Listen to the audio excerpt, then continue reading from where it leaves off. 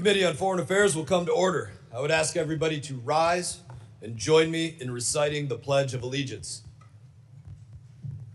I pledge allegiance to the flag of the United States of America and to the republic for which it stands, one nation, under God, indivisible, with liberty and justice for all.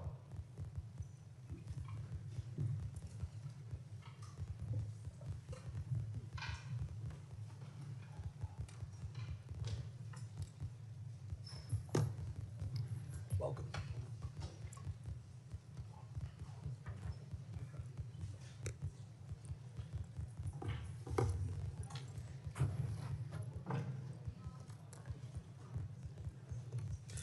The purpose of today's hearing is to examine the State Department's fiscal year 2027 budget requests and identify where we are achieving the greatest returns on our investment on behalf of the American taxpayers, and how the department is realigning programs and bureaucracy to support the President's America First policy agenda.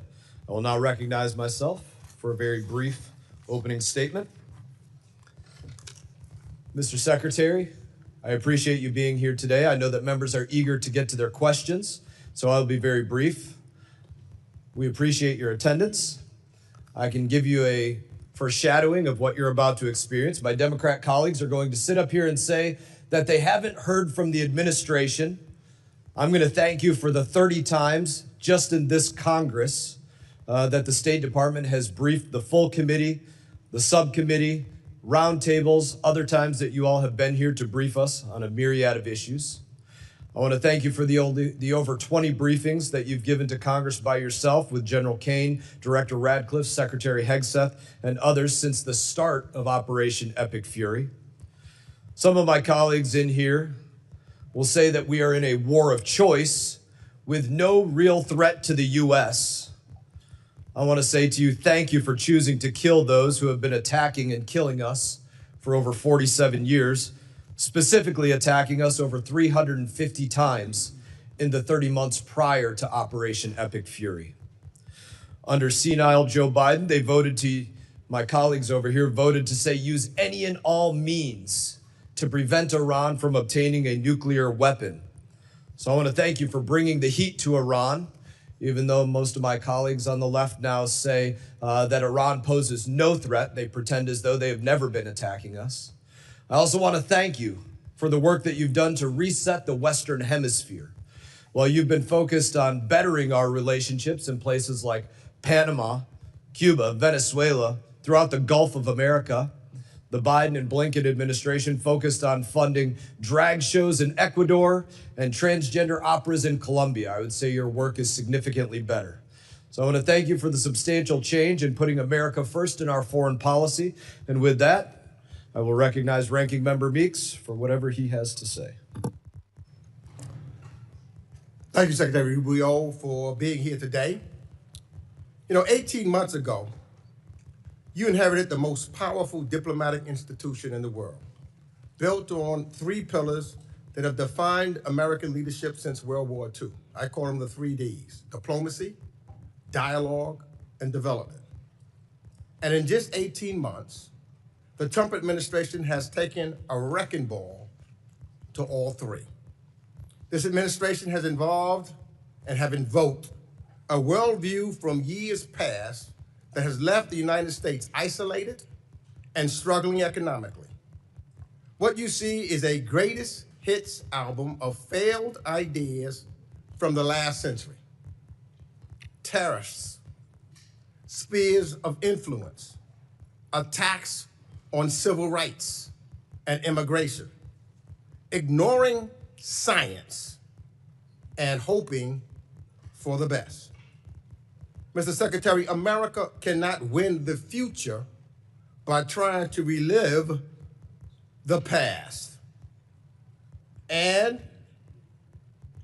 your department is Exhibit A.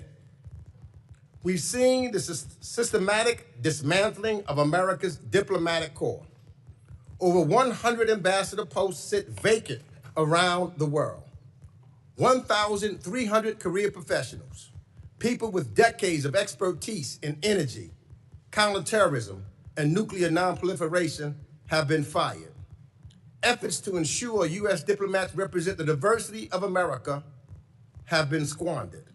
While China increases its diplomatic presence globally, we have cut ours to the bone. America cannot win the future by retreating and ceding the field.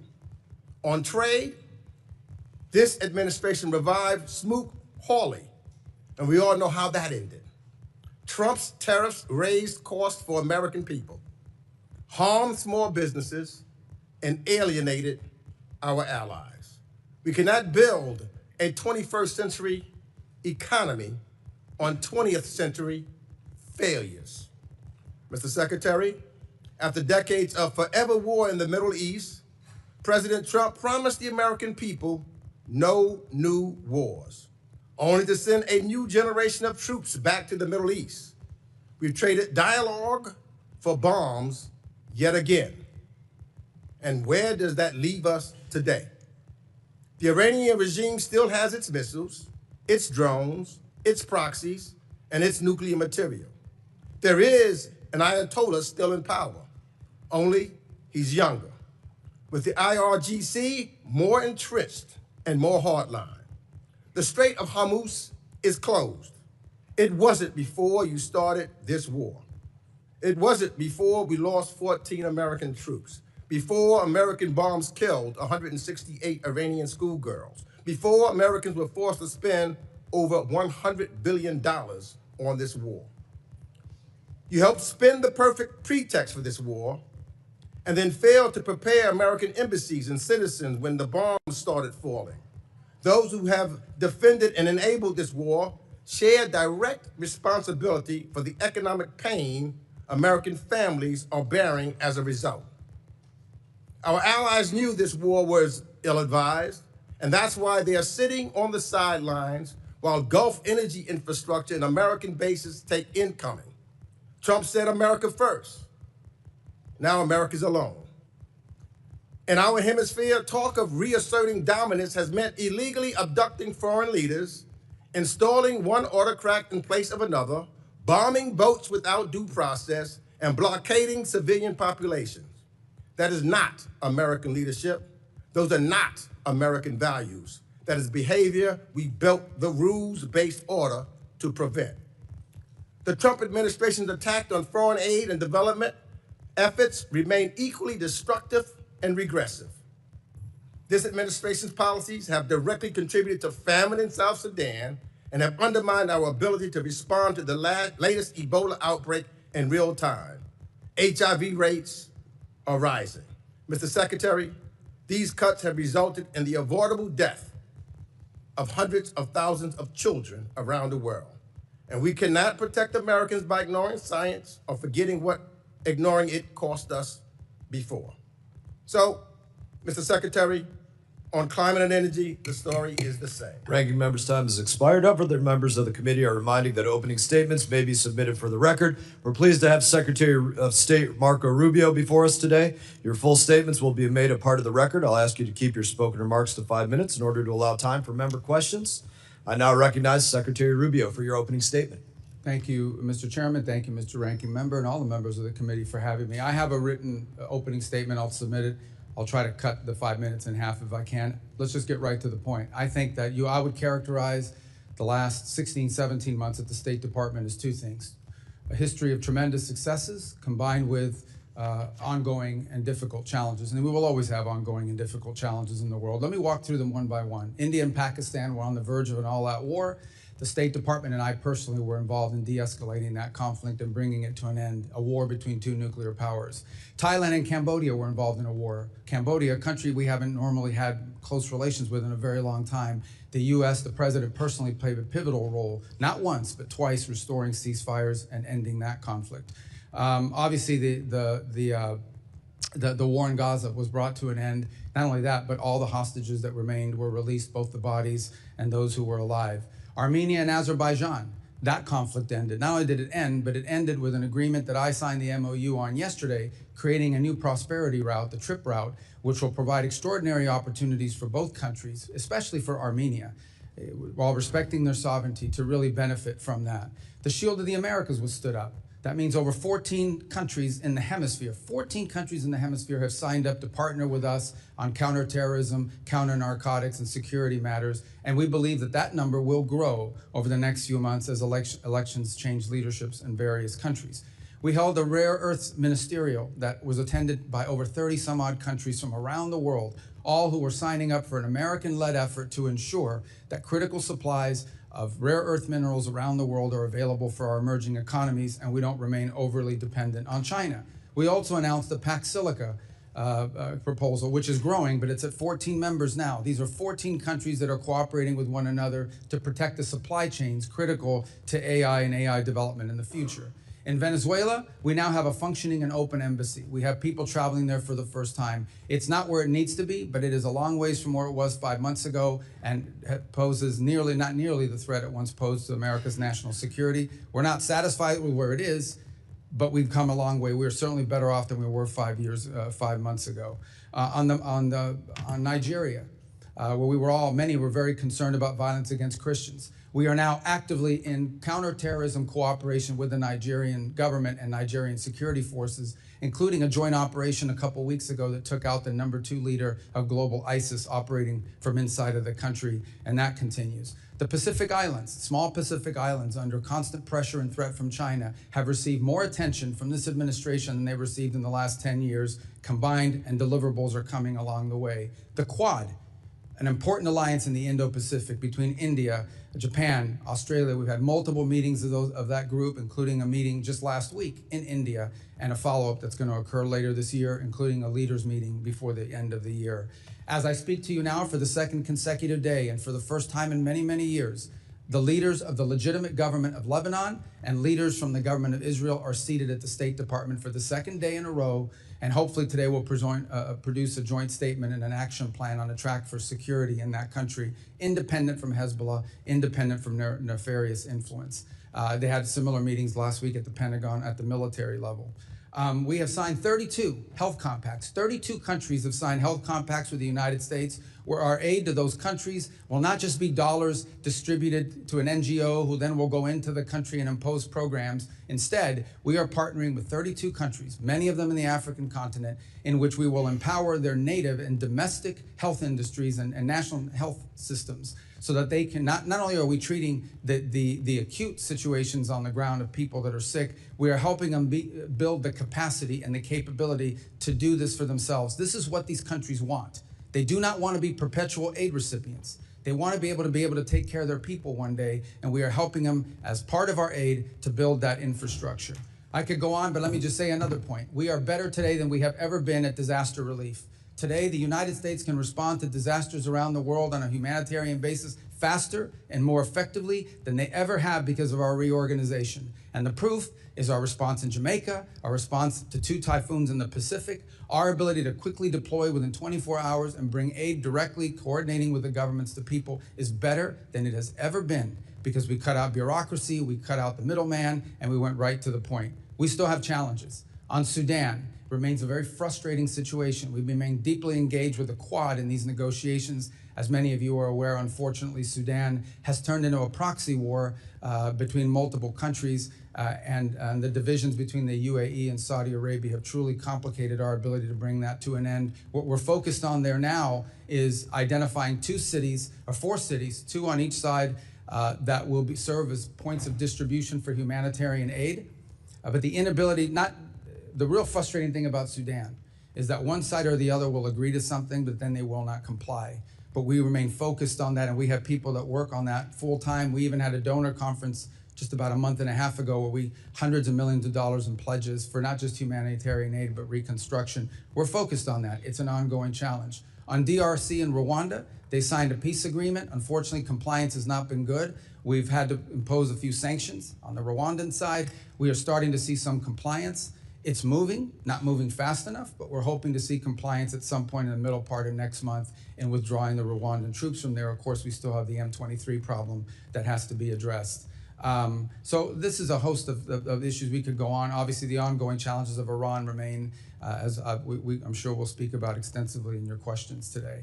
So I apologize that took 4 minutes and 55 seconds, but I tried to talk as fast as I could. Thank you. Thank you, Secretary Rubio. I now recognize Ranking Member Meeks for 5 minutes of questions. I'm going to ask you to answer my questions quickly because clearly the chairman wants to protect you. That's why he's cutting me off my opening statement. But Secretary, You had 5 minutes. Secretary, you have the honor of serving both the acting National Security Advisor and Secretary of State. In these roles, you've played a central role in advising the president as Commander-in-Chief to launch a war against Iran, and the impacts of this choice have been significant on our allies and partners who immediately have targeted by retaliatory strikes, as well as for Americans here at home. 3 months into this war, gas and food prices are up, inflation is rising, American business owners and farmers are struggling from higher shipping and commodity costs, and yet the president said 2 weeks ago, and I quote, "I don't think about Americans' financial situation." That's a quote that should alarm every American. Americans are also rightfully concerned that while they struggle with affordability due to the war in Iran, the President of the United States is busy day trading on it. He disclosed purchases of stocks in energy and defense companies in the first quarter of this year that were made just as those companies' profits were soaring from the war in Iran. On March 23rd, the same day he reversed his threat to strike Iranian energy, infrastructure, and energy stocks rose. He bought stocks then in Phillips 66, Exxon, and Chevron. Secretary, I have a few questions, and again, given the amount of time that I have, I will ask you to give me yes and no answers.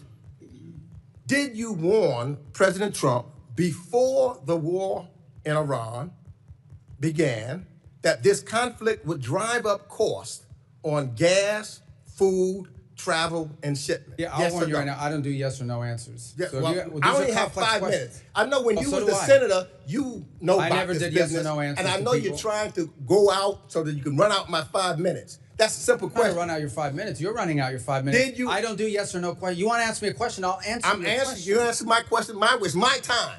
Did you?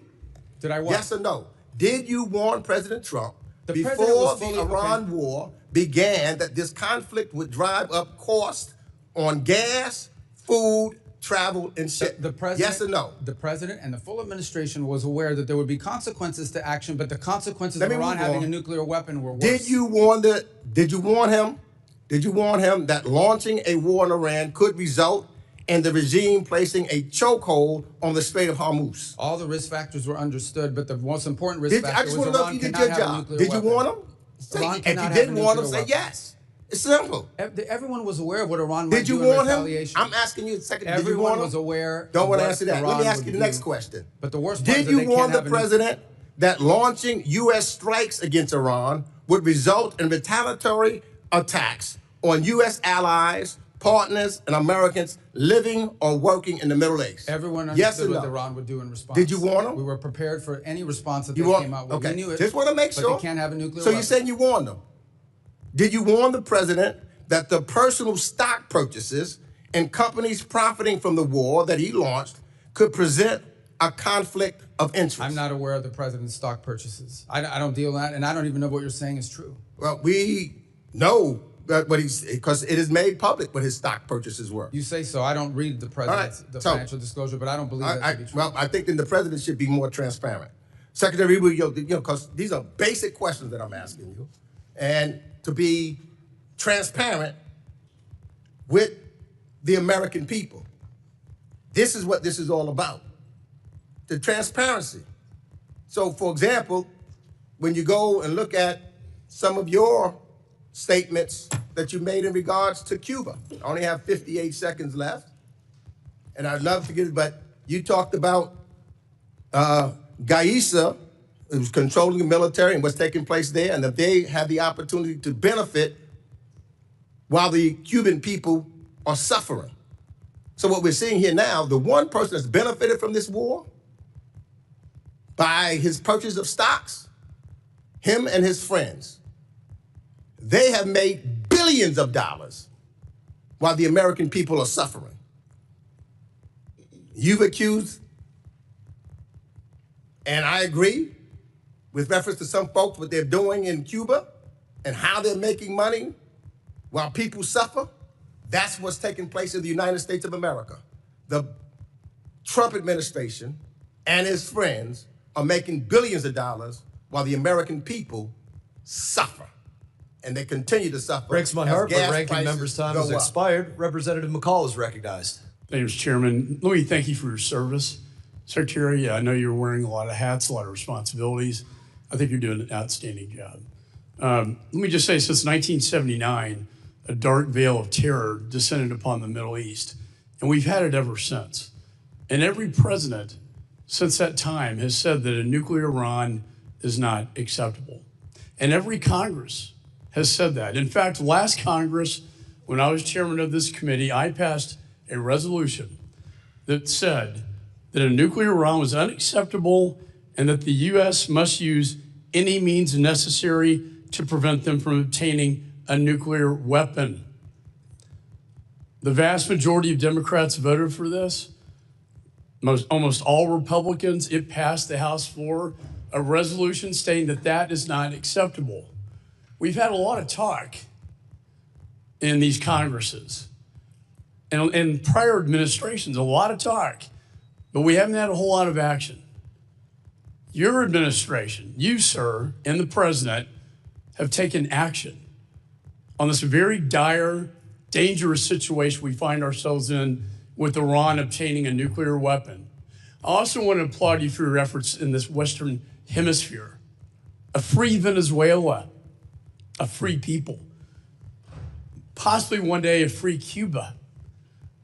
And people don't realize Iran is in this hemisphere, and Russia is in this hemisphere, China is in this hemisphere. This is all kind of tied together in a coherent foreign policy strategy that I see. So I want to give you the time, sir, to respond to that, because again, all talk and no action. But you, sir, have put this into action. Thank you. Well, let me just, before I address that, the ranking member made accusations against the president, which I've never heard before, but number one, are completely false. Not once, just to be clear, not a single time, not even for a millisecond, has the president ever discussed his personal economics in relations to war or any public policy that he's made for that matter. And I've been in every one of his foreign policy meetings for the most part. As to your point, what we need to understand is exactly what you just said. It's not just that we say they can't have a nuclear weapon. Everyone says they can't have a nuclear weapon. The Chinese say they can't have a nuclear weapon. The Russians agree they couldn't have a nuclear weapon. But at point you have to do something about it. What Iran was trying to do was build a conventional shield of drones and missiles and a navy and capabilities. At some point, they would say to the world, now we're going to get a nuclear weapon, and you can't do anything about it because we have so many weapons and so many drones and so many naval vessels that the price we will inflict on you for trying to do something about it makes us untouchable, makes us immune. And the president was not going to allow them to build a conventional shield behind which they can develop their nuclear program. Today, the Iranian Navy sits at the bottom of the sea. They do not have a Navy. It no longer exists. They have no Air Force either. Their missile launchers have been significantly degraded. Their defense industrial base has suffered upwards of 80 to 90% of attrition. It will take years for them to rebuild it. Those are facts. That is the reality. That was the purpose of Epic Fury. It achieved its purpose in degrading that conventional shield. And it has brought them to the negotiation table that hopefully will lead to the point where Iran will give up its enrichment ambitions, will turn over the highly enriched uranium, will stop sponsoring terrorism around the world. You know, and I think the goal should be the fulfillment of the Abraham Accords. We know why October 7th happened, because Israel and Saudi were getting very, very close, and in Iran's perspective, dangerously close to a normalization agreement. And what did Iran do? They lit up their proxies. They lit up their proxies to stop that from happening. I do foresee a free Iran. I do foresee a free Venezuela and a free Cuba, but you have to start somewhere. And I think we're taking the steps so that future generations will thank us for these actions. Look, and on the point of, we would love to see a change in Iran and that they be governed by people, but that was not the goal of our mission. The goal of our mission was to take away their ability to threaten the region with an overwhelming number of missiles and drones that would basically make them immune to any sort of external pressure. And then they could break out to a nuclear weapon. That was the goal. It achieved that from a military perspective. The reality of it remains that it's not just us. The entire world says they can't have a nuclear weapon, but no one wanted to do anything about it. And I can tell you this, they are not going to have a nuclear weapons program, at least as long as President Trump is in the White House. That's been made clear to everyone in the administration from the very top down. It was the motivation behind these actions, and it's the reason why we engaged the way we did. I want to thank you again in the last 10 seconds for your service. I would hope we could unify as a nation behind this. I would hope our allies would unify behind us on this, because they've all said it as we have said it in the past, and yet it was all talk and no action. Representative's time has expired. Representative Keating is recognized. Chairman, for the record, I ask unanimous consent to submit the President's financial disclosure form, which will detail those dealings that were referred to by the ranking member. Without objection. Secretary, thank you for being here. In conjunction with your job, you're also the National Security Advisor with access to the most sensitive intelligence secrets our countries and other countries have in the world. But before this, you had these two positions. You had a distinguished career as a member and a chair for 5 years of the Senate Intelligence Committee up to last year. And you and Senator Warner are some of the most respected and knowledgeable people at that time and voices in the entire intelligence community, earning the trust of Democrats and Republicans alike, Senator and House members, and other countries.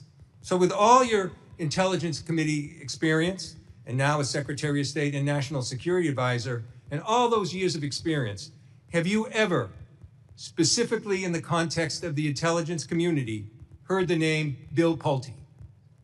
In the context of intelligence? That's what I said. No. No, I have Never heard his name. Okay, thank you for answering that. Well, never even heard his name. Given all your years of experience and your position now, never heard the name. For the record, Bill Pulte is a person Donald Trump has chosen for the acting director of national intelligence with no experience in the intelligence field, whose misuse, widely reported, of confidential information led to the prosecution of the president's political enemies, is now the person in charge of the nation's most closely guarded intelligence when he couldn't even conduct himself appropriately as the federal housing finance director. Now, Secretary, have you ever heard of the name Ira Zahari? Who's that? You've never heard the name Ira Zahari? I mean, it doesn't ring a bell off the top. In the context of security? Well, let me tell you. Mr. Zahari pleaded guilty for breaking into the Capitol on January 6th through a broken window, wielding a metal rod as a weapon. And Donald Trump appointed him to a team at the Pentagon focused on irregular warfare and, of all things, counterterrorism. That's ironic, given that he participated in one of the most significant incidents of domestic terror in our country's history. I think it's shameful, the people that are being appointed, and I think it's also shameful some of the people that have been fired. Now, I want to move to Iran because given your nuclear and intelligence background, which is extensive and appreciated and respected, I'm sure you're aware that Ukraine, the country at the time with the third largest nuclear arsenal, peacefully turned over their nuclear weapons in conjunction with the Budapest Memorandum and in exchange for the U.S. commitment to defend Ukraine if it ever came under threat. The U.S. gave their word to Ukraine they would defend them. And I found this amazing. In your opening remarks, as you took us all over the world, and you mentioned 15 different incidents where you have interceded. 15, the top 15. Not once did you mention Ukraine when you were prioritizing the achievement that's there. Now let me go on. Try to stay under Let 5 me go minutes. on. Oh, you tried to stay, yeah, please. Well, I It's can not answer funny. that. It's not funny, Secretary. Now, What's not funny in is Iran that- now, Well, you don't. in Iran now, you can't even I answer reclaim questions my here. time. I reclaim my time, Mr. Chairman. You He's guys make interrupting these me. statements and no he one can is respond. interrupting me. Do something about it. I'm doing it. I'm asking you to reclaim those seconds back. No. Now in Iran, what goes around comes around, Mr. Chairman. Now in Iran, the Trump administration issues a general license to Russia, providing billions in oil profits every month, several billion every month, fueling Putin's war machine. You didn't mention that in your opening remarks. And then this is a war of aggression of Russia attacking Ukraine, to which we gave our agreement. And this is to a country that's assisting us in Ukraine, and helping a country with a war machine that are aiding Iran against us and putting our service members in jeopardy. Look, we have an opportunity as members just today to vote on the Ukraine Support Act. I hope we do it, and I am confident that we have bipartisan support. But I hope this administration would act on its own. They could do things themselves that you didn't mention, like rescind these general licenses, complete a bilateral drone agreement with Ukraine, provide direct military assistance that has access to the Ukraine, implement comprehensive sanctions packages, Representative and condemn Stein is expired. the Russian. Representative Thank you, Smith Mr. of New Chairman, for Jersey taking is up recognized. my time and squandering it. That's not how a chairman should act. Representative Smith, you're recognized. Thank you, Mr. Chairman. Mr. Secretary, if you need a moment to respond to it. Well, I also didn't mention Cuba because I literally hand wrote what I was going to say to you guys, and I told you I was going to submit the written for the record, and I think everybody understands Cuba's a priority for me. Just on the Ukraine front, I'll address it now if it's okay with your time that I could do so. I think it's well documented that we've been very involved in trying to get the two sides to the table. We've invested a lot of time in it. Unfortunately, so to this point, neither side has been willing to make concessions, particularly on the Russian side, necessary in order to bring peace about. We remain ready to play any role we can in that context of bringing a peace about, because we think the war in Ukraine, devastating war, has no military solution. It can only be solved through a diplomatic route, and it's been unfruitful.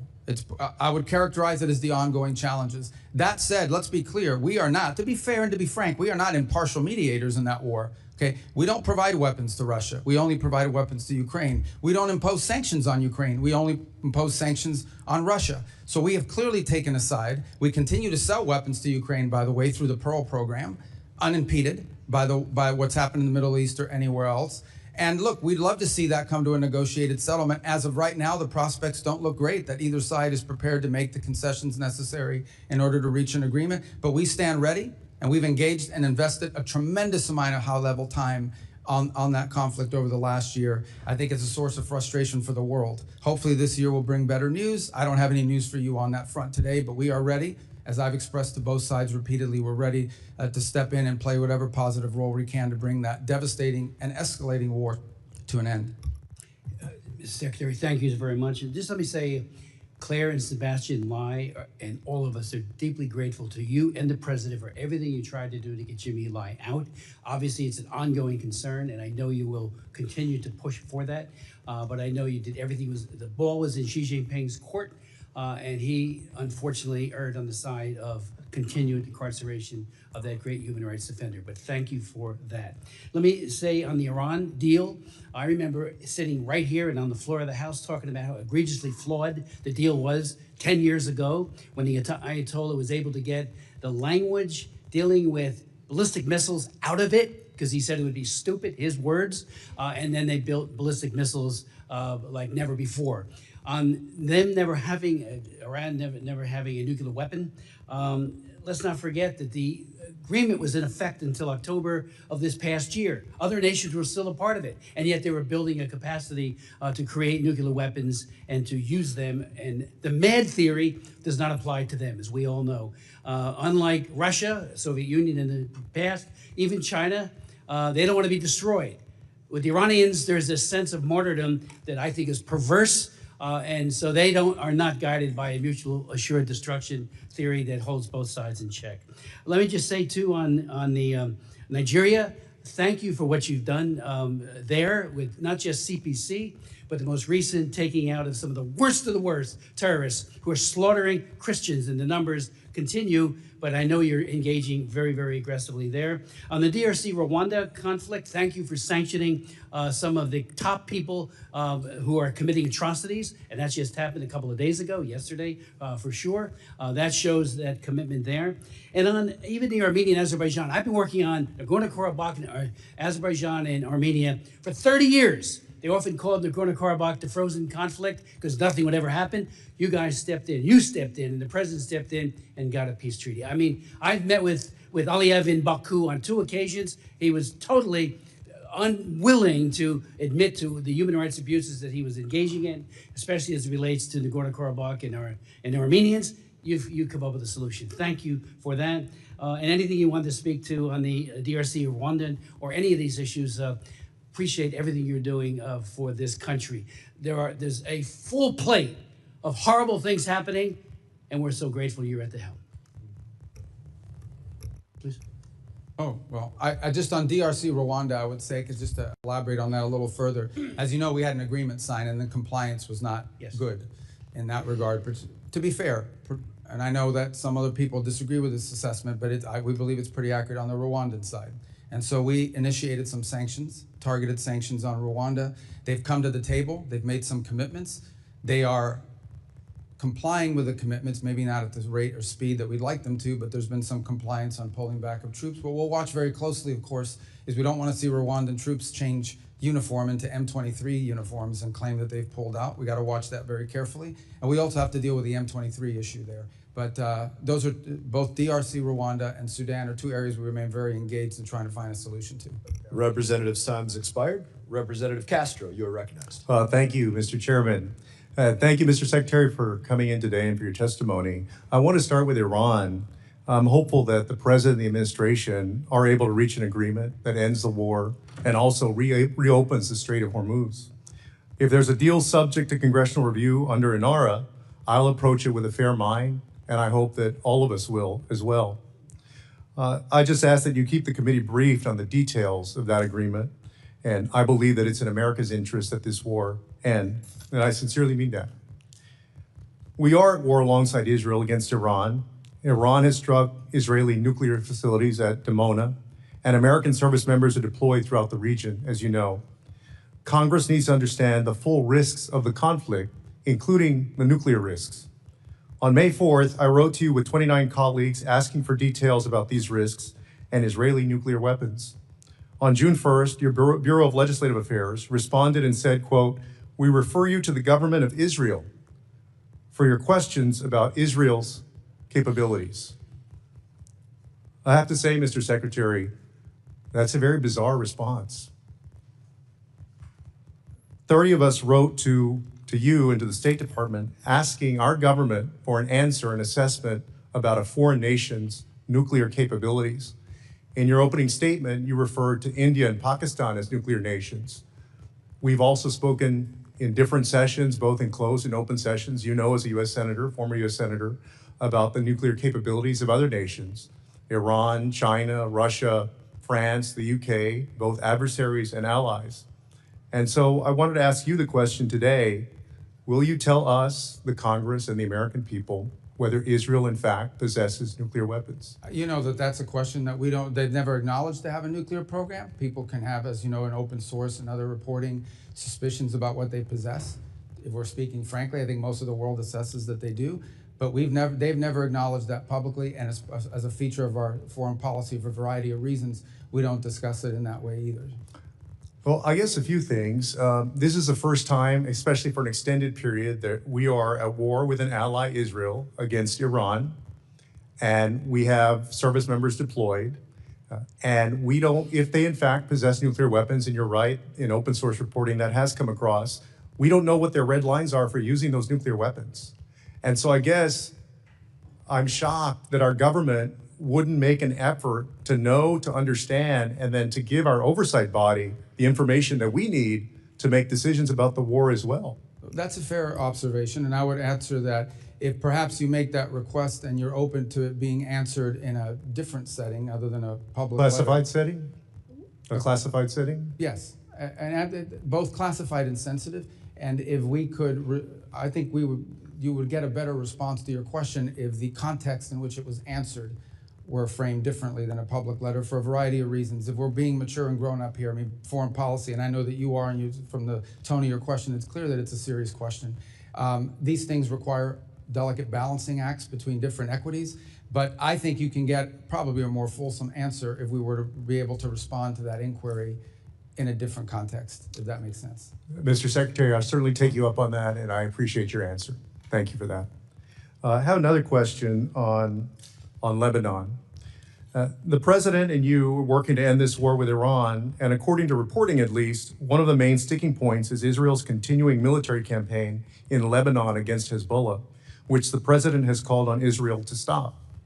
The president confirmed last night, in fact, that he in fact told Israeli Prime Minister Netanyahu to stop the war in Lebanon. My worry is that Israel's insistence on continuing this war against Hezbollah will jeopardize the president's efforts and the American government's efforts to reach an agreement with Iran.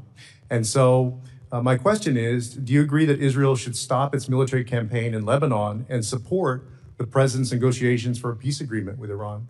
I'd love to answer that question. It's going to take more than the 42 seconds, and I know I've seen already that people get pretty pissed off here when their time gets eaten up. But if I can answer that question, maybe the next person will let me continue, because that's a really important question. So let me just start by saying this. Let me walk you through this. We had an agreement. Hezbollah reached out 2 weeks ago and basically said, about 10 days ago, and basically said, we will not launch missiles into Israeli territory if they stop attacking into Beirut. That was the agreement, I think 5 p.m. 2 Saturdays ago. At 6 p.m., they launched missiles. And then they came back and said, well, we made a mistake. We thought it started tomorrow, not Saturday. Then they went again and violated it again on Sunday. But also Israel has been bombing and launching throughout. Is that correct? Well, there's two separate things. Actually, Israel has not conducted massive operations in Beirut for some time. What you see them operating is in the south. And what they are, what we've always said, and it's part of the joint statement, we've always said is Israel has a right to act in its defense. So as an example. Well, but so then why did the president have to tell Israel to stop Time has anything? expired. Representative Wilson's recognized. Thank you, Mr. Chairman. Indeed, Mr. Secretary, I want to thank you and recognize that we appreciate the U.S.-Israel alliance, and we appreciate very much the response that's being done against 1,100 missile attacks that have come out of Lebanon, as you've just identified correctly, and they need to know that, and how they don't know that, I don't know. But any attacks that are done by Israel are in response, not initiated. With that in mind, you are serving at a historic time with success of dictators on the run. Dictator Assad of Syria has fled to Moscow. Dictator Maduro of Venezuela is incarcerated in Manhattan. Dictator Khomeini of Iran has been eliminated, joining the 40,000 Iranians he murdered this year. As chairman myself of the Helsinki Commission for Security and Cooperation in Europe, you have achieved unprecedented unity in Latin America, supporting the liberation of Venezuela and soon Cuba. You have achieved historic unity across the Middle East of all countries, supporting American efforts, except for the Republic of Georgia, to oppose Iran and its nuclear capabilities. And in Europe, NATO and the EU are united as never before, promoting defense increases for peace through strength to indeed promote Ukraine victory over war criminal Putin. With that in mind, another region is the South Caucasus, which is critical of the opportunity for the Trump route that you've achieved with Prime Minister Pashinyan of Armenia and President Aliyev of Azerbaijan. What a great achievement that is. With that in mind, though, the pro-Iranian regime, and the Chinese Communist Party supported Georgian Dream government, which is illegitimate, threatens American access. There was a rigged election in Georgia.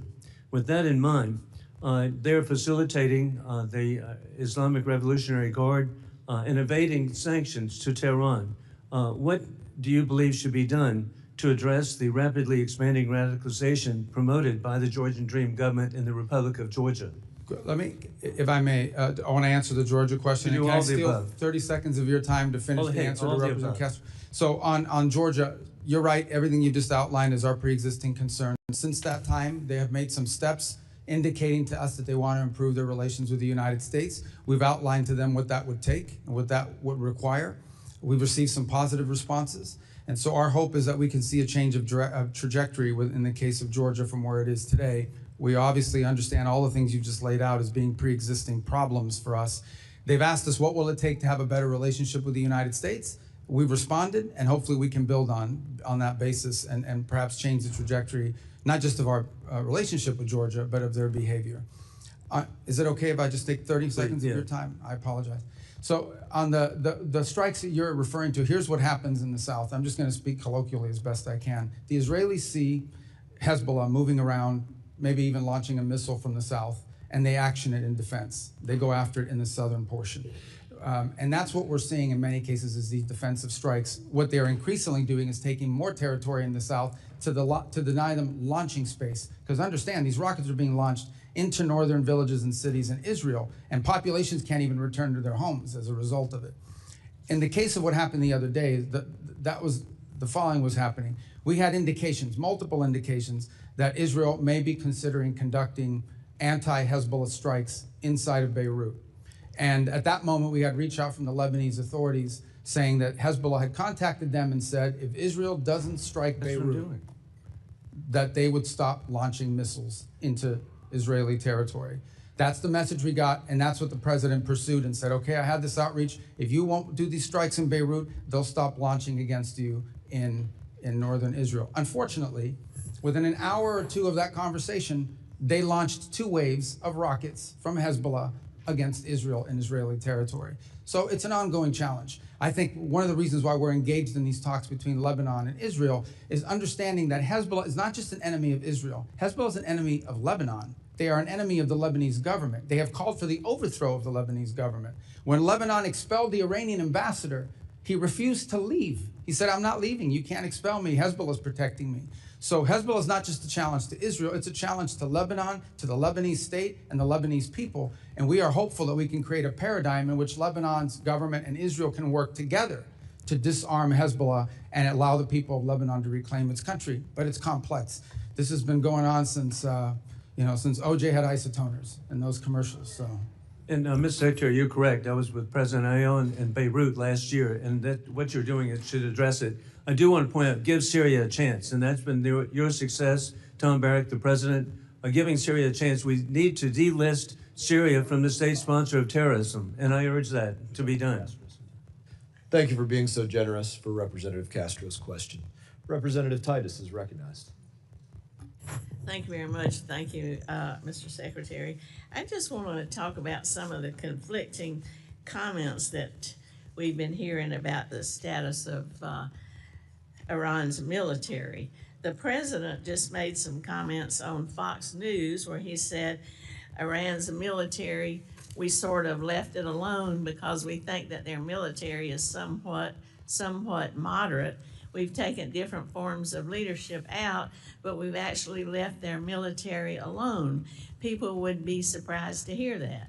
Well, I'm very surprised to hear it because we've had Secretary Hegseth say repeatedly that Epic Fury decimated Iran's military and rendered it combat ineffective for years to come. You've said the Iranian Navy's at the bottom of the sea and they have no Air Force either. Well, which is it? You're the Secretary of State and the National Security Advisor. If you can't tell us if the military's decimated or not, is it at the bottom of the sea? Was it left alone? This is a major point I think Congress needs clarity on.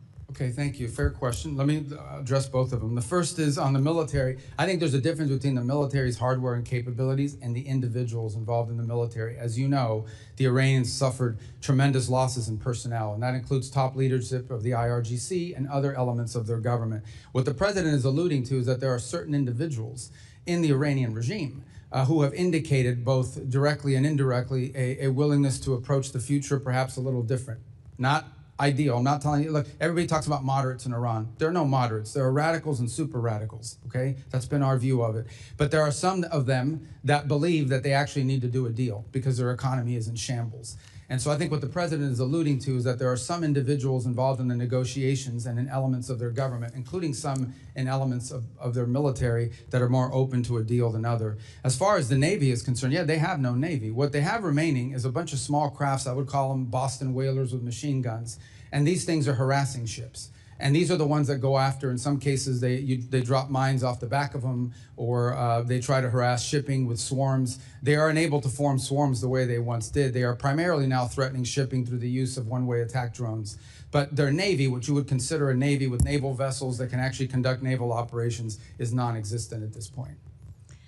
So is the war still on or is the war off? Well, Epic Fury has concluded. What you're seeing reports of, including last night, is the following. A ship will go through the route, particularly both the northern and southern route of Hormuz. Those ships will come under attack. The U.S. will respond to that attack by shooting down those drones that are trying to sink a commercial civilian vessel illegally and unlawfully. At that point, the Iranians will respond to that by targeting some facility in the region in retribution.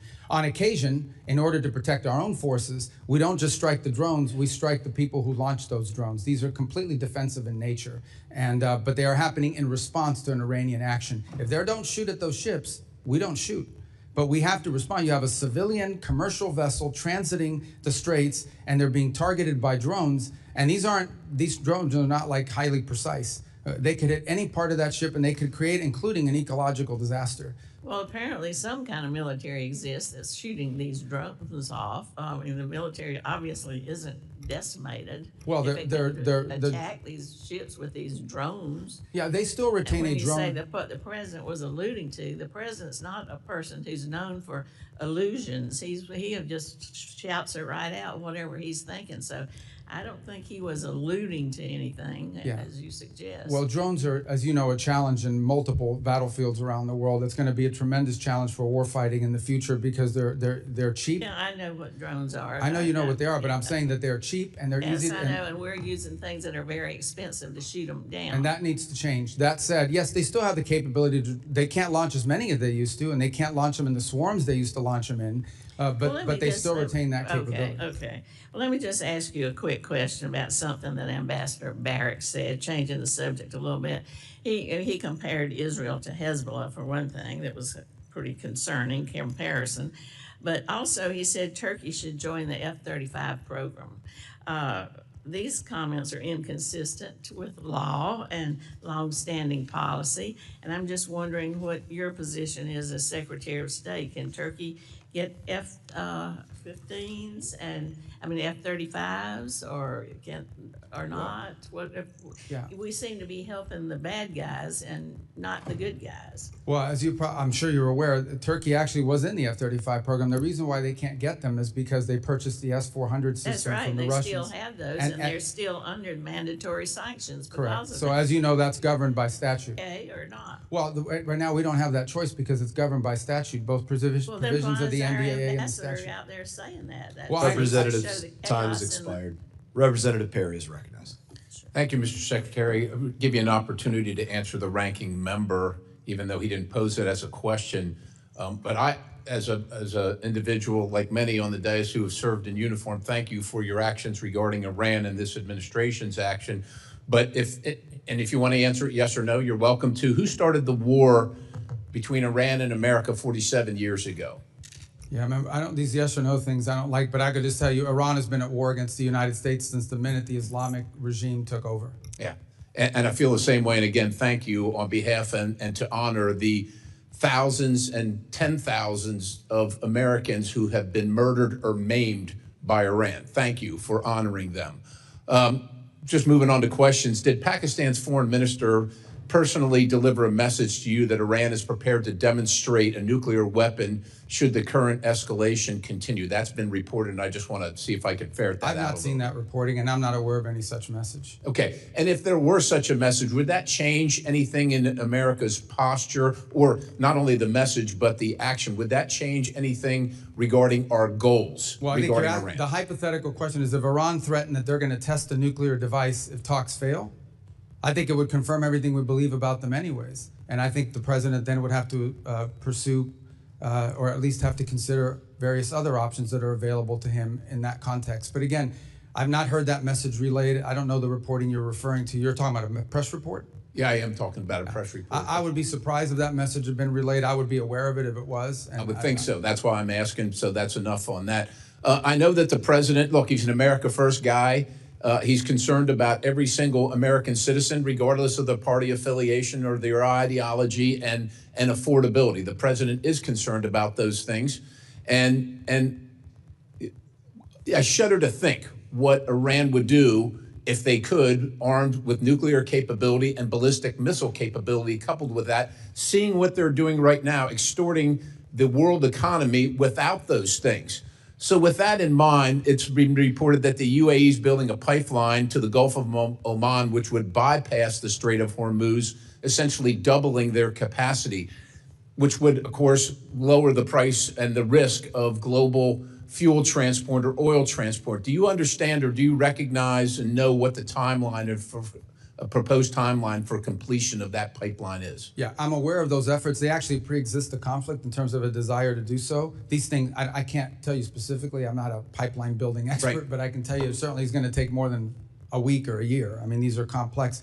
I think the broader point, which your question touches on, is I do think you're going to see a reshifting of where the world gets its energy from in the aftermath of this conflict. You're already beginning to see some of it now. I think you're going to see the United States be a bigger energy provider to the Indo-Pacific.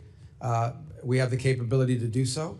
But it's going to take some time to build that capability. So I think you're going to see more of that. And I think you're going to see the establishment of more of these alternative routes as a result of this. Remember, only about 20% of global oil goes through the Straits of Hormuz, but it is about 80 to 85% of the oil that goes to the Indo-Pacific. So in those particular countries, I think you're going to most definitely see them buying more from other places, including the United States. And that's going to lower the cost for everybody, which is great. Secretary, just moving on, you're of Cuban descent, of Colombian descent. Can you describe, and Cuba has been a sore... Are you really Colombian? I didn't know that. Yes, oh, wow. Indeed. But Cuba has been sowing the seeds of discord in our hemisphere, inviting China, Russia, North Korea, all manner of communist, oligarch, bad actors into the hemisphere.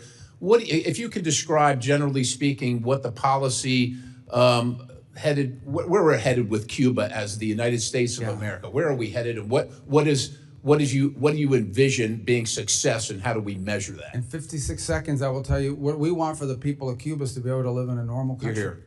I want them to live in a country that looks like the Dominican Republic, like Jamaica, like the Bahamas, like any of these other places where people can own their own business, people can vote for their own leaders. By the way, that's not my desire. That's the policy of the United States. That's enshrined in statute. Here's the problem, and we're willing to do this through a diplomatic means. The problem we have is that country's not controlled by a government. That country's controlled by a military conglomerate that basically controls 70% of the nation's GDP, and none of the profits of that conglomerate goes into the public treasury. None of that money goes to build bridges and roads or to reinvest into their energy infrastructure. All of it goes to build more hotels for tourists that aren't coming and to line the pockets of the people that are involved. So that has to change. My question, I think we all can envision what we want Cuba to look like, and it doesn't have to happen from overnight. Okay, we understand they're not going to go from being what they are now to turning into Belgium or Switzerland in one day to the next. It takes time in these processes. I just don't believe, frankly, at this point, given everything we've seen, that the people in charge of that conglomerate and of that government are capable of making these reforms, at least not yet. Their mindset isn't there. Their incentives aren't there. They have spent, 60-something years waiting us out and holding on. And I think they can still get away with it, and they can't, and they won't be able to. Time has expired. Representative Liu is recognized. Thank you, Secretary Rubio, for being here today. You have been at multiple meetings with President Trump. In a moment, I'm going to show you a video of one of these meetings. It is from last December. It's a cabinet meeting. I'm going to ask you to focus on President Trump, and you will see that he is sleeping while you're talking. Oh, my God. Please show the video. Products they make and what American farmers grow and produce has a fair shot to be sold around the world. On issue after issue, that's been the case. You talk about foreign aid reforms. This is not our money. This is taxpayer money. Secretary Rubio, have you been at more than one meeting where President Trump has fallen asleep? That's false.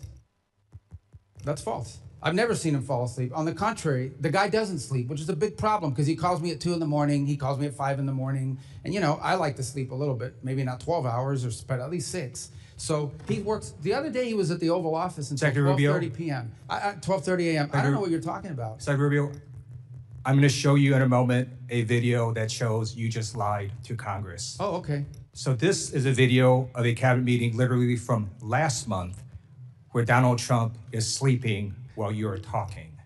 Please show this video. Coalition of countries that line up behind the peace deal, behind the border peace, and it's still every day is a challenge, but it's been driven personally by the president. It's the reason why we're involved in this whole Ukraine-Russia conflict. That's not our war. It's not the president's war. This war started. It never would have happened if you'd been president.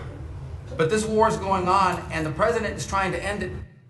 You are literally talking about issues of war and peace, and Donald Trump is sleeping right next to you. No, he's not. If Donald Trump cannot stay awake at these important meetings where the cameras are rolling, imagine what he's like when the cameras are not there. So I'm going to ask you, have you been at classified meetings where Donald Trump has fallen asleep or had trouble staying awake? I've never been at any meeting where, and the things you're showing me now, he was not falling asleep. And So- I think so it's you're outrageous lying that I'm before again. the Foreign Affairs You're Committee lying of the United States consistently House of Representatives to asking questions Congress. about sleep. You're This is lying a to joke. Congress, Secretary Rubio. So I'm going to show you another video in a moment. The Show me all president's the videos you inability, want. the president's inability to stay awake on the job has caused other countries to perceive him differently. They mock him.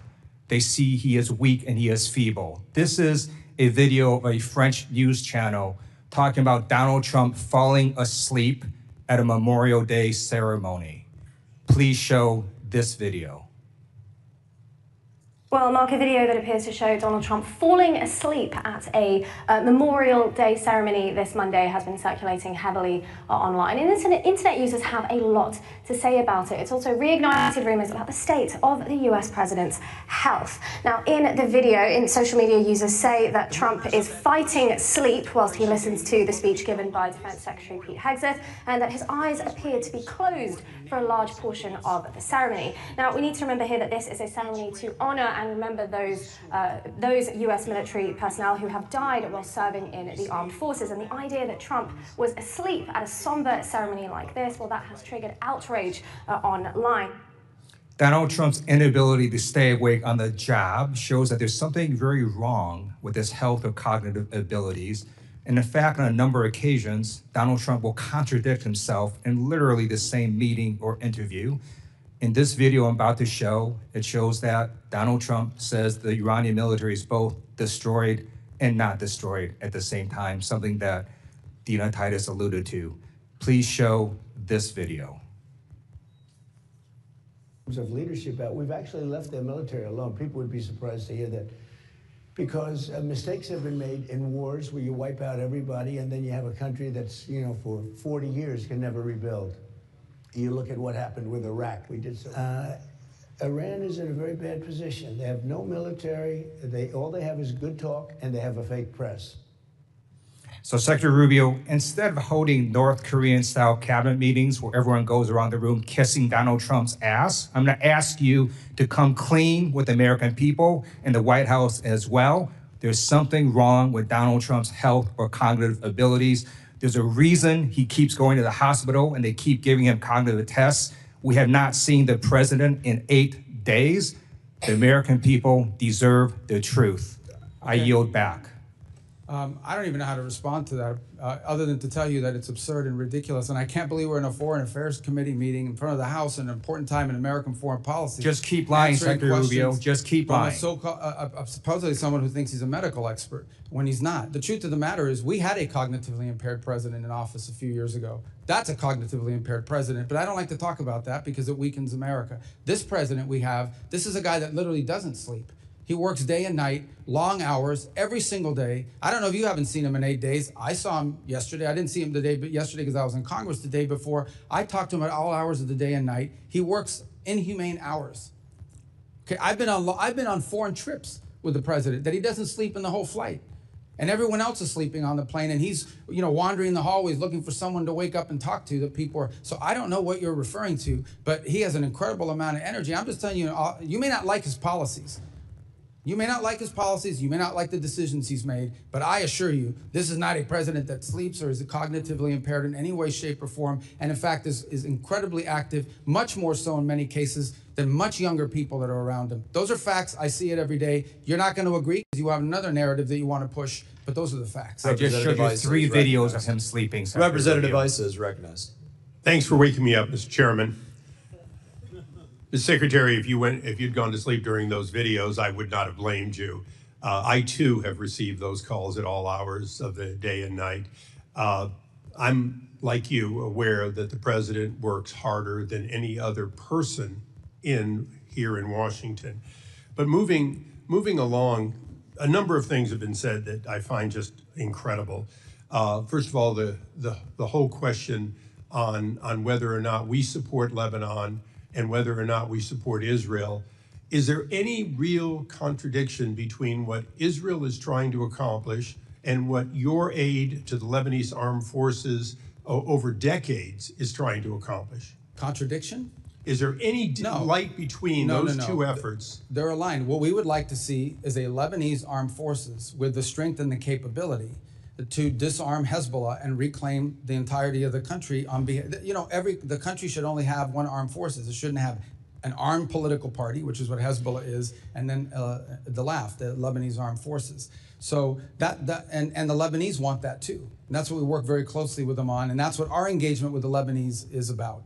And Mr. Secretary, just for the record, in one of the last times I was in Israel, I asked Prime Minister Netanyahu if we should cut off aid, as some have said, to Lebanon. He said, to Lebanese armed forces, he said, no, give them more. Give them what they need to take back their country. So I do believe that we couldn't be more aligned with the efforts of Israel and the present government of Lebanon. Moving along, you did a great job of going around the world and outlining the mess that was left to you as you pick each of them up. One that you didn't touch on that I'm concerned about is actually a democratic one, which is the democracy of South Korea has taken a strong bent to the left, opening up more avenues toward China and, in fact, beginning to oppress many of our companies, including Meta, Coupon, and others. Can you tell us what can be done and what this committee should do with countries who, through democratic means, are beginning to become anti-U.S.? Right. So there are a couple points I would make. The first is that, and this is the unique aspect of dealing with democracies, and we see it in our hemisphere quite often. Sometimes in a democratic country, they will elect leaders that are friendlier to U.S. national interests, such as what we have now in Japan. And sometimes they will elect leaders that have a different perspective.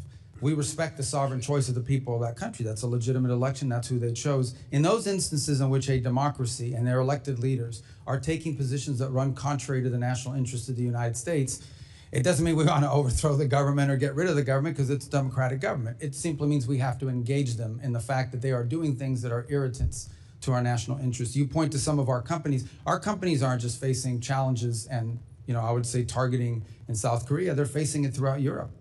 And the European Union, as an example, is targeting our technology companies and conducting what we believe is unfair. So I think this becomes a feature of our engagement with South Korea, even as we have things that we're strategically aligned on. These are areas we've expressed and I think have, frankly, impacted our ability to conclude a trade agreement with them because of some of their behavior towards American companies. Iran obviously was going to dominate a part of today, and I'd like to close my questioning with a question for you. In 1979, if my math is correct, you were 8 years old when they took our embassy and then lied about it, claimed it was students doing it. That's 47 years ago, has been said many times. Is it fair to say that President Trump, no matter what the people on the other side of the aisle want to say, is not in the 60th or 70th day of action, but in fact in the 47th year of an ongoing war with Iran that has spread to Yemen, to Lebanon, and even to South and Central America? I think I would start, well, absolutely, first of all, with Hezbollah. Hezbollah is an agent of the Iranians, and they've carried out terrorist operations around the world, including the recent anniversary of what they did in Argentina, the Jewish Center. But let's not forget those IEDs that were used to maim and kill our troops in Iraq were all innovated by Soleimani and the IRGC, which strongly supported that. Let's not forget that we have these Iranian proxy militias operating inside of Iraq that as recently as 2 months ago kidnapped an American journalist. And let's not forget that there are people that are both charged and convicted in the United States for participating in Iranian assassination plots against the president and against other former and current government leaders. So we've been facing this from Iran for 47 years in a variety of ways, some more open than others. Thank you. And Mr. Chairman, I ask unanimous consent that the Wall Street Journal article entitled "South Korea Takes a Hard Left Turn Against America" be placed in the record. So ordered. Thank you. I yield back. Without objection. Representative Jacobs is recognized. Thank you, Mr. Chairman. Mr. Secretary, good to see you. I'd like to talk about the war in Iran. Yesterday, in your Senate testimony, you told Senator Booker that the war in Iran is over. This is news to me. It's also news to my 2,500 constituents, Marines, San Diego Marines in the Middle East off the coast of Iran, the other of my constituents who are deployed there, and the thousands more of my constituents who have 48-hour deployment notices whose families are still very concerned. But okay, I will take you at your word. If the war is over, I have a simple question. Who won?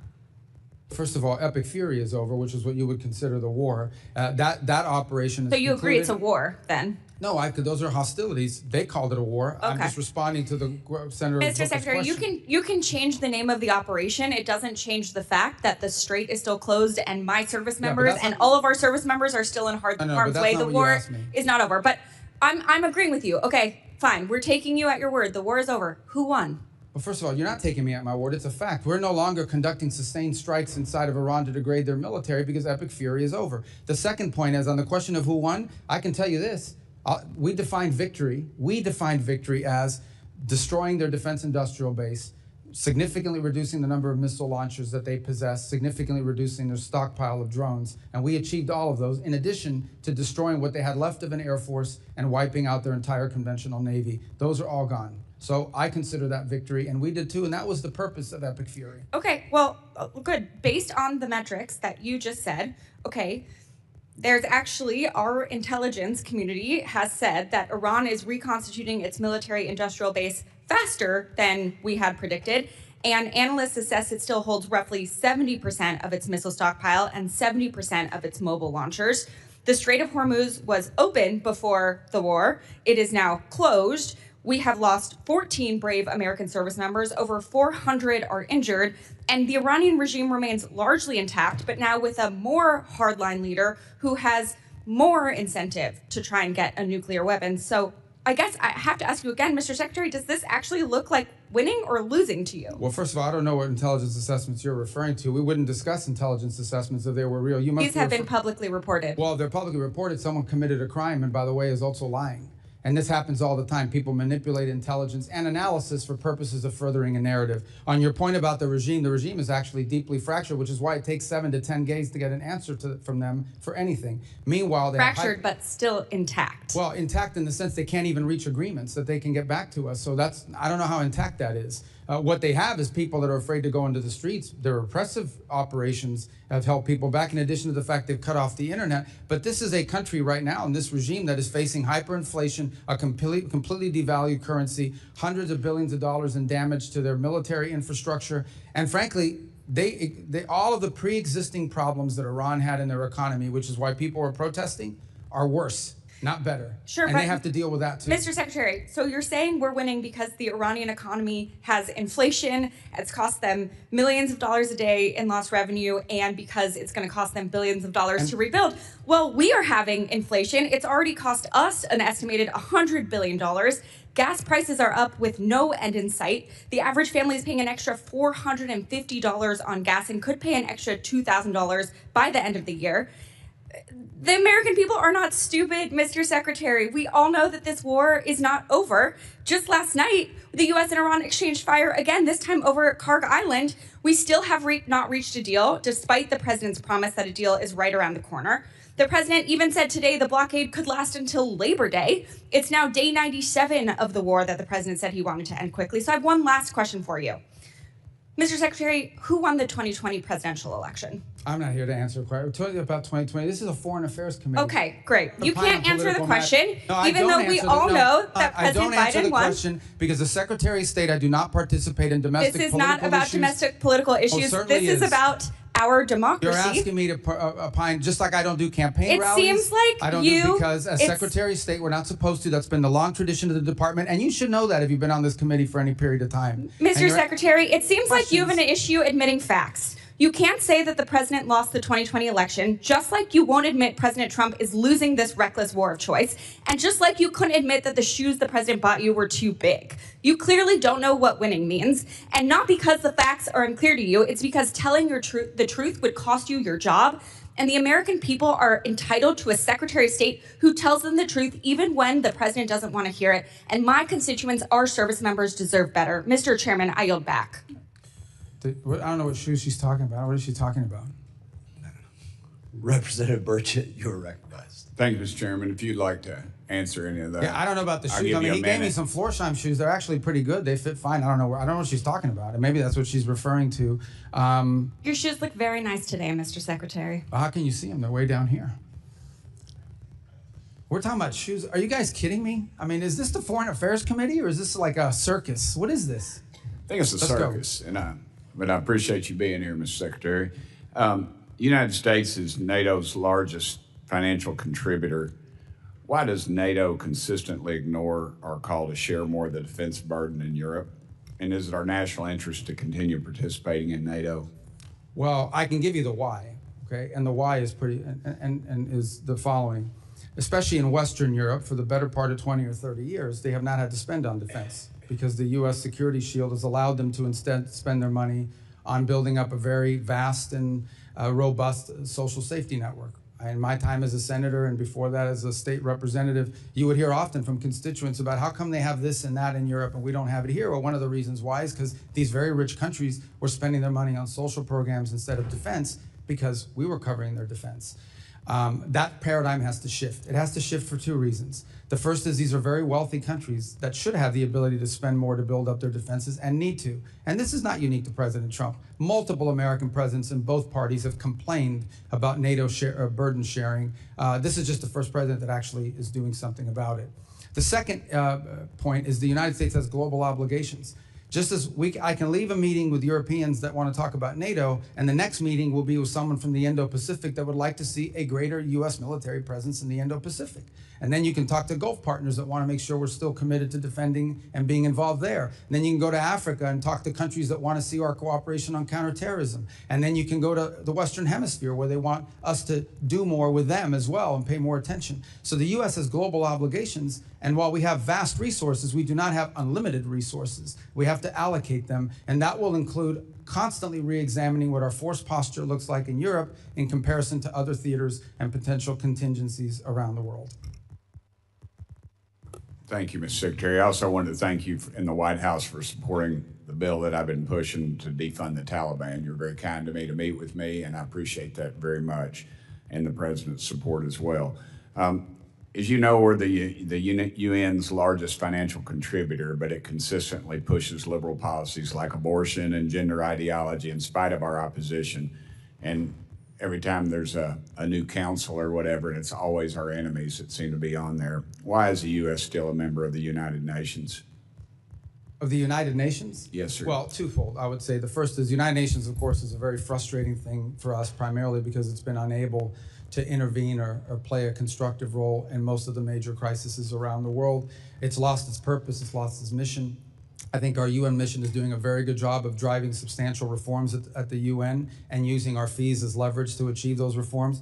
Last year, actually, we had some pretty substantial successes, some real reductions in the size, in the bloated budget of the UN. And by the way, this is not just a US position. Multiple countries agree with us that the UN had grown too large and it lost its core mission.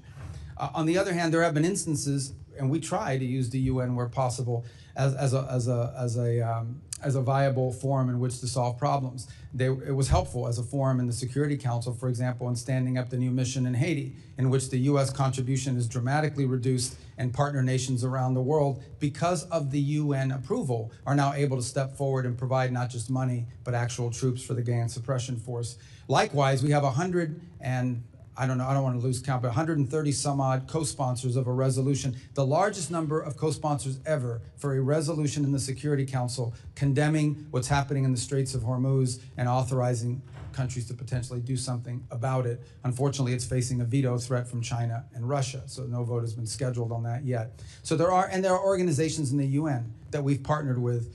We've been able to partner with them on making contributions to humanitarian relief around the world. And we actually struck a pretty good deal with them in which we can ensure that that money is going to be spent in a way that furthers our national interest, not go to fund the NGO industrial complex, but also provide aid, critical aid to areas that badly need it. So there's been some utility with some of it, but the UN is in need of continued dramatic reform, and we intend to continue to use our fees that that they claim we owe as leverage for that.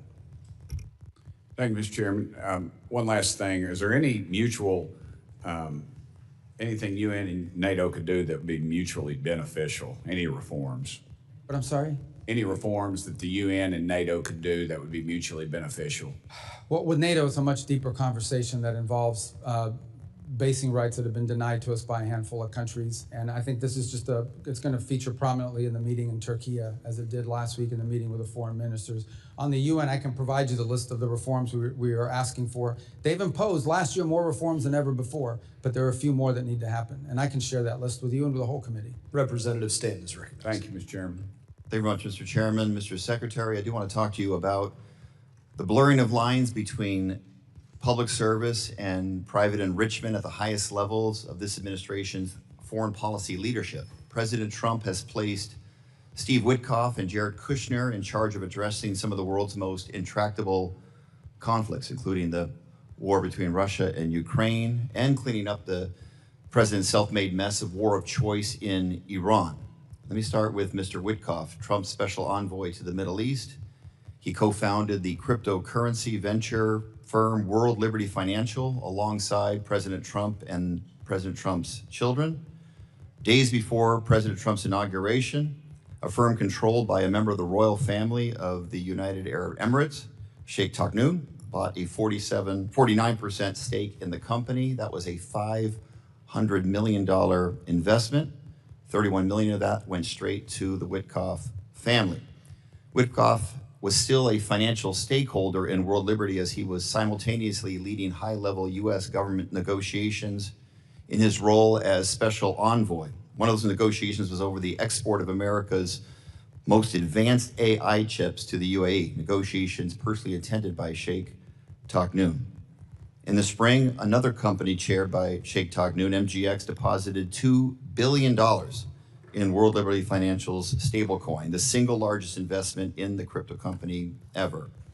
Weeks later, the chip deal was announced despite national security concerns. Secretary Rubio, do you believe that Mr. Witkoff has an unacceptable conflict of interest? I have never seen any evidence that he's made any decisions or advocated for any position that's to his personal benefit. On the contrary, and again, I can't speak to all the things you're saying now because that's not, Mr. Witkoff is an employee of the White House and he undergoes the ethics vetting and the procedures for disclosure that are appropriate to them, not to the State Department. But I would just add, I want to be fair, okay? I've never seen the guy ever say anything to me that makes me think this is personal rather than, the only thing he's ever done is spend his own money. Yeah. I know he has spent his own money at great personal expense to fly around the world on his own airplane, not on the government bill. He has, done it, but everything out of his own pocket. Are you concerned about the appearance of a conflict of interest in Mr. Witkoff? I've never seen anything that leads me to have that concern. Again, you've cited a bunch of things. I'm just not aware of those but I'm just telling you my personal interactions with Mr. Witkoff are of a person who just thinks he's serving the country and is happy to do so, not out of any personal gain, but because he wants to serve the country. As Secretary of State, who's in charge of the foreign affairs of the United States, have you spoken to President Trump about any concerns about conflict of interest with Mr. Witkoff? I haven't had to. I've not seen any. Let's talk about Jared Kushner. His private equity firm, Affinity Partners, has raised more than $6 billion since it was founded in 2021, including $1.2 billion just over the last year. Mr. Secretary, are you aware of how much of that $6 billion has been raised from foreign nationals? I don't know anything about it. The answer is 99%. These include sovereign wealth funds operated by Saudi Arabia, UAE, and Qatar. The Saudi Sovereign Wealth Fund is the largest investor in Affinity Partners. In fact, Crown Prince Mohammed bin Salman personally recommended that Saudi Arabia invest in Affinity Partners. The Crown Prince has also personally urged President Trump in multiple phone calls to continue the ongoing war of choice in Iran. Let's put it another way. The man who bankrolled Kushner's business venture is the same man who was lobbying for the war Kushner is tasked with ending. Mr. Secretary, same question. Are you concerned about any conflict of interest by Jared Kushner, the president's son-in-law? Again, in Jared's case, Jared is a private citizen who's been advising and participating in this voluntarily. He's not compensated for it or in any way. But I've never seen from either Steve or Jared on the contrary, all I've ever seen them do is put tremendous amount of time and energy into trying to solve problems, like the amount of time they put into Gaza and the Board of Peace and all of that process.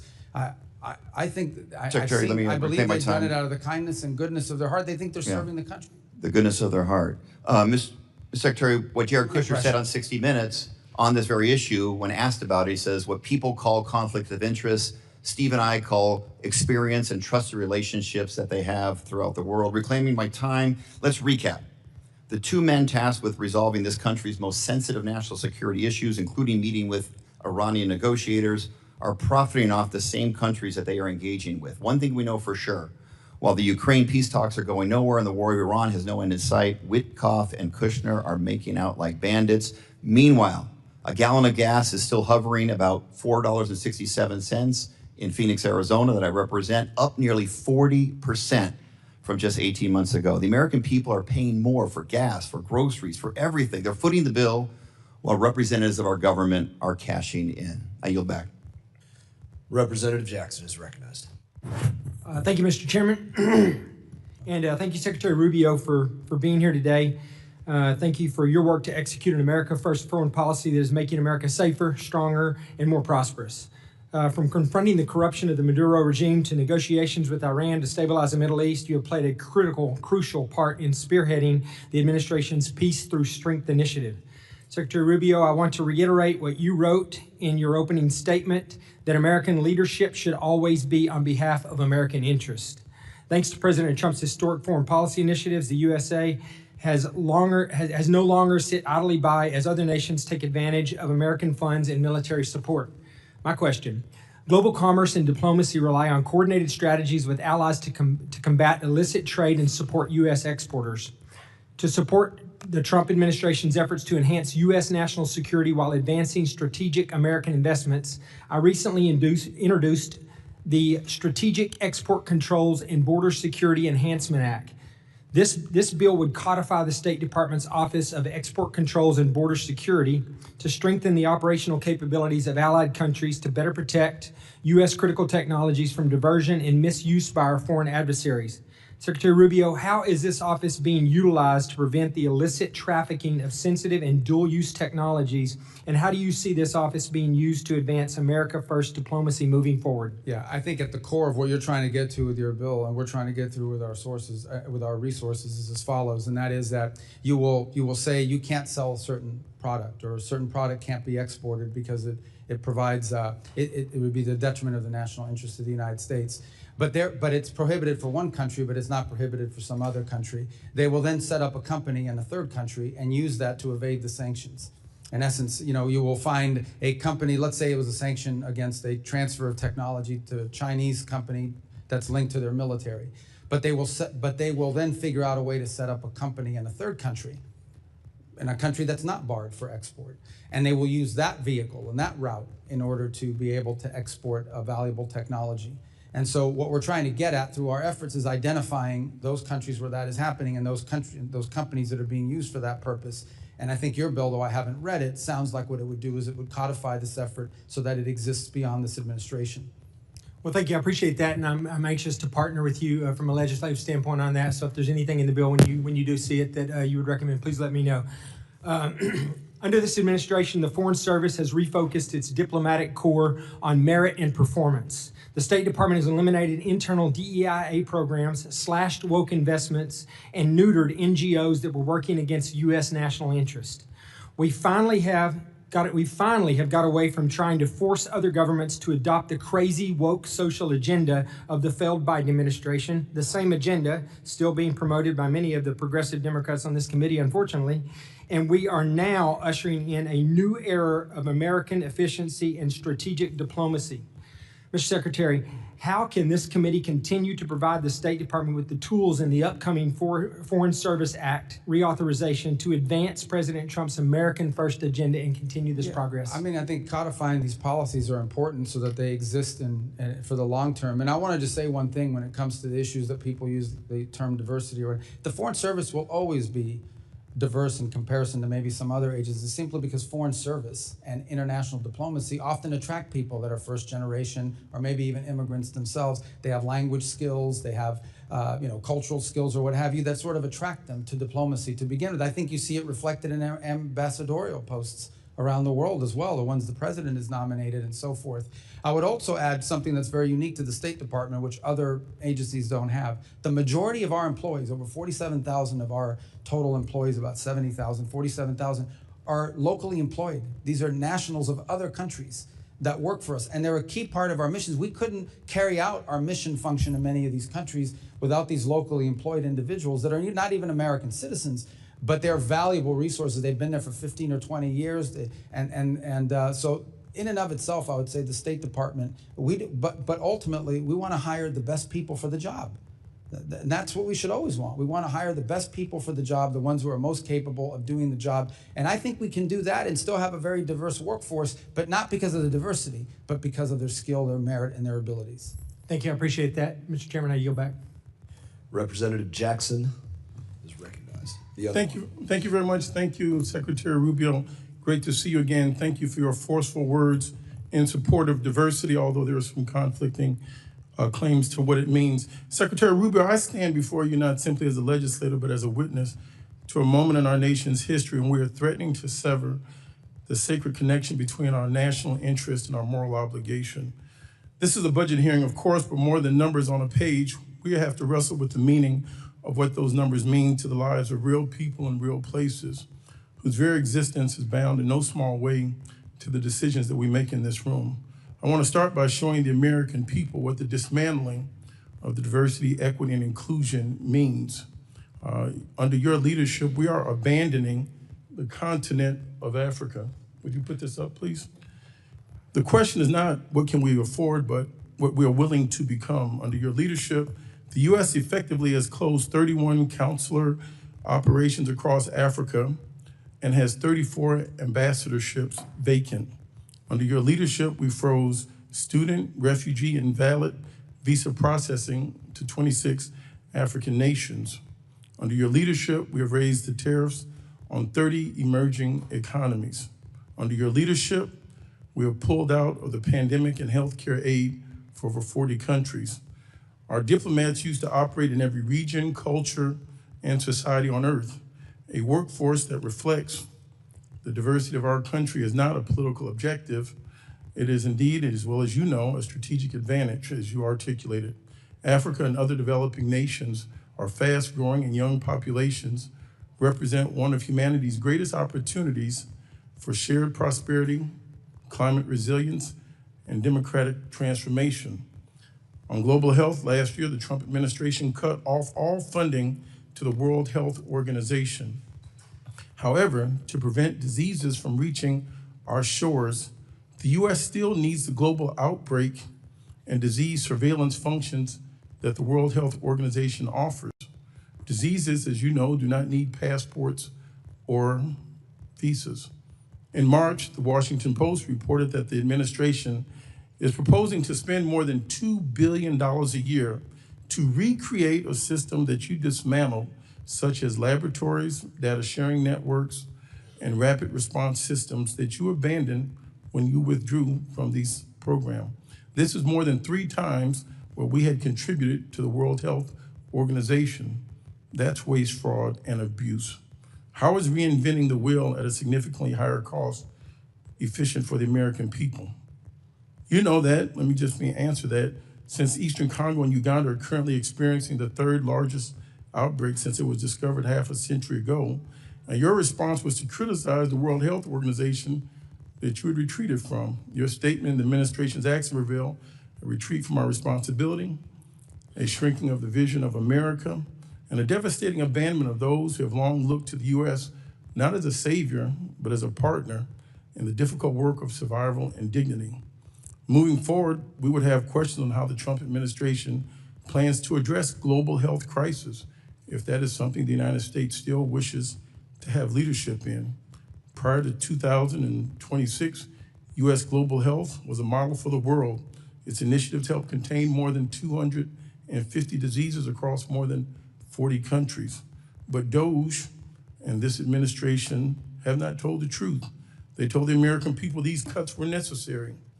Because I can assure you there is nothing necessary about denying medicine when people are suffering. There's nothing justified in weakening initiatives like PEPFAR and the Global Fund. I'll give you some time, which have stood as shining examples of what this country can achieve when it chooses compassion over indifference. As we look at the HIV crisis, and specifically in Zambia, according to a draft memo that was shared with you, prepared for you by the State Department and African Bureau staff, something that you care about, you considered withholding life-saving assistance to 1.3 million people with HIV in Zambia to force the government to sign a deal giving the U.S. more access to critical minerals. Do you consider it acceptable to use life-saving HIV/AIDS treatment as leverage for economic advantage? And in closing, over the Easter weekend, I was in Cuba doing an oversight to see, and your State Department refused to meet with members of Congress while they were out gallivanting and partying. In closing, I would like to ask you, will you invade Cuba? I yield back. Well, I have 1 second to answer. What do I do? I mean, you guys tell me your rules here. I tried to write down all the stuff. Will you invade Cuba? Well, that's not the only thing you said. Mr. Secretary, I'm going to take my time to ask questions at this time, and I'll give you some time to answer. Okay, because I do want to answer a lot of the points he raised. So my questions are going to bear on this. I think there is a significant difference in the State Department today, and since you've taken the reins, versus the State Department under Secretary Blinken and under President Joe Biden. I'd like you to expand upon the changes that have been conducted. I think it's also incumbent for us to speak about things that just not everybody follows these things all day. I spoke about these things a little bit in my opener. The amount of attacks that have come against the United States of America by the hand of Iran, not in 47 years, just in the last 30 months prior to Epic Fury beginning. I referenced over 350 attacks, 200 wounded, multiple Americans dead, to include Specialist Moffett, Specialist Sanders, Specialist Rivers. We have been ongoingly attacked by Iran just recently.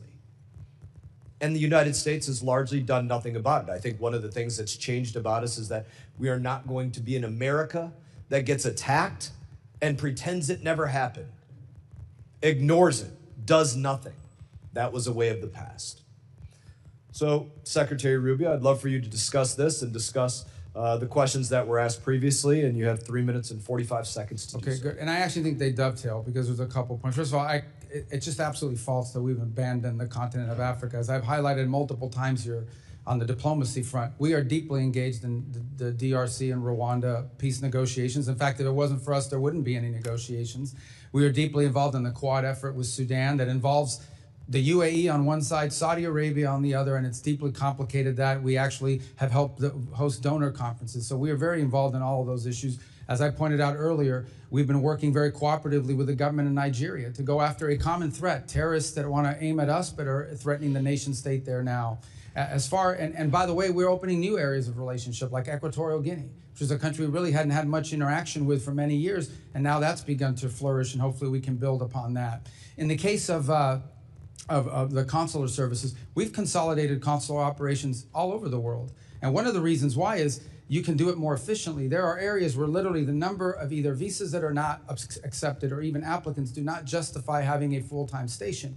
We've done this repeatedly, not just under this administration, but previous administrations have done that. And so consolidation of consular services is not unique to the African continent. We've seen it in Mexico, where we're going to close one consulate because the cost-benefit analysis doesn't add up. On the World Health Organization, they basically covered for China during the COVID pandemic, openly covered for China, refused to disclose the reality of what was happening soon enough, and didn't put the blame quickly enough on where it belonged. But not just the blame, it didn't allow researchers to be able to begin the work of, it took longer than it should have to develop a vaccine and other things because of their attitude towards that. And we have deep problems with the way the World Health Organization seems to play politics on behalf of some countries, and we've pointed that out. Now, let me talk about a couple other things you raised. The Global Fund. The Global Fund is very happy. You should call them. They're very happy with us. They put out multiple statements about the work we're doing with that. We are fully compliant. His assertions, Chairman? It's my time. No, but I'm just telling you, the Global Fund, we are, for example, it was a 33% cap on what we give. The rest has to come from other donors. We are at that level right now. And if donors give more, we'll give more. We're committed to that. They're very happy with what we have worked out with the Global Fund. I think the other thing you didn't point out is we are not abandoning these countries or these programs. We're entering into compacts. 32 compacts, the majority of them in Africa, in which we go to a country and say, look, rather than force a bunch of NGOs from Northern Virginia on you, we are going to work with you. We are going to give the money government to government, and we're going to work in cooperation with your government to build up your national health system. So not only can you care for the patients you have now, but ultimately you won't have this problem for 5 or 10 years. And they want that. They welcome that. They do not want the ongoing dependency of aid. These countries clearly want to establish their own systems. Come over here because of visa. Representative Jackson, you're not recognized. I know, but on Zambia, look, we're not threatening them with anything. They just don't want to sign a compact. But you do raise an interesting point, not specific to Zambia, but broadly. Okay, there are a lot of countries we give a bunch of money to. You sit there and you say, okay, we donate $50, $80 million a year to this country. We do all the aid for that country. But all of the contracts, all of the rare earth minerals, all of the financial benefits, all of the commercial deals are with China. So explain to me, how is that good for the American people that we are in a country that we take care of all of their problems, but then all the economic benefits flow to China or some other country? That has to be talked about. How can I justify to the American people that we flood a country with American aid, but all of the commercial benefits in that country go to China or someone else over us? That is a legitimate thing to discuss with every country in the world that we give a lot of aid to. That is the reason why aid should not be separated from policy, because it has to reflect our national interest. Thank you, Secretary Rubio. Representative Kamlager-Dove. So, Mr. Secretary, 5 months ago, you essentially became the new overlord of Venezuela, taking control of the country's oil revenues and giving foreign companies access to its oil and minerals. But you have provided no real transparency about where the money is going and who is benefiting from this arrangement. I want to now talk a little bit about Mauricio Claver Carón. So, Mr. Secretary, you've known Mr. Claver Carón for many years, correct? I don't know how many years, but sure. Okay. We know that he was special envoy to Latin America. He's also a former lobbyist who supported your presidential campaign, I think in 2016. And now he runs a private equity firm that is seeking $1 billion in investments in Latin America. Apparently, he is seen as your right-hand man on Venezuela. But he's not a federal employee, and he's not bound by rules about financial disclosures or conflict of interest. According to the Washington Post, he acts like a kingmaker in Venezuela, helping to determine which private companies get contracts and access. And that's concerning because in January, you gave confidential licenses for Venezuelan oil to a company that had been charged with bribery by the Department of Justice and employs a trader who gave $6 million to Trump's campaign. Some have said that Mauricio is the Jared Kushner of Latin America, but Mauricio has said that Jared Kushner is the Mauricio of the Middle East. So who is Mauricio, and why is he riding on private jets to Caracas with executives from firms trying to get contracts? And why is he texting Delcy Rodriguez on the regular? Who is he working for? Okay. I'm gonna allow you to respond.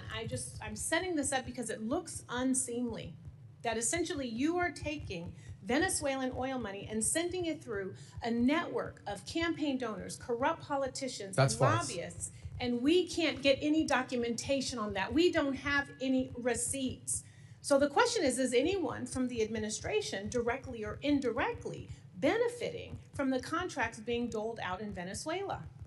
Is this where I get to answer? Yes. Okay, perfect. Number one is the number of people. Mauricio is one of many people that are involved in what's happening in Venezuela. There's not a day that goes by that we don't have someone who's interested in what's happening in Venezuela for a variety of reasons.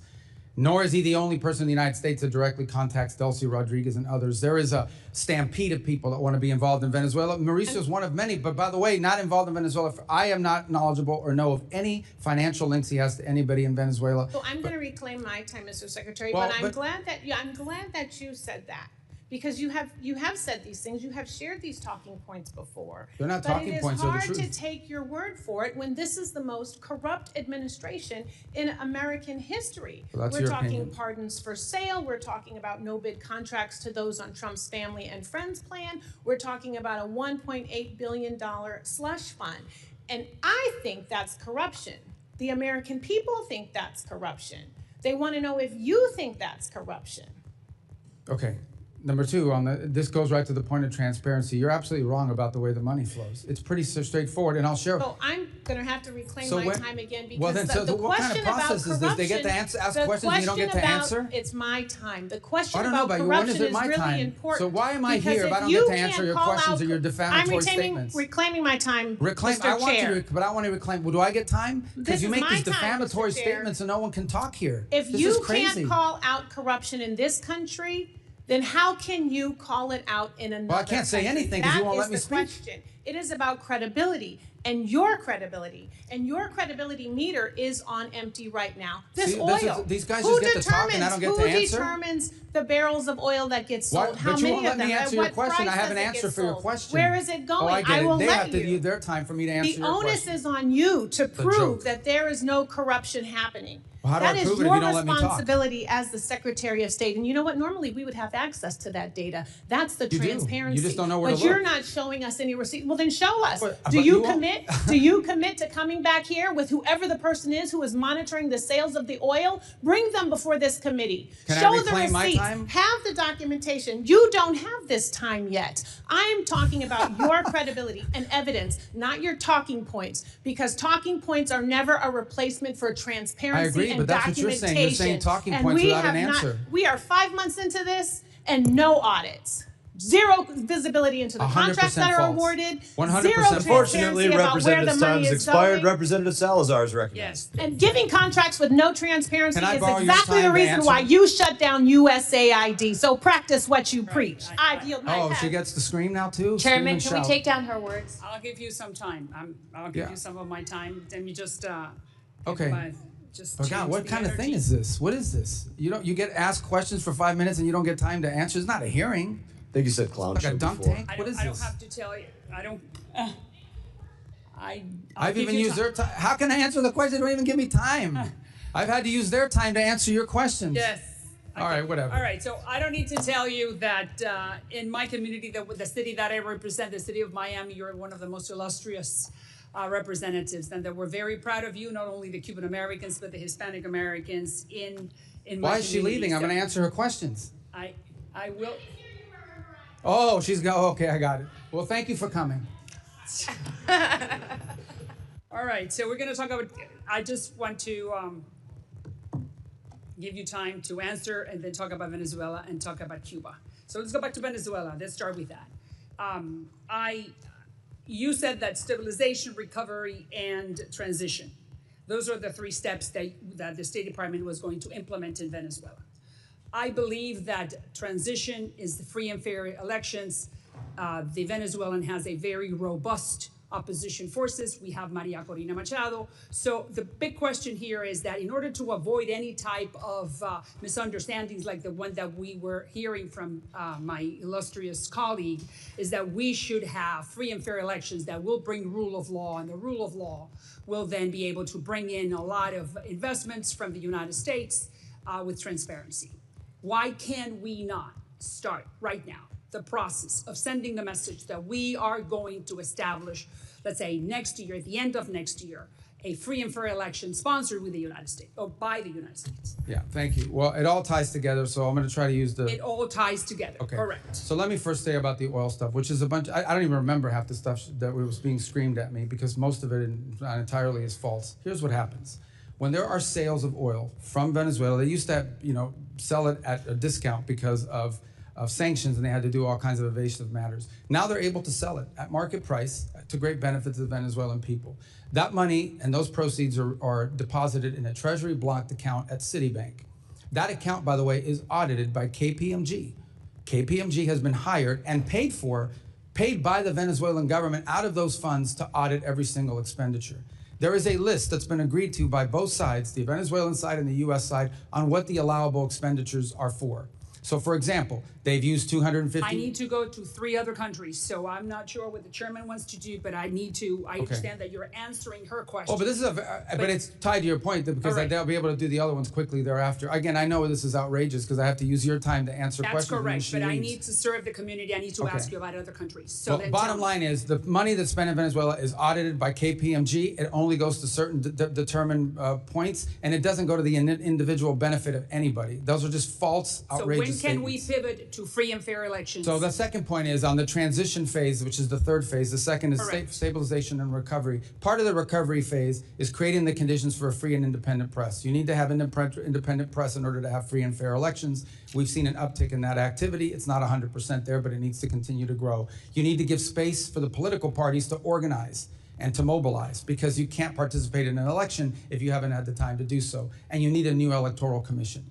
We've said that repeatedly. And when that are needs we to happen. starting? Well, we'd like to see it as soon as possible, but the reality, just remember, it's been 5 months. Not 5 years, Correct. not 50 months, 5 months. 5 months is not a long time for a country that had gone through what that country went through. But clearly, we need to have a new electoral committee, and ultimately, Venezuela's future is free and fair multi-party elections. Correct. Let's go to Cuba. We know that your office is talking to the Castro family, and you're sending the message that the game is over, that they need to open up the democratic game. We know that, all right? So the question is, what's delaying that process? Well, it's not that it's delaying the process. We've had conversations. We have diplomatic engagements with the Cubans consistently over time, over multiple reasons, and for many reasons over the years. In fact, the CENTCOM was just down at the fence line in Guantanamo, not CENTCOM, SOUTHCOM, over the weekend as well. Our message to them has been very clear. If they want a path in which they can recover their country and But we save understand that they are not understanding that. So then correct. what's next? So what can we do in order to make them understand that the game is over? Well, we're not going to allow them to benefit from the game that they've been playing, in which they're stealing money from the Cuban people to the benefit of this conglomerate at the expense of the people of Cuba. What we are offering to do is distribute $100 million in humanitarian aid But through they're not non-governmental accepting. organizations. Well, now they say they've accepted it, but they're But it creating has to do impediments. through the Catholic Church, and they're not willing And to do others, that Samaritan Purse. We have a whole host Representative of Stone's organizations that are prepared to do it. Representative Costa is recognized. Thank you very much, Mr. Chairman and Mr. Secretary of State. Appreciate your presence. A lot of area to cover, but I'm concerned about America's presence and the international arena that we live in today. Ronald Reagan once described America as being the shining city upon the hill, one that other countries sought to emulate. You're familiar with that quote. I'm worried that our smart power that underpins our global standing, gives us credibility, clout, and coherence, is today in a democratic recession. That's my view. And I think American leadership is more important than ever before, and I think it's lacking. Do you agree that our smart power remains an important tool of our U.S. statecraft? Well, absolutely. But we're vacating the field. 2/3 of our ambassadorships posts are empty. Our alliances, we hit our friends with tariffs, berate our partners for not supporting a war that they were not ever brought into in Iran, and only later walk back the plans to withdraw troops from our European allies. On foreign aid, we've scrapped USAID and dismantled our global humanitarian networks. And in the vacuum, as you know, China has come into that breach. I want to talk. We have a deal. This is, I think, a good example. You've not granted final approval on $14 billion arms deal for Taiwan, which I want to emphasize was a sale, not a gift. Do you think that protecting Taiwan is still important?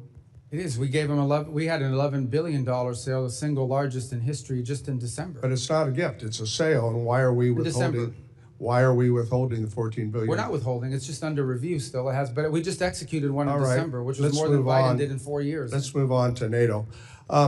You know, the president's described as a paper tiger, and he's made no hidden about his disparaging comments about our allies, which I think are dangerous.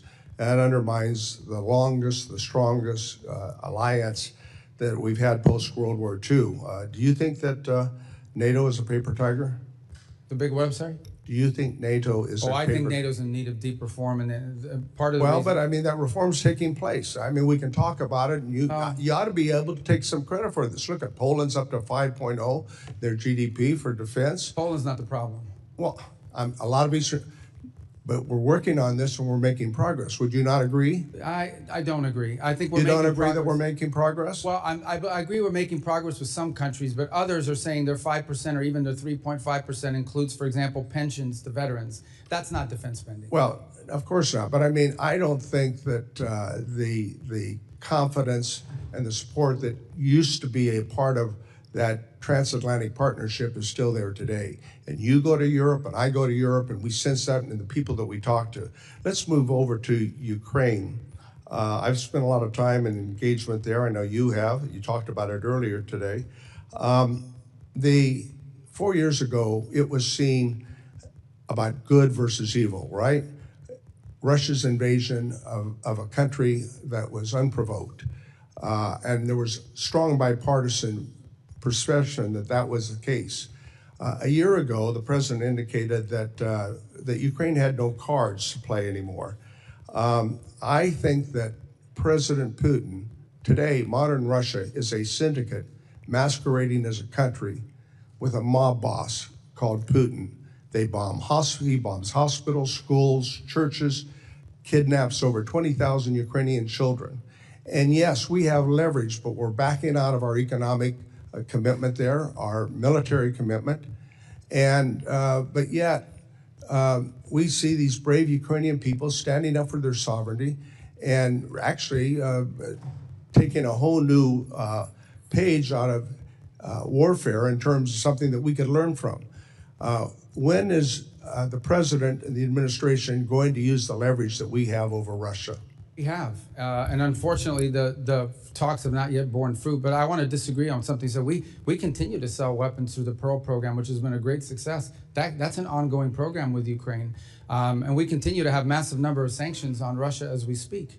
The problem has been we've put the sanctions on and off again. No, most of the sanctions are still on. The only one that's been waived for a limited period of time in order to provide more oil to the global market and stabilize prices is oil, and those are time determinate. These are 60-day waivers. These are not permanent. Is it the intention to re-engage in the efforts to form a ceasefire and a peace agreement? Oh, we're prepared to do so. Unfortunately, those efforts proved less than fruitful. We spent a year on it last year, but we're prepared to do it as soon as they're prepared to do it. That offer, we've made it repeatedly. We're ready to go. We're prepared to play that role. I think more to be continued, but thank you very much for your time. Representative Huizenga is recognized. Thank you, Mr. Chairman. Secretary Rubio, good to be with you. And while we're addressing all the important issues like your shoes, I just want to formally invite you to DJ my next event. I would recommend maybe DJ Overlord be your new nickname. I apologize for many of my colleagues here because you're right, they are not giving you the opportunity to answer extremely important questions. I'm going to hit a number of issues very quickly. Coidoy prison in Venezuela. I believe yesterday you were quoted as saying that it had been closed down. I've got some close friends, contacts there that believe that there are still 25 prisoners that are still there. So I don't ask you necessarily to address it, but I'd love for you to take a look at that and get Just to be clear, the interim government has said they intend to close it, and we will hold them to their promise. Please do, and make that as rapid as possible. Along the lines of where Dr. Jackson was talking, Ronnie Jackson, one way we've maintained our lead regarding the AI arms race is cutting off China's access to essential chip-making tools made in America and by our allies. Unfortunately, the Netherlands and Japan continue to sell their critical tools, while here in the U.S. we maintain stricter controls. Those exemptions continue to be exploited by the allies today. Do you agree that export controls on chip-making equipment play a critical role in constraining the CCP's AI and military ambitions, and that allies should not be allowed to exploit exemptions to those controls? Correct, and that features prominently in all of our engagements with the countries you just mentioned. All right. Shifting gears, last November, President Trump hosted all 5 Central Asian presidents. I happen to chair the South and Central Asia subcommittee for the C5+1 summit. That was a historic movement.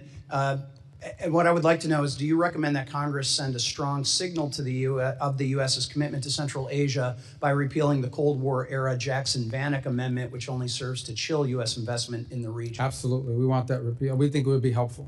And what would be the positive steps? What are those I think next it would steps? signal that these impediments that have existed in the past and being able to deal with these countries commercially are being removed. So this came up in my confirmation hearing, and I don't know what the holdup has been, because every committee I go to, they ask me why.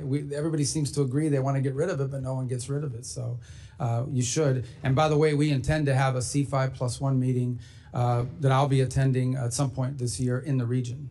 Wonderful, and they will be thrilled to have that. And then you recently, you recently returned from visiting India. India is a critical economic and security partner for the U.S. across the Indo-Pacific. Could you please share with the committee the outcomes of your recent visit and how the Trump administration is strengthening the partnership while simultaneously addressing longstanding market access issues? Well, so India is an important strategic ally of the United States. We do a lot of things together, and there's tremendous opportunities to do more. The 2 points we focused on are, one is the hopes that we can wrap up the negotiations on our trade agreement, which we think we're a few weeks away from being able to conclude. Obviously, I don't negotiate those. That's a USTR function. So I refer you to them as to the timing of it, but we think we're pretty close in getting that done, and both sides want to see it done. The other reason I was there was, in addition to the bilateral meetings, we were able to host a meeting once again of the foreign ministers of the Quad, which is the cooperation between the United States, Australia, Japan, and India. And there are a number of things we're working on, and now we have actionable items that we're beginning to focus on. There'll be a new port facility in the region that we're going to work together on for one of the small Pacific islands. I think that is an important show. Can you name which one? Well, I think we're talking to Fiji right now about the ability to be involved with them. And then the second is, I hope I didn't misspeak on that, but I believe that's the case. And on the second one that we are working together on, Trust me, somebody in the media will hold you accountable. well, we'll get but the second one that I would tell you is that one of the things we've agreed to work on is domain awareness, working together and pooling our resources so we can have domain awareness about what's happening out in the sea. Is there someone out there trying to impede traffic? Is there someone messing with undersea cables? Is there, sanctioned ships that are moving through? This domain awareness is critically important. If we can pool the resources of these 4 countries, it would be a benefit to the region writ large. Thank you. And I'll just leave one last comment. It's been my observation going back to whether it's Russia, Iran, other places that have been bad actors. Sanctions are only as good as your willingness to enforce them.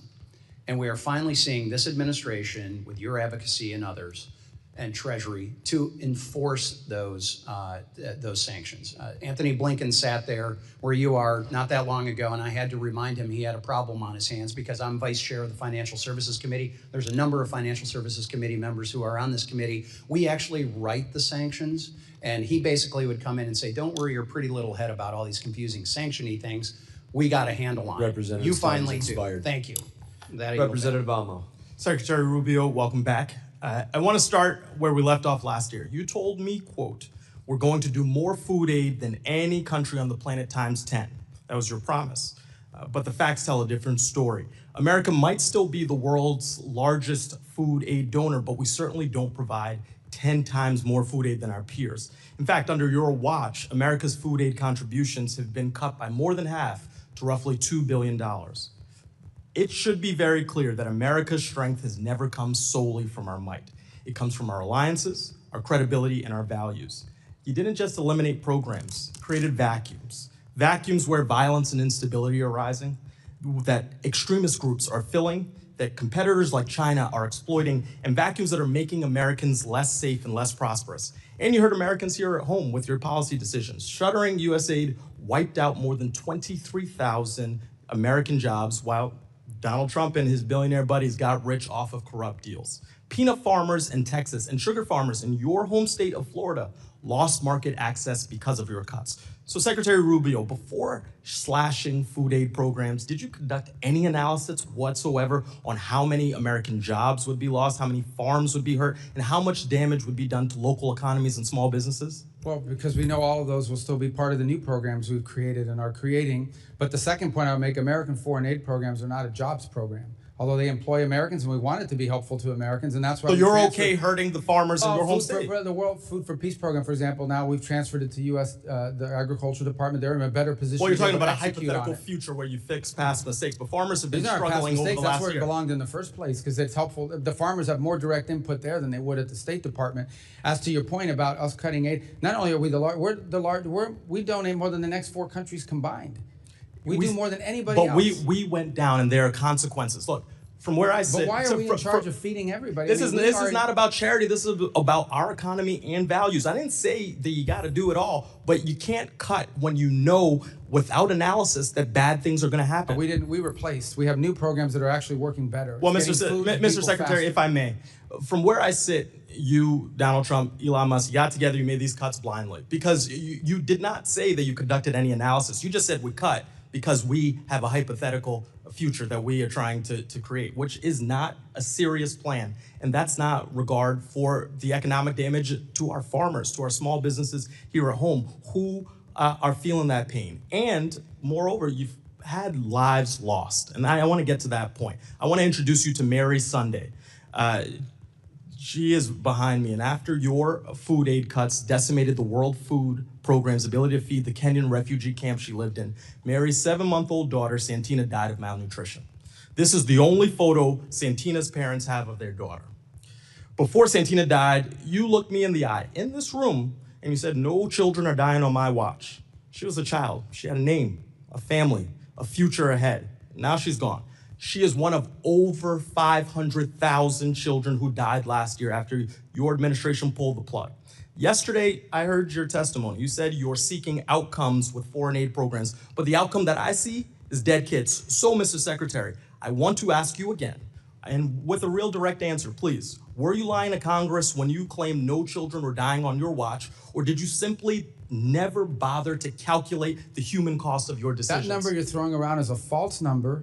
It's a false number. And not only that, you're equivocating that the death of an individual's responsibility of the United States. There are 500,000 others. No, that's so, a false. That's Mr. Secretary, the numbers are there. No, the numbers are not Here's there. The thing. numbers are opinion you of have, experts you have who a got their narrative to contracts share. cut. Mr. Chairman, These I are want to people that enter got into their the record these articles that show last year alone, over 155,000 children died from malnutrition. Over 126,000 children died from diarrheal diseases. Over 165,000 children died from pneumonia as a result of these cuts. So here's the deal. You promised more food aid, instead there were cuts. You promised America first and said American workers, who you said aren't a priority for you. You said it's not a jobs program. They lost their jobs. You promised strength. Instead, we have lost influence, credibility, and trust. And you promised children weren't going to die. You said that to me right here.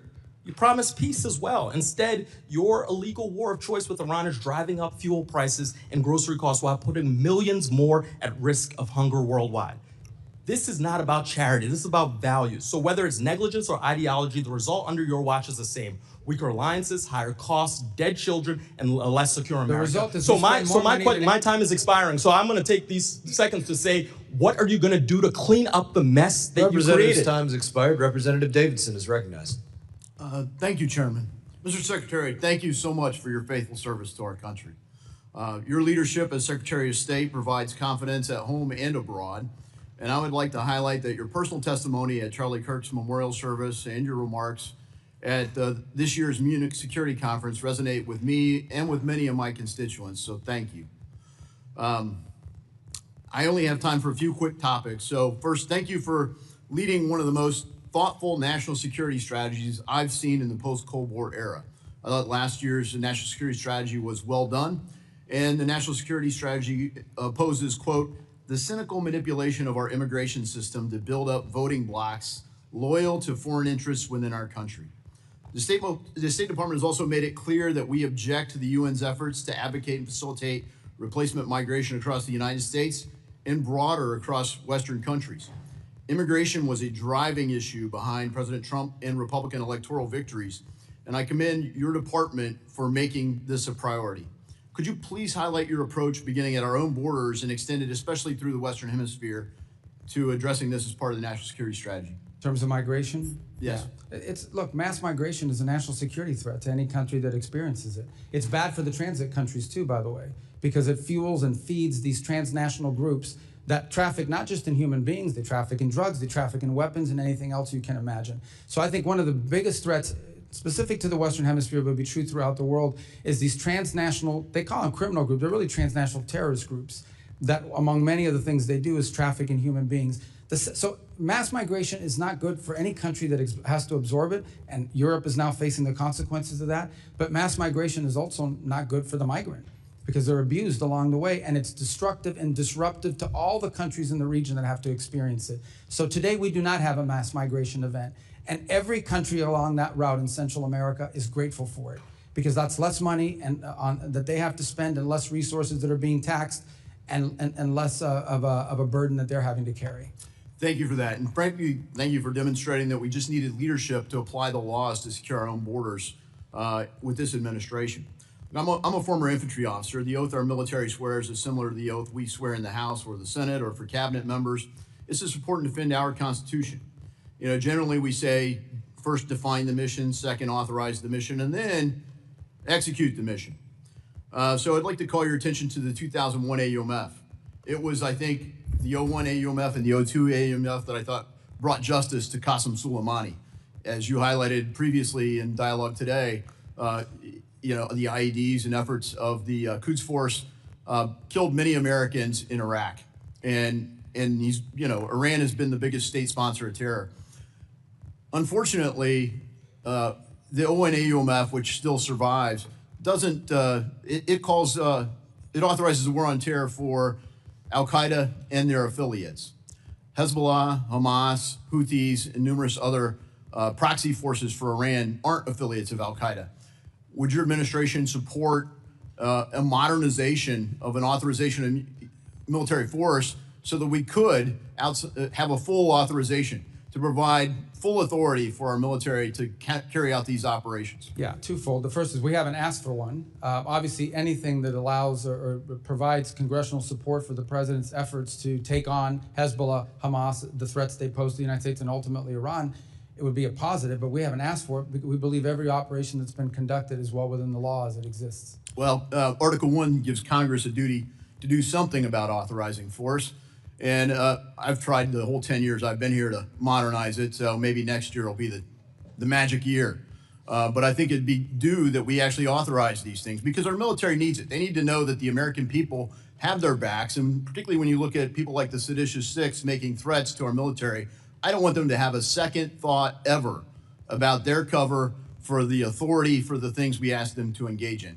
Because frankly, the problem in the post 9/11 era hasn't been whether there's a just cause, it's been whether we've given our military everything they need to achieve it. They've been tactically brilliant and operationally brilliant, and I'd say that's true even in Iran. But they haven't strategically been able to succeed, and part of that's because the United States hasn't been united behind it. And I guess towards that end, you stated missions here, we're clearly not united as a country in Iran. So briefly, you know, what authorization do you need to carry out further operations in Iran? Well, that's contemplated now. They're all within the president's powers, in our view, under the Constitution, to address imminent and emerging threats against the interests of the United States. If those circumstances were to change, we would obviously engage Congress in that conversation. We would always welcome congressional support. We'd like congressional support, but that's not going to stand in the way of the president addressing an immediate threat to the United States or an emerging threat to the United States that requires him as commander-in-chief to protect our people and our country.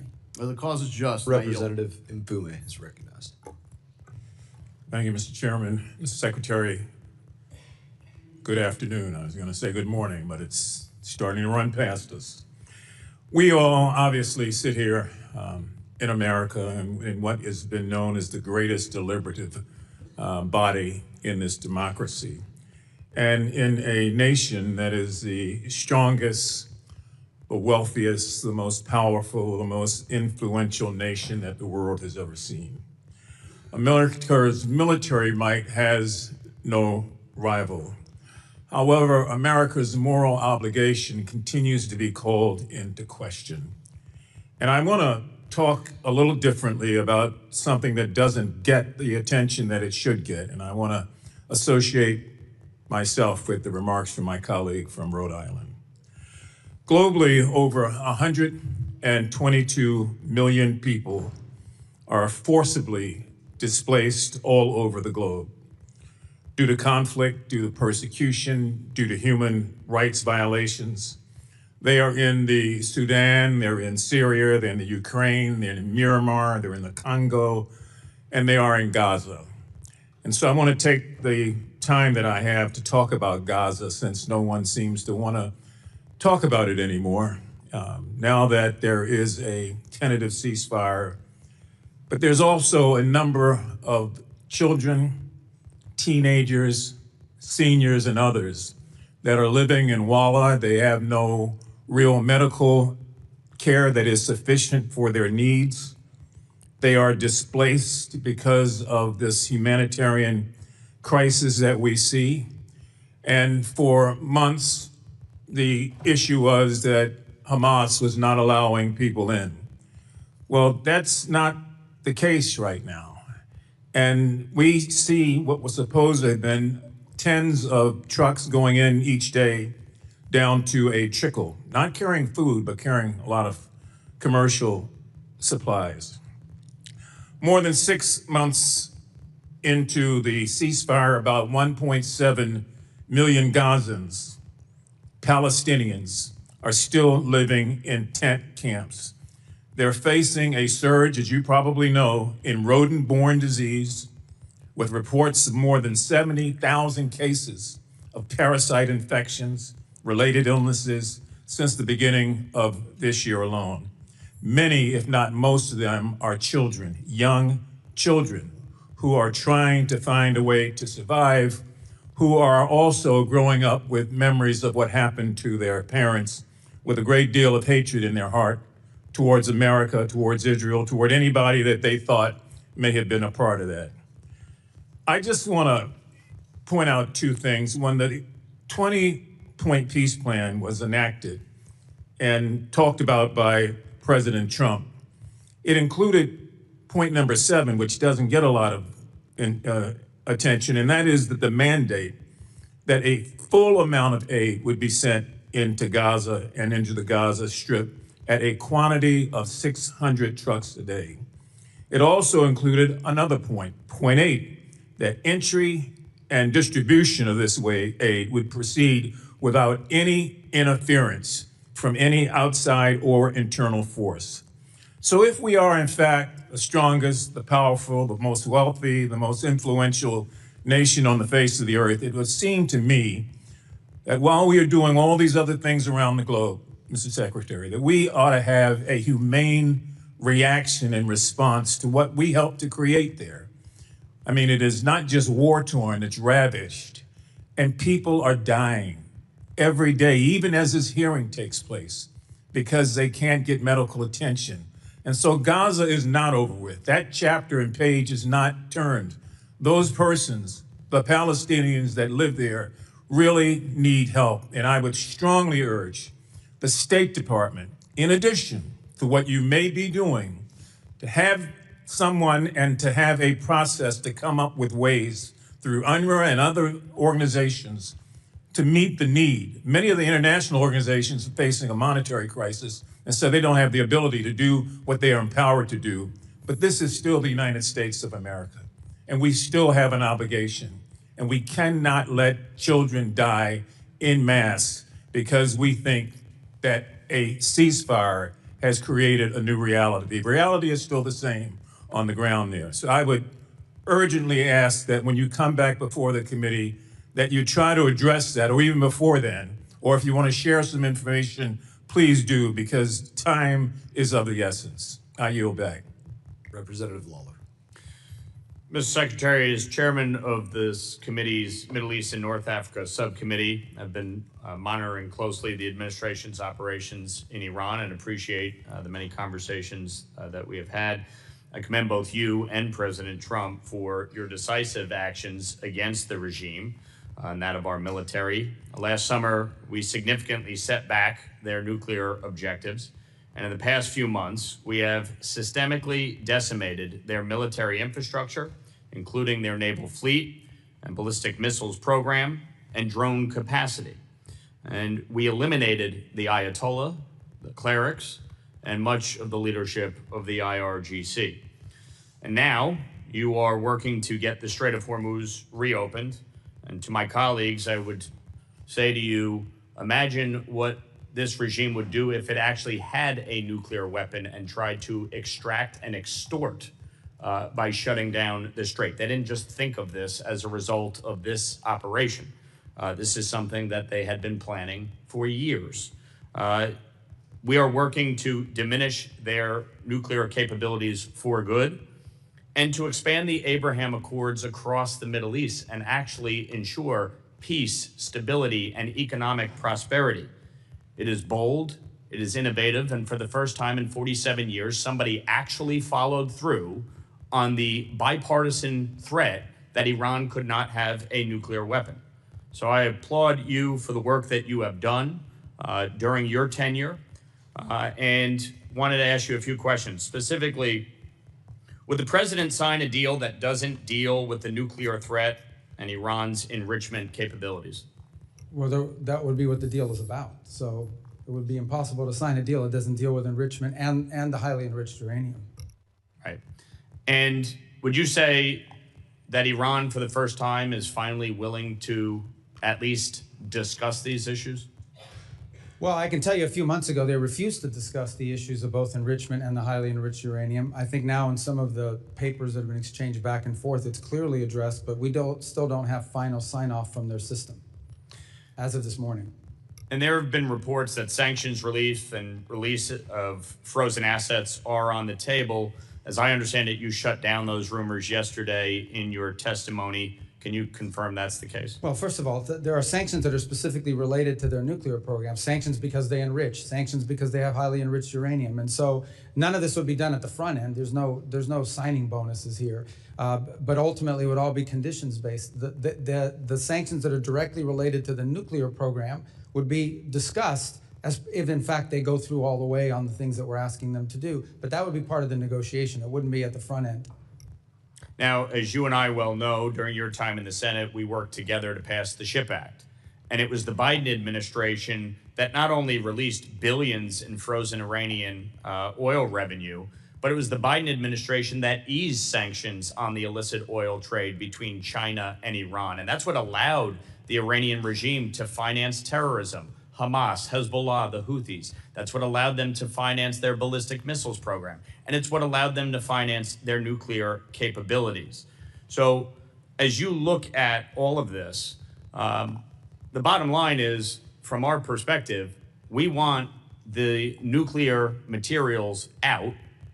And so ultimately, no dust, no money, correct? That's right. And to be clear about we're talking about 60% highly enriched uranium that has no peaceful purposes. The only reason to have 60% highly enriched uranium is to be one step away from turning it into 90% highly enriched uranium, which you would weaponize. So that has clearly been one of the things that has to be part of this agreement. Okay. The disposition of it. One thing I just wanted to say, as part of any negotiation, please keep in mind the U.S. Victims of Terror Compensation Fund and make sure that our 9/11 families continue to be compensated on the sanctions for Iran's terrorist activities.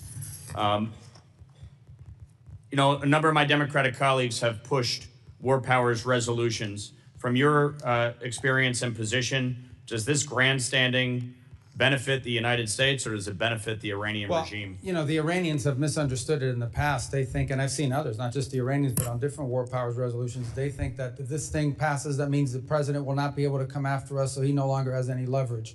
I think I've seen reflections of that from them in the past. Obviously, look, Congress has its prerogatives. You'll vote on what you're going to vote on. You're asking me whether it's had an impact. I think if you see how it's reported on Iranian state television and things of that nature, it makes them think that somehow our hands are going to be tied and we won't be able to do anything to them, so why make a deal? Appreciate it. Representative McBride. Thank you, Mr. Chairman. Thank you, Mr. Secretary, for joining us today. Like you, I attended the Security Conference earlier this year, and in a meeting that I had with several European prime ministers and several of your colleagues within the administration, your colleagues recognized that NATO is both bigger and better funded today than it was 10 years ago. And I am fully willing to admit that that is a byproduct of several factors, including Putin's aggression, previous administrations, and indeed a byproduct of actions by this administration and this president's first term as well. But I want to focus in today on statements and actions that I believe go beyond pressuring and leverage and actually fundamentally undermine the foundation of NATO. On January 21st of this year, in the president's speech in Davos, he said, we, quote, never got anything from NATO. 2 months later, the president said on Truth Social, speaking of NATO, they will do nothing for us. Mr. Secretary, do you share the president's assessment that we, quote, never got anything from NATO?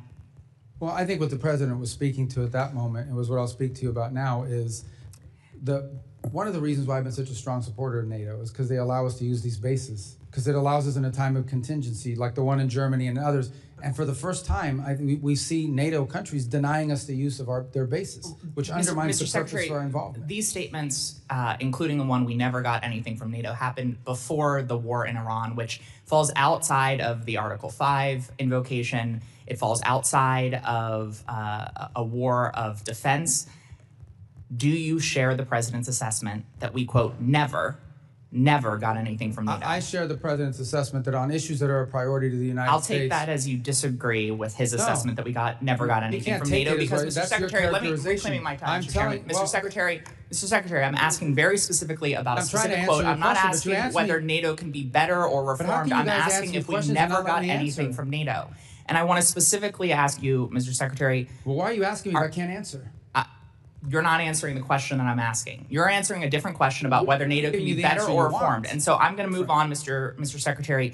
Are you aware that the only time Article 5 has ever been invoked is after 9/11 in defense of the United States? Of course I'm aware of that. Okay. And are you aware that more than 1,000 Europeans died in the subsequent war on terror that was invoked after? They participated in the Middle East, correct. And I assume you're aware that the NATO ally that lost more service members per capita is Denmark? Denmark, I thought it was that the UK had suffered more. More per capita. Okay, gotcha. And I assume you're aware that Greenland is indeed part of Denmark? For now. Okay. Well, I want to focus in on Greenland. I joined the bipartisan bicameral trip to Copenhagen as the administration that you're a part of sought to seize Greenland. In the president's speech at Davos, he said, referring to Greenland, quote, "You need ownership to defend it." Mr. Secretary, does the United States need to own land within NATO to defend it? And the truth be told, we are actually involved in conversations with Greenland and Denmark on the use of Greenland for collective defense for all of us. It's a key part of missile defense, but we're involved in those talks right now. So I think we're in a good place on it now. But I don't want to put stuff out there in the public record that would undermine the conversations we're having with them on it. So, specifically, I'm not asking about whether we're going to do more within Greenland for our collective defense. I think all of us share that goal, including Denmark and Greenlandic people. But does the United States need to own land within NATO to defend it? That's what the president said, and that was the justification for those statements and the attempt to seize Greenland several months ago. The president's view is that it's a lot easier to defend it when you have control and complete control of it. We are obviously having conversations with both Denmark and Greenland. They are ongoing on a monthly basis now. I think we'll have pretty good news on it at some point. So I take that as you disagree with the literal words of the president of the United States. And I want to put a finer point. I think he's right. If we owned it, it would be easier to defend it. That's not what he said. He said you need to own it to defend it, which fundamentally undermines the central tenet of Article 5 of NATO, which states that the parties agree that an armed attack against one or more of them in Europe or North America shall be considered an attack against all of them, and if such an armed attack occurs, each of them will assist the party or parties attacked. So sitting here with, I'm sure, many leaders across Europe within NATO and many leaders beyond, including Vladimir Putin, potentially watching the words and listening to the words that you are saying, can you reassure our NATO allies and make it clear to Vladimir Putin that if a NATO ally is attacked and Article 5 is invoked, that we will defend them? The United States is still in the NATO alliance, and we'll be there in Turkey to talk about all of these topics. The president himself will be attending the next NATO meeting of heads of state, where all these points will be made clear. We're still in NATO, but NATO needs significant changes, and the president has made that clear. And he's very disappointed in NATO. Representative Self is recognized. Thank you, Mr. Chairman. Thank you, Mr. Secretary, for being here. I want to continue on NATO, but first of all, would you like 30 seconds to respond to the last questioning? Well, thank you. The bottom line is the United States, look, with the NATO, I've been a strong supporter personally in the Senate and otherwise of NATO, and I still see the utility in it. The problem with NATO, as I want to point out, is those bases that we have in the region is one of the reasons I used to argue why NATO was so important, is it allowed the U.S. to project power and have power in case of contingencies. And we had a contingency, and we had countries in NATO that said, no, you can't use our bases, particularly Spain. Now, I want to be fair. There were other countries that have been extraordinarily cooperative in what they've helped us to do, some publicly and some privately. But I think the president's irritation with NATO is that in a time of conflict and crisis where the United States had a need, you had members of this alliance who are constantly asking us to get involved in European matters, like Ukraine and things of this nature, who in our time were actually telling us, no, your tankers can't use our airbase. No, you can't use it to refuel. No, you can't use it for logistical support. And he's very what kind of alliance is that? I think the other thing that's concerning is that apart from NATO, you have this European effort to stand up some sort of a military force, some of which may trigger actions that would then lead to an Article 5 invocation. That's a separate topic, but one that also needs to be discussed. So I think the next meeting of NATO in Turkey in July is probably the most important meeting in NATO's history, because there's some things here that need to be cleared up and fixed. Thank you, Mr. Secretary. I chair the European subcommittee on this committee. I was in Europe for 8 years on active duty, to include European Command and NATO-shaped military headquarters. I want to point, you gave us a really masterful review of the global situation early in your spoken remarks. I want to ask you to comment on another part of Europe that we've not talked about that I consider very fragile, and that's the Balkans, particularly the Western Balkans. I just completed a trip through Bosnia, Herzegovina, Serbia, and Kosovo. I talked to government officials. I talked to opposition members, students, obviously the country teams, KFOR, NGOs, talked to everybody I could talk to. It's extremely fragile right now. Thank you for the ambassadors that were recently nominated for that region. I noticed that Kosovo did not have an ambassador nominated, and I would ask for your support there. We have 4 NATO allies that are also blocking Kosovo's entry into NATO. Obviously, we have the intractable issue between Serbia and Kosovo, that Serbia considers Kosovo a province. Most of the world recognizes Kosovo as a sovereign nation. We have the change in the high rep coming in Bosnia-Herzegovina. This is an extremely fragile area of Europe, and I would ask for you to support Kosovo's membership in NATO with those 4 countries at the meeting in Turkey that you just mentioned.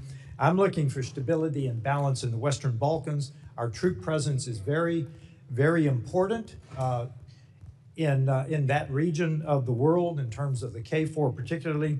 And I know we're looking for a high rep, and I just ask for any comments you have on the Western Balkans. I consider them fragile. Well, as you know, the pre-existing high rep has resigned, and so there's a new candidate that we'll be supporting. He's an Italian gentleman that we think would do a good job of helping provide some stability to that position. Beyond that, we remain engaged on this topic, as you've pointed out, and have so done privately as well. The last thing we want to see is any sort of conflict in there, any sort of partition, division, things of this nature, and that would create further conflict. I can't speak to expansion of NATO. I'll be frank with you, based on my last meetings with the foreign ministers, and obviously perhaps Secretary Hegseth has additional comments on this point, but at least what I perceived is that, right now, generally speaking, NATO is so focused on some of these other issues that have been raised here today that expansion, particularly in the case of Kosovo, but other topics, isn't really on the forefront of some of the agenda of these countries. But that doesn't mean it will never happen. It just means it's not really, given these other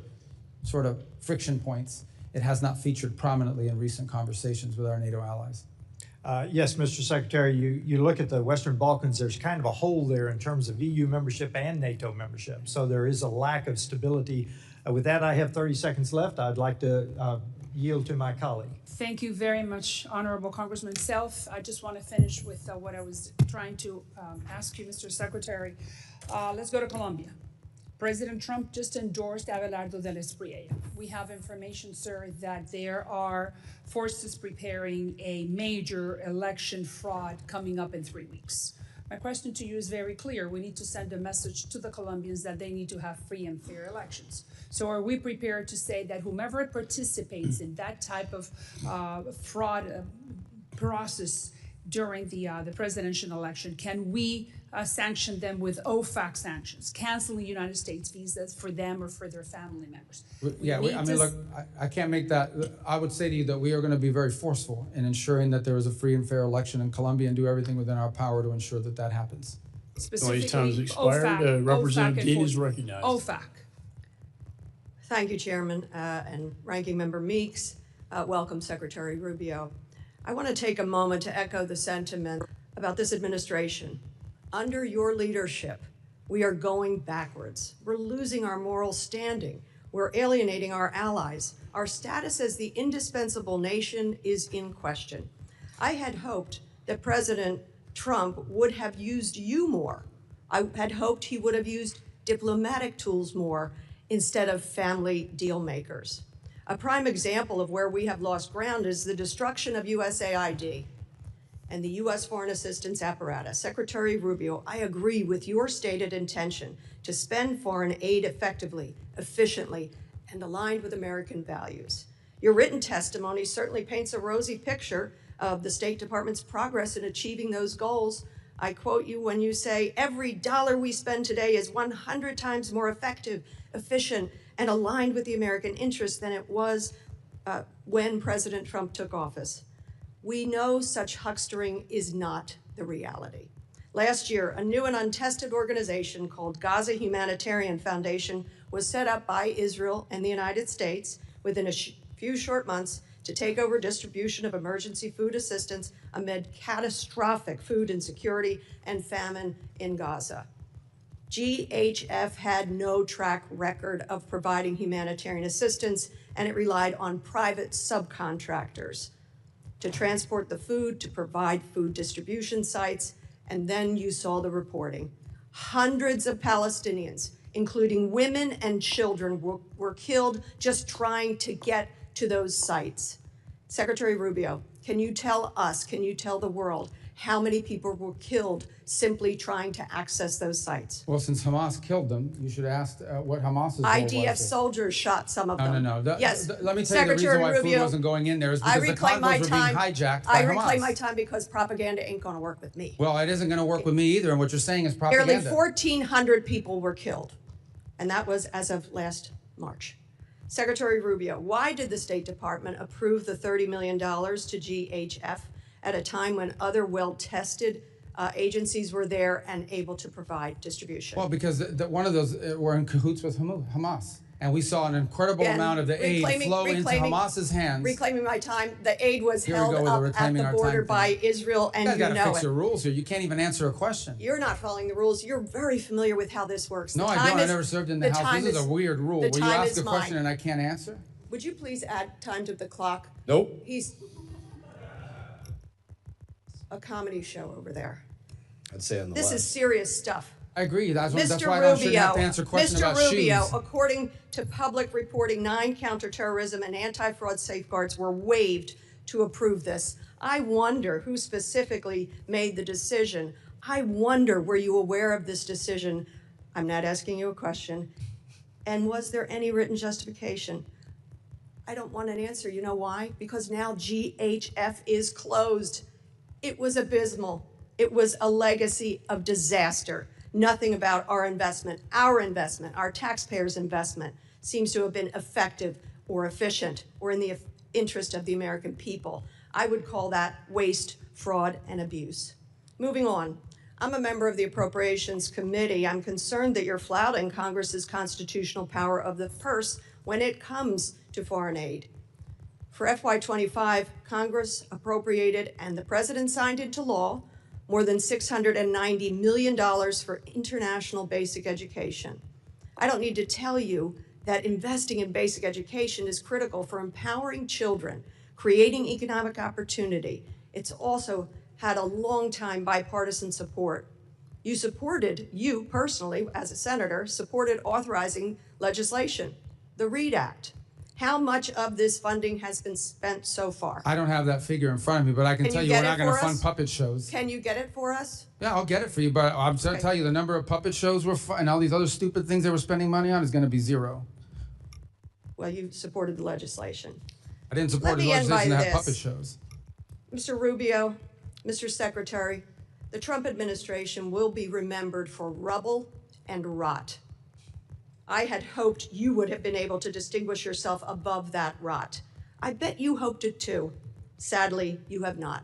I yield back. Well, Representative Baird is recognized. Thank you, Mr. Chairman, and thank you, Mr. Secretary, for being here and giving us an update on the Department of State. We really appreciate that. You know, in your testimony, you stated that the foreign assistance is a key instrument in America's ability to build partnerships and trust with developing countries. And President Trump has put forth a clear plan about America first in all aspects of our policy and his policy. Our focal point that the State Department has spearheaded, which is I am very excited about, is the American First Global Health Strategy The U.S. is a global leader in health innovation, particularly with pharmaceutical applications and biotechnology. African countries overwhelmingly have been the beneficiaries of American First bilateral global health agreements. 21 of the 32 signed agreements that you mentioned in your early presentation have been with nations in Africa, resulting in 40% of African nations being partners of the United States that have taken a responsibility to invest in their people instead of asking for a blank check from America's taxpayers.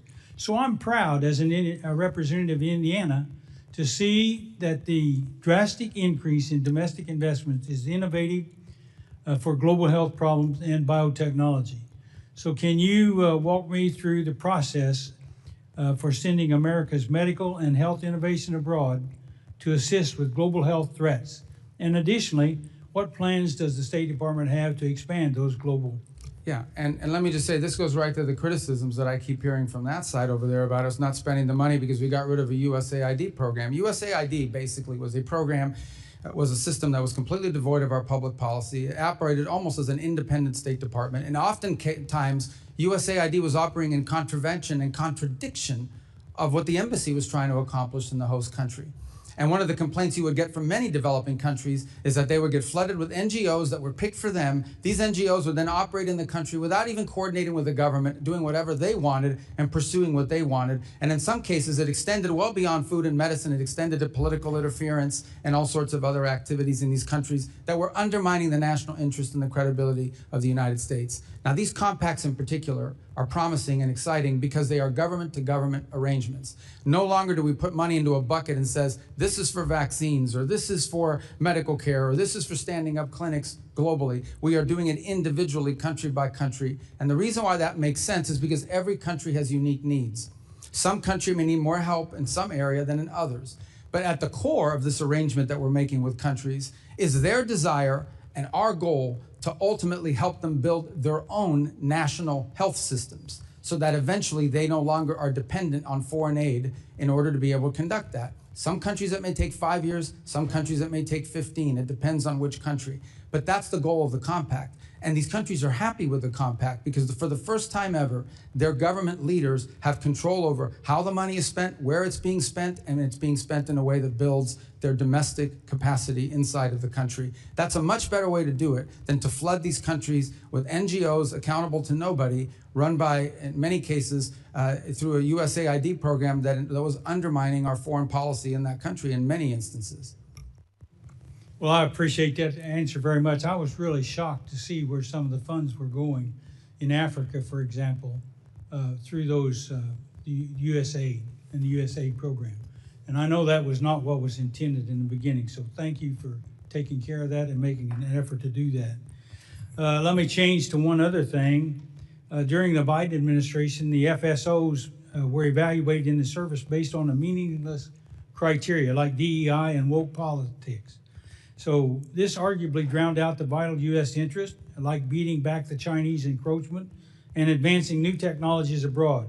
I commend you for stripping the Department of DEI and other woke policies, and we should renew our focus on reinforcing our edge against China, and we certainly can use tech diplomacy to do that. So we have about 42 seconds, so would you mind sharing with me how to agree with the diplomats should be trained in emerging technologies like AI and telecommunications? Yeah, well, I think given the dramatic transformations happening in the world today, our diplomats of the future are going to have to be trained in multiple fields that previously we didn't, not just in the role that technology broadly plays, but the rapidly evolving role that AI plays, and economics. I think economics have become a central core, have always been an important part of our diplomacy, but have become at the core of much of our diplomacy around the world now. So it's one of the areas where I think are, in addition to knowing how to write non-papers and all the other normal diplomatic things, I think it's going to be really important for foreign service officers in the future to have an understanding of economic factors. Thank you very much. I yield back. Representative Schneider is recognized. Thank you, Chair. And Mr. Secretary, thank you for being here today. I'm going to talk about areas on which we both agree, specifically addressing the threats from Iran and seeking stability, prosperity, and peace for all the peoples of the Middle East, including our Arab Muslim allies and the Jewish Democratic State of Israel. Like you, I've spent much of the past 2 decades working to block and ultimately permanently close any path Iran might pursue to acquire a nuclear weapons capability. And like you, I've argued that the international community must work together to eliminate Iran's conventional weapons threat, including ballistic missiles, cruise missiles, and now drones. Like you, I've worked to thwart Iran's support for terrorist organizations around the world, including Hezbollah in Lebanon, Hamas and Palestinian Islamic Jihad in Gaza, and the Houthis in Yemen, among others. And like you, I believe we should do all we can to empower the good people of Iran to free themselves from the evil regime that has oppressed them for more than 47 years. And now we can add the imperative to reestablish freedom of navigation in the Strait of Hormuz. I know you and this administration are working to reopen that strait. Mr. Secretary, assuming an arrangement is soon reached to reopen the strait, have you or anyone in the administration calculated or even estimated the economic impact on Iran's economy through the remainder of the year versus the baseline that was expected before the war? Yeah, I'm sorry, but I want to understand your question. Are you saying if the straits are open, how much have they lost? If an agreement is achieved, do you have an expectation of what's going to happen in Iran's economy going forward? How much money will come in with the straits Well, I can open? tell you, so for example, with the blockade now, their inability to get ships out is costing them hundreds of millions. Right, so if it's costing them hundreds of millions of dollars a day now not to be able to get their ships out, that would be theoretically what they could gain back, except that they still face sanctions. Now, the sanctions haven't been enforced necessarily, but in many cases in previous administrations, but they still face sanctions. What you've seen happen now that has never happened before. Let me just, I just, for the sake of time, Yeah, I appreciate understand. that. The administration is looking at give and take to get the straits open. Have you estimated how much of the cash that will flow into that economy? As you said, $100 million a day will make its way ultimately to Iran proxies like Hezbollah, Hamas, or Palestinian. Well, obviously, we'd assume a lot of it, but they also have significant reconstruction costs. But let me be clear, I don't think that's what you're asking me. No, the straits are not in exchange for sanctions relief. The straits are in exchange for the blockade. That's not what I'm I asking. just wanted to be clear on that point. But there will be economic inflows to the regime and Yeah, unfortunately, that's the case, and that continues to be the case. That will have to change as well as part of this negotiation. So, and just because time is so tight, my request is, can you commit to giving this committee a classified briefing to share what the administration is doing to thwart the efforts to get money to Hezbollah, Islamic Jihad, and Hamas? Yes, and I think you'd also benefit from hearing from Treasury on that topic as well. We will ask that and I asked the chairman to do that. Way back in May 8th, 2018, the Trump administration laid out a fact sheet making the case why it was leaving the JCPOA. I'm going to just go through some of the points and ask you to confirm that the administration's red lines are still the same. Quote, this is May 8th, 2018, this is a quote, the JCPOA failed to deal with the threat of Iran's missile program and did not include a strong enough mechanism for inspection and verification, end quote. Can you commit to this committee that any resulting deal will include a strong mechanism for inspections, ideally anytime, anywhere inspections and verification of Iran's missile program? Missile program? Yes. Well, the missile program is being discussed partially because Epic Fury destroyed much of it, but it still needs to be discussed because there's a delivery system for these. So that's been a part of the negotiations, correct? Again, quoting from the May 8th document, the JCPOA foolishly gave the Iranian regime a windfall of cash and access to international financial system for trade and investment, end quote. Can you commit to this committee that any resulting deal will not foolishly give the Iranian regime a windfall of cash and access to the international financial system for trade and investment? Yes, because they're not going to get any sanctions relief of any kind unless they get rid of enrichment and they get rid of the highly enriched uranium. Thank you.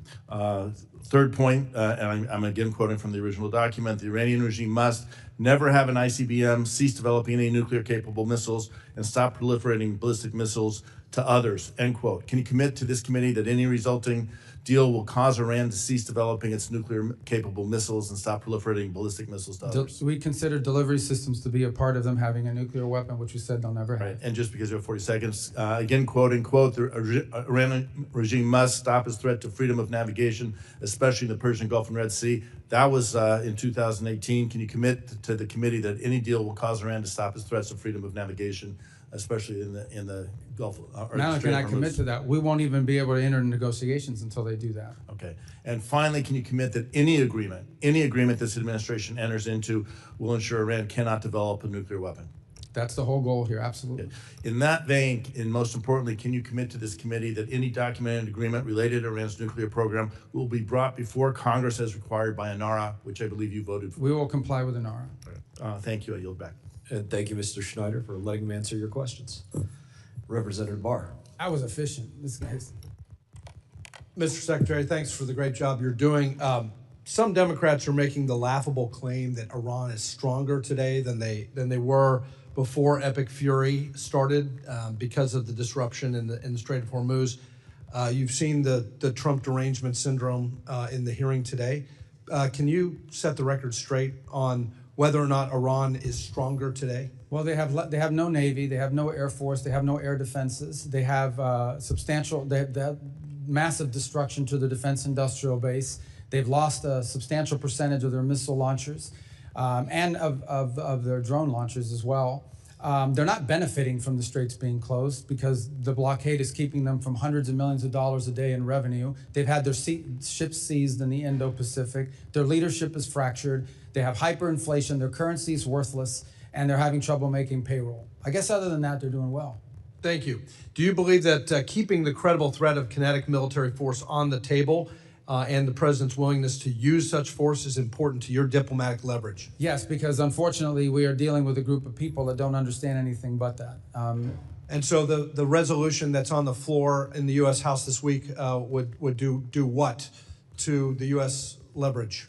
I don't think technically it does anything. I think perceptionally it allows the Iranians to believe that somehow they don't have to make a deal because there's no threat of something bad happening to them if they don't. And just as a follow-up to my friend Congressman Schneider's line of questioning, can you describe the key differences between the terms of the deal that you all are negotiating with Iran today versus the terms of the JCPOA? What we're discussing now is what the negotiations will be about. And it will be about no enrichment, what they're going to do with their enrichment, and what they're going to do with the highly enriched uranium being removed and being disposed of. That wasn't a part of JCPOA. The other thing is the JCPOA was time limited. In fact, the prohibition on certain enrichment would have been expiring this very year. This very year would have been expiring. So JCPOA right now would be expiring, and they would be able to be in a position to then ramp up and do whatever they wanted in compliance with the JCPOA. So there are major differences even in the text of what we're discussing the negotiations are going to be about. But ultimately, any deal we do will be a good deal or it won't be a deal. And it'll be better than JCPOA. Absolutely, and I think that's a key point is that this idea that you could draw any analogy between what's happening now, where the administration has totally obliterated the nuclear capabilities of Iran, plus their conventional capabilities. You're negotiating from a position of strength that the Obama and Biden administration was not negotiating from a position of strength at all, and provided upfront sanctions. We know what the result was. I want to shift to the Indo-Pacific real quick. As you know, the Taiwan Relations Act states that it is the policy of the United States to provide Taiwan with arms of a defensive character. Consistent with that policy, the Trump administration announced in December of 25 an $11 billion arms package for Taiwan, the largest ever, including HIMARS, howitzers, drones, Javelin anti-tank missiles. As a result, the Taiwan legislature passed a $25 billion special defense budget that included funding for an even bigger arms deal for air and missile defense totaling $14 billion, a deal that is not final, and a deal that is under review. As you know, one of the 6 assurances states that the U.S. will not consult with the PRC on arms sales to Taiwan.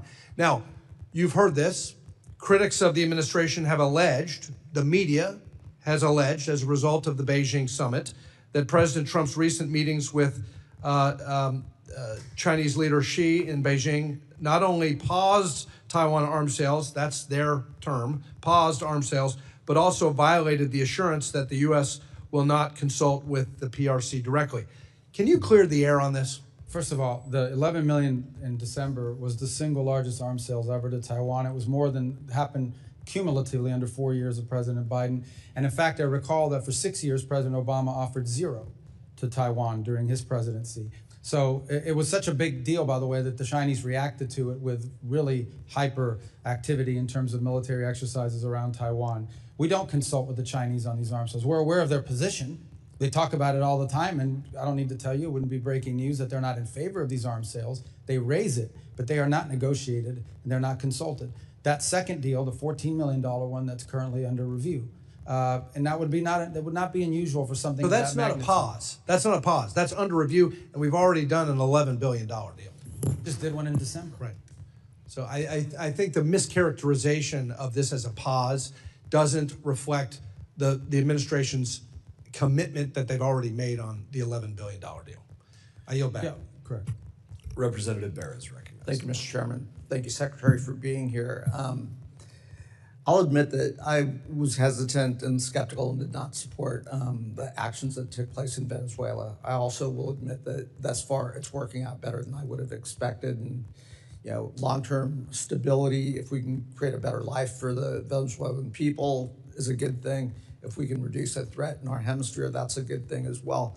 To the line of questioning that Ms. Kamlagerdev asked, I think it would go a long way. You mentioned that there's a KPMG audit of the Venezuelan funds, how the revenue is being used, how it's being reinvested in Venezuela. Would you publicly commit to providing that audit to this committee? And again, I think it would go a long way to... It's an ongoing audit, so it's not a once-a-year audit. It's on every expenditure. Every single disbursement is audited by KPMG. I would also add one more point. There's a second layer of control here, and that is Citibank itself, because they hold the account. They also do the Know Your Customer regulations on it, which, by the way, has slowed down the disbursement in ways that have been problematic. Would you but commit nonetheless to necessary. providing all that information? Yeah, to the no, committee so absolutely. we can And take a that's look why at we're doing the audit. We want people to see that it's not being stolen or pilfered. We think that's part of this recovery is so critical. Again, I think that would go a long way to assuaging some of the concerns. I'm going to follow Mr. Barr as a co-chair with me on the Taiwan caucus. And some of his line of questioning, I was going to ask you yes and no questions, but I'll ask a series of questions I think that go along with his line of questioning. Some of the comments that the president's made recently have created a little bit of ambiguity. But again, what you just suggested, nothing's changed in our relationship. In the Taiwan Relations Act, it states that the United States will make available to Taiwan such defense articles and defense services as may be necessary. The sixth assurances states that the United States does not agree to consult with the People's Republic of China regarding arms sales to Taiwan. The Taiwan's Relations Act, the 3 joint communiques, the 6 assurances have guided our one China policy for decades. And again, I think in your previous statements, nothing has changed with our commitment to upholding the U.S. one China policy. Is that correct? Our policy on Taiwan has not changed. Oh, great, thank you.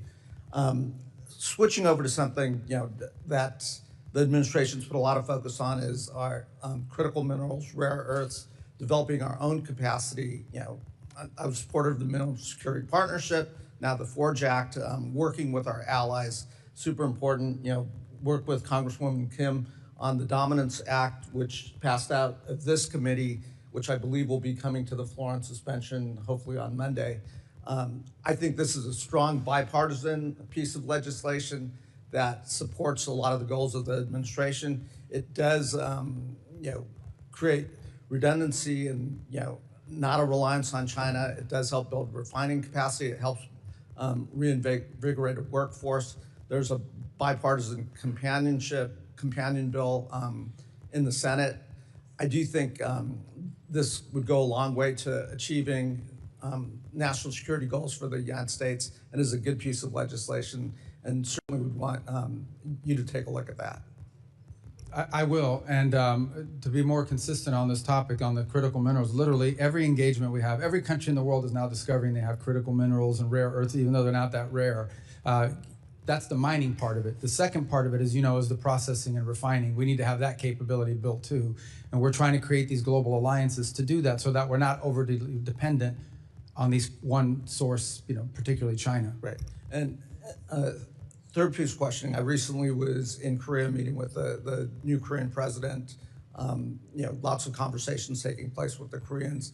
One area we did talk about was, our commitment to being the nuclear deterrent for the peninsula and so forth. Has anything changed there? No, our posture there remains the same. And in fact, we have new partnerships that we're trying to, now we're not trying to trigger a crisis there. We're not trying to trigger a war or anything problematic, but at the mill-to-mill level, we have very strong relations with Korea. Great. Also, have been talking to Australians, paying close attention to AUKUS. Again, our commitments to AUKUS, to that partnership, which is critical to our geopolitical security in the region, that commitment stays firm. Correct. And not only that, with Australia is also part of the Quad that we have with Japan and India. They were at our meeting last week. we have a lot we're working on together with them and seek to expand it. Great. And you mentioned that the Quad expects to have a leaders summit. I know that's been delayed a couple times. Do we expect the leaders? We are hoping to be able to do one this year, maybe on the sidelines of another global gathering in the region, but nonetheless a meeting. Not a standalone, but as part of, where they're all going to be at the same time. It would be easier. We're working on getting that scheduled. Great. Representative Fine. Well, thank you, Mr. Chairman. Mr. Secretary, I firmly believe God puts us where he wants us to be, and I'm grateful every day he's put you where you are. So thank you for all the hard work that you're doing. I want to read you a couple statements and see if you agree with them. I suspect that you will. The first statement is, heaven forbid Iran were to ever obtain a nuclear weapon. Do you agree with that, I presume? Yeah, I would use even stronger language. Okay. Second one would be, Iran must never be allowed to obtain a nuclear weapon. Would you agree with that? Baseline policy. Okay. And then the third is, the Iranian regime must not gain nuclear weapons. Would you agree with that? These are statements, these are actual quotes from 3 members on the other side of the aisle who today gave you a whole lot of grief about what you're doing and what the president is doing to make sure those statements don't come to pass. Representatives Meeks, Liu, and Sherman. So my question to you is, what changed? I mean, why would people say they must never be allowed to have a nuclear weapon, and then when we're actually doing what is necessary to make sure they don't, all of a sudden, there's a very different tone as they ask you questions? Yeah, I would say that the notion that they shouldn't have a nuclear weapon is widely held, and not just widely held by members of Congress. It's widely held by countries around the world. In fact, I don't know a single country in the world that says it would be a good idea for Iran to have a nuclear weapon. I think what's changed, or where the difference comes in, is, okay, what are you going to do about it? You ultimately have to do something about it. And when we saw that they were building up this conventional shield behind which they were going to hide their nuclear program and hold it immune from action, we had to address it. And that's what the president did with Epic Fury. So that was the difference. The difference is we actually did something about it, something that multiple administrations have held as their position. It was the Biden administration's position. It was the Obama administration's position. But this president actually did something about it. And many countries around the world aren't willing to do anything about it except complain or sign on to some letter somewhere. But we actually did something about it, because if we had not done so, in about a year, Iran would have had a conventional shield, and they could have been able to threaten not just the region, but parts of Europe. And they would have said, if you come after us in our nuclear program, we will impose costs on you you cannot bear. So now you have to let us have a nuclear weapon. We were never going to let them have that conventional shield. So what happens, in your opinion, if we did what they're asking? We stand down, we stop, we go back to the strongly worded letters and lots of talking, but we don't take the action. We just go, well, we don't want them to have a nuclear weapon, but they're going to do what they're going to do. What do you think? What would your prediction be? What happens? I think the long-term trajectory of Iran remains the same in that regard, as their ambition is to ultimately have a nuclear weapon. That is ultimately their ambition. They probably view it not just as regime security, the way that they do in North Korea. They view it as an ability to become the dominant power in the region. Once they possess a nuclear weapon, nothing stops them from sponsoring proxy groups all over the region to destabilize Jordan, Saudi Arabia, multiple Sunni countries, and of course wipe out Israel. So it would be fair to say then that standing in the way of what you're trying to do over there, what we're trying to do over there, effectively is emboldening and enabling Iran to get that nuclear weapon. Well, ultimately, anytime they don't fit, the only reason they would not go for a nuclear weapon is because they're forced not to. They're never going to do that voluntarily. And they've never agreed to anything voluntarily. Even the small concessions they made in JCPOA were in exchange for some benefit to them. So clearly, this is a regime that only understands that they will only do these things if they're compelled to do so, either through an incentive or through a punitive matter. Okay, changing topics to UNRWA for a minute. As you know, on October 7th, 2023, there were employees of the United Nations in the form of UNRWA who actually participated in the terrorist attack that killed 1,200 people. What are we going to do to make sure that the UN can never, ever again employ terrorists that are going to go and kill people? Well, obviously, we're not going to be working with UNRWA any longer. As you know, we've removed ourselves from that, and we refuse to engage them or be a part of the solution now in Gaza. There are plenty of other organizations that can play that role without having the sort of cooperation that they've had with Hamas elements, including the presence of Hamas elements within their ranks, as we've seen. And it's part of the thing that was being talked about earlier in Gaza. What they don't tell you is a significant percentage of the aid, even the non-UNRWA aid that was entering, was winding up in the hands of Hamas, and they were reselling it in the black market and, of course, keeping it for themselves. That was not the purpose of the aid. What they're also not telling you is that one of the reasons why the World Food Program would not go in or could not go in is because their trucks were being hijacked, and their truckers would not go because they were putting their lives in danger. And this was all being systemized, weaponized, and manipulated by Hamas to their benefit. Well, thank you again for everything you've done. Everyone in Florida is very proud of you, and we're cheering for the work that you do every day. Thank you, Mr. Secretary. Thank you, Mr. Chairman. Representative Ocheski. Thank you, Mr. Chairman. First, Secretary Rubio's earlier testimony referenced the president's son-in-law, Jared Kushner, as a private citizen. But in President Trump's own words, Kushner is an envoy of peace alongside Steve Witkoff. So I ask unanimous consent to submit for the record a political article from February 19th detailing the president's announcement, which makes clear Kushner is more than a private citizen. It's ordered. Thank you. Secretary Rubio, as a senator back in 2023, referencing Hunter Biden, you said, quote, if his last name wasn't Biden, there's no way in the world that he would have made the millions of dollars he made. You also said we can't abandon common sense when someone profits from a family member in power. Is it fair to say that you agree that it's wrong for elected officials and their families to profit from positions of power? To use government service to make money, yeah, of course. Great. I appreciate that, and I share that sentiment with you, sir. I want to revisit some of the details that were brought up earlier and put into the record about the president's own stock transactions, a form which he filed that shows he completed more than 3,700 stock transactions in just the first 3 months of this year alone. The president bought hundreds of thousands of dollars in Palantir stock shortly before he publicly praised the company on his social media site. As if the name drop itself wasn't enough, he included the company's ticker symbol for good measure. Hardly subtle to me. On March 23rd, after nearly a month of war with Iran, the president said talks were, quote, very good and productive, and extended his deadline for a deal by 5 days. Oil prices dropped and energy stocks fell while Trump bought shares in companies like ExxonMobil, Chevron, and other firms positioned to benefit if the war continued, which it did at the president's direction. He bought a dip that he created. Then there's NVIDIA. The president bought as much as $1 million in stock just 1 week before the Commerce Department formally approved the sale of NVIDIA chips to China. 1 week. He bought up to $5 million more in NVIDIA stock in February, right before the company announced a major chip deal with Meta. It's pretty good luck if you ask me. If that's not bad enough, the president's son struck a multi-billion-dollar crypto deal with a UAE state-backed firm. After the deal, the administration reversed AI chip restrictions, approving transfers of sensitive technology to another UAE-related entity, chaired by the very same royal family figure involved with the deal with his son. That seems like hardly a coincidence to me, and indeed, it is self-enrichment tied directly to the president's foreign policy agenda, and it's how the president's net worth has grown by over $4 billion since he started this term. As the president gets rich, his wars and tariffs are crushing hardworking American families, and I think the American people see through the BS. This is the most corrupt administration in American history. So, Secretary Rubio, earlier today you said you didn't know the facts about the president's financial dealings.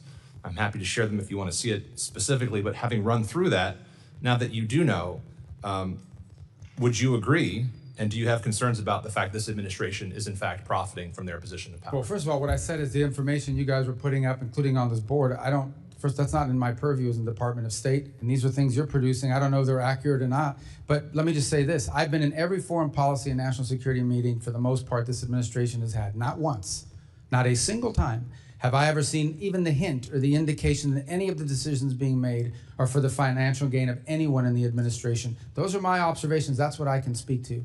I have not once seen a directive on our foreign policy or our national security policy that in any way indicates that it's being done to the benefit of anyone personally. That's what I've seen as a firsthand witness, and that's what I can testify to today. With all due respect, Mr. Secretary, I may have to get you a new pair of glasses because the facts are right in front of you, and it seems like malpractice for the Secretary of State to not be able to see this president and his family enriching themselves by billions of dollars. So the only thing I can, from my perspective— No one has ever said in a meeting, let's go do this because it's going to help me make money. Of course he's not going to say that. But not even hint at it. Not even hint at it, not even, on the contrary. You don't have to hint at it. The facts speak for themselves, sir. They're in the record. They're in the forms the president put forward himself. It's in the billions of dollars he has put in his pocket. It is the timing of the deals and the announcements. And the only thing I can see is, my question to you as I conclude my time, Mr. Secretary, is what's changed in your perspective? Is it the party affiliation of the president, or is it your own political ambitions? I already told you at the outset, people don't make, and I've seen the president say this, people should not be making money off of their government service. He said that repeatedly. I've heard him say that, but not once. I want to reiterate this. There has not been a single decision that's been made that I have witnessed or been a part of that in any way indicate to me or to any reasonable mind that this was linked to some financial agreement or arrangement. I think the facts clearly are differently, and I hope you take a look at them. And with that, I yield back, Mr. Chairman. Representative Kim. Thank you, Chairman Mast. Thank you, Secretary Rubio, for joining us right here at the corner. Thank you for being with us today. Secretary Rubio, diversifying critical mineral supply chains away from China is a priority of both of us. I want to thank you and the department for your collaboration with my subcommittee on related legislation, which was already mentioned, Dominance Act, that we recently passed unanimously through this committee. The FY27 budget requests $5 billion for New America First Opportunity Fund, including $250 million for critical minerals. So can you expand on that request and clarify whether these funds are intended to support Forge, Pax Silica, the economic security zone in the Philippines that was announced on April 16, or other priorities? Yeah, all of the above. We want to have the flexibility to jump on these opportunities in a very nimble and effective way. We have a couple things going on at the same time. The first is, I would say, a feature of our bilateral engagement all over the world. In every one of our embassies you travel to, and many of you have traveled, you will see that critical minerals and supply chains feature prominently in all the diplomatic work that we're doing.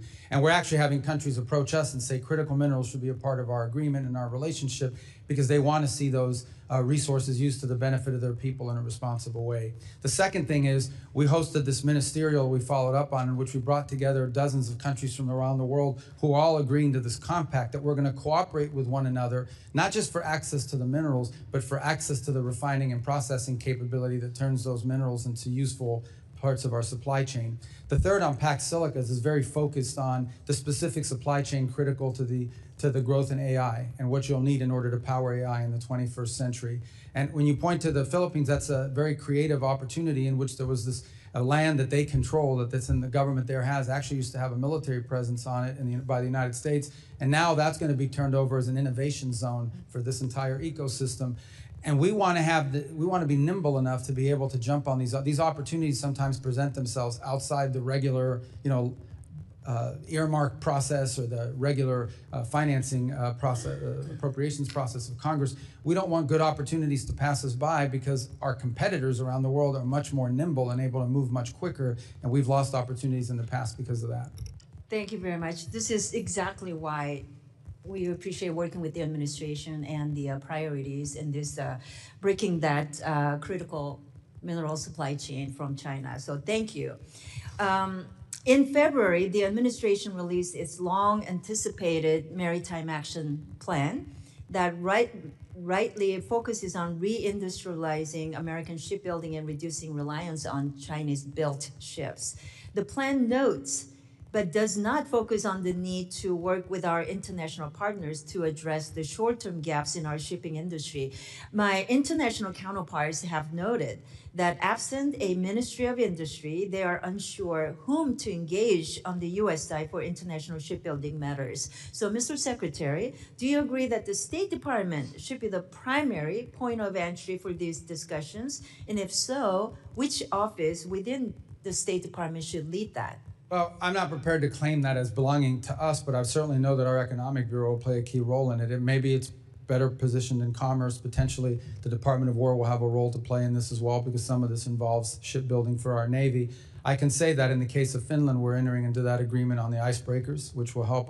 They'll help us, and they're very good at the construction of that. I know with South Korea, there's been part of our agreement with them is the ability to not just build ships here in the United States, but they may be able to build a few in South Korea as well that would be helpful to us.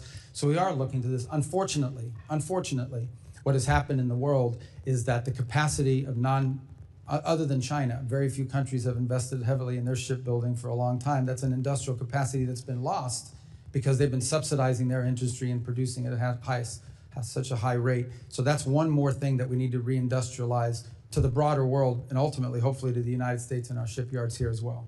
Thank you. Very quickly, on the Taiwan arms sales, it's already been addressed many times, but given the growing PRC threats against Taiwan, there is a strong bipartisan consensus here in Congress that Taiwan must receive the defensive system it has already purchased and paid for without undue delay. So can you provide an update on the current status of these deliveries and the administration's plan to expedite them? Well, the first tranche, which was the single largest sale to Taiwan ever, was the $11 billion in December. That was approved and is moving.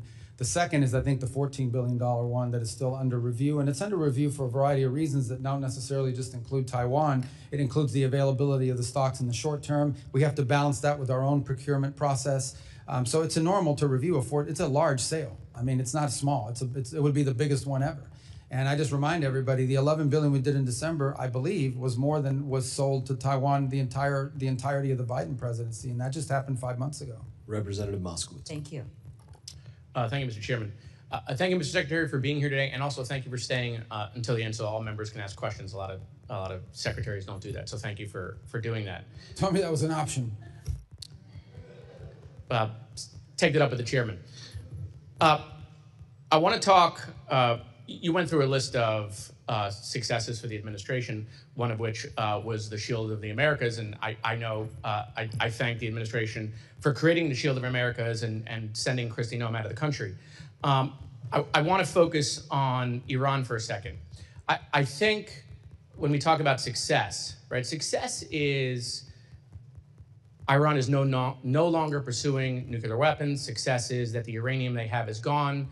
And it's fulfilling 30 or 40 years of U.S. policy, right? That's success. Do you agree with that? I mean, ultimately, we did it for a reason. We don't want there to be a nuclear-armed Iran. So, look, Iran can make whatever pledges they want. It's not worth the paper it's written on. But making sure the nuclear dust is out, making sure the facilities that they have underground are gone, that is success. And I assume you would agree that any deal that you think the president should sign or not sign has to address those core issues.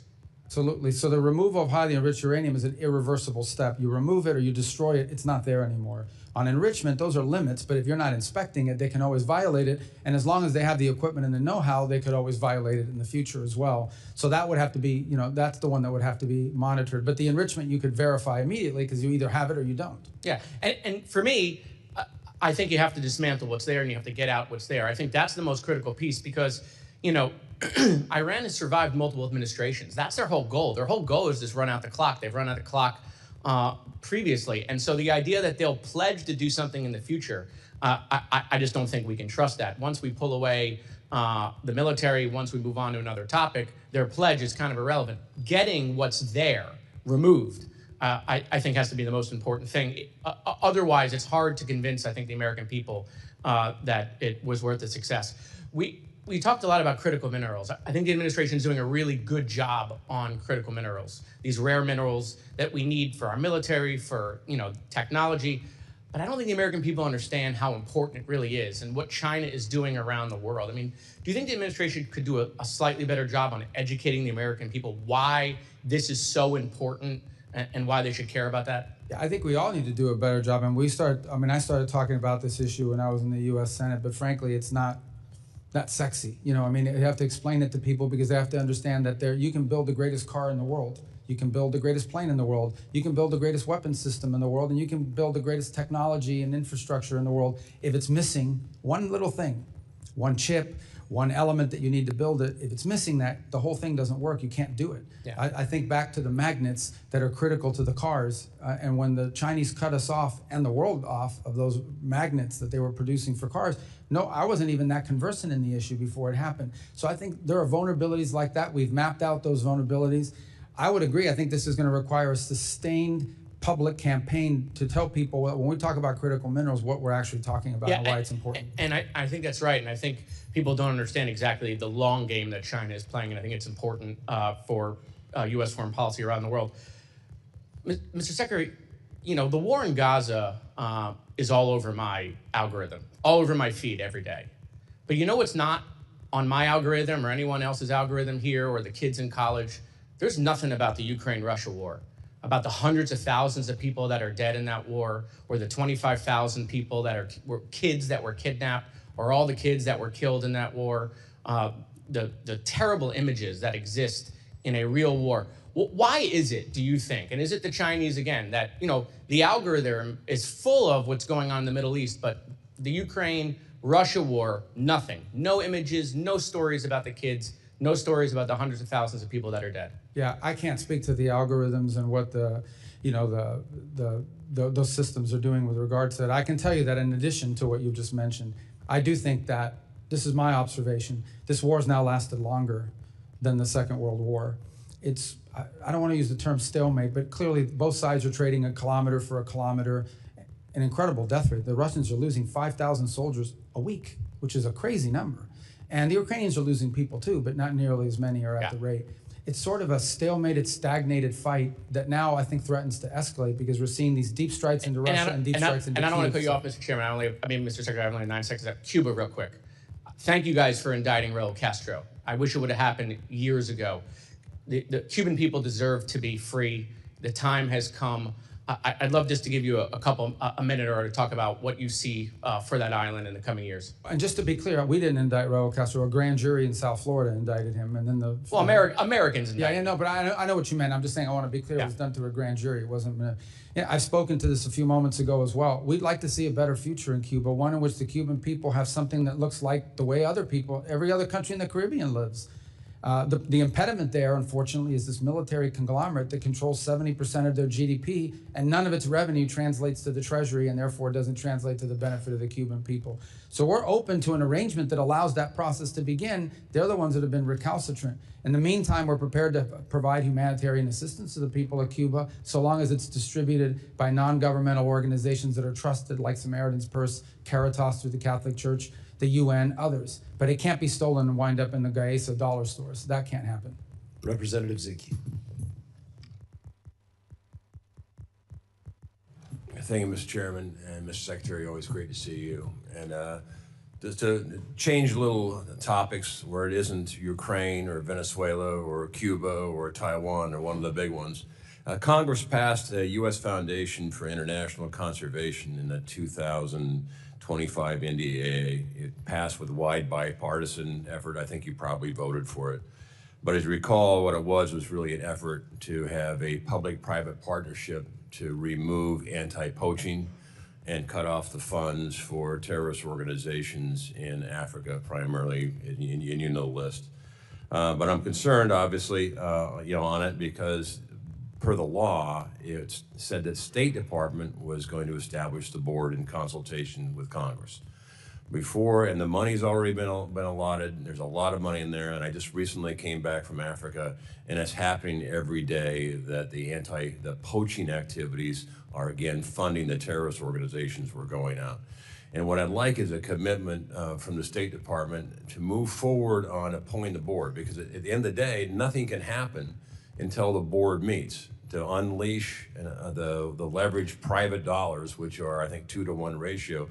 That can't happen. The program is at all standstill until the State Department appoints the board in consultation with Congress, but the first step is with you. Could I have your commitment that you're going to prioritize this? And I told others we're going to follow up on that, but I believe there's a presidential appointment role in that board, if I'm not mistaken about the, so we'll have to check with White House and personnel as well, but I'll get you an answer. The board has been the impediment, you're right. Yeah, and my understanding is reading the law, it's the State Department appoints. Yeah, no doubt in coordination with the White House, but if you would prioritize it, because I think this program is an incredibly important and effective program because it leverages private dollars like we haven't seen in Africa, and it is a problem. And with that, Mr. Secretary, let me yield to my colleague from Florida, Ms. Salazar, who would like to ask you some questions and follow up. Thank you very much. Thank you again for your service. Yes. Mr. Secretary, I just want to continue with Cuba to see if we can finish your thoughts on it. As you were saying, Gaesa controls 70% of the resources in Cuba. We know that the Castro family is the one in charge of that military mafia. Is there any way that we could find another DLC #2, following the same example that we have in Venezuela, where we removed Maduro because the grand jury indicted him and he was in the transnational criminal organization lists? If that were to happen, could we find a DLC number 2? Well, first of all, I think that some of the models you want to look at is the way the Czech Republic or Poland transitioned out of the. And one of the things they did is they did preserve certain institutions in their society in order to provide stability and longevity to the project they were in.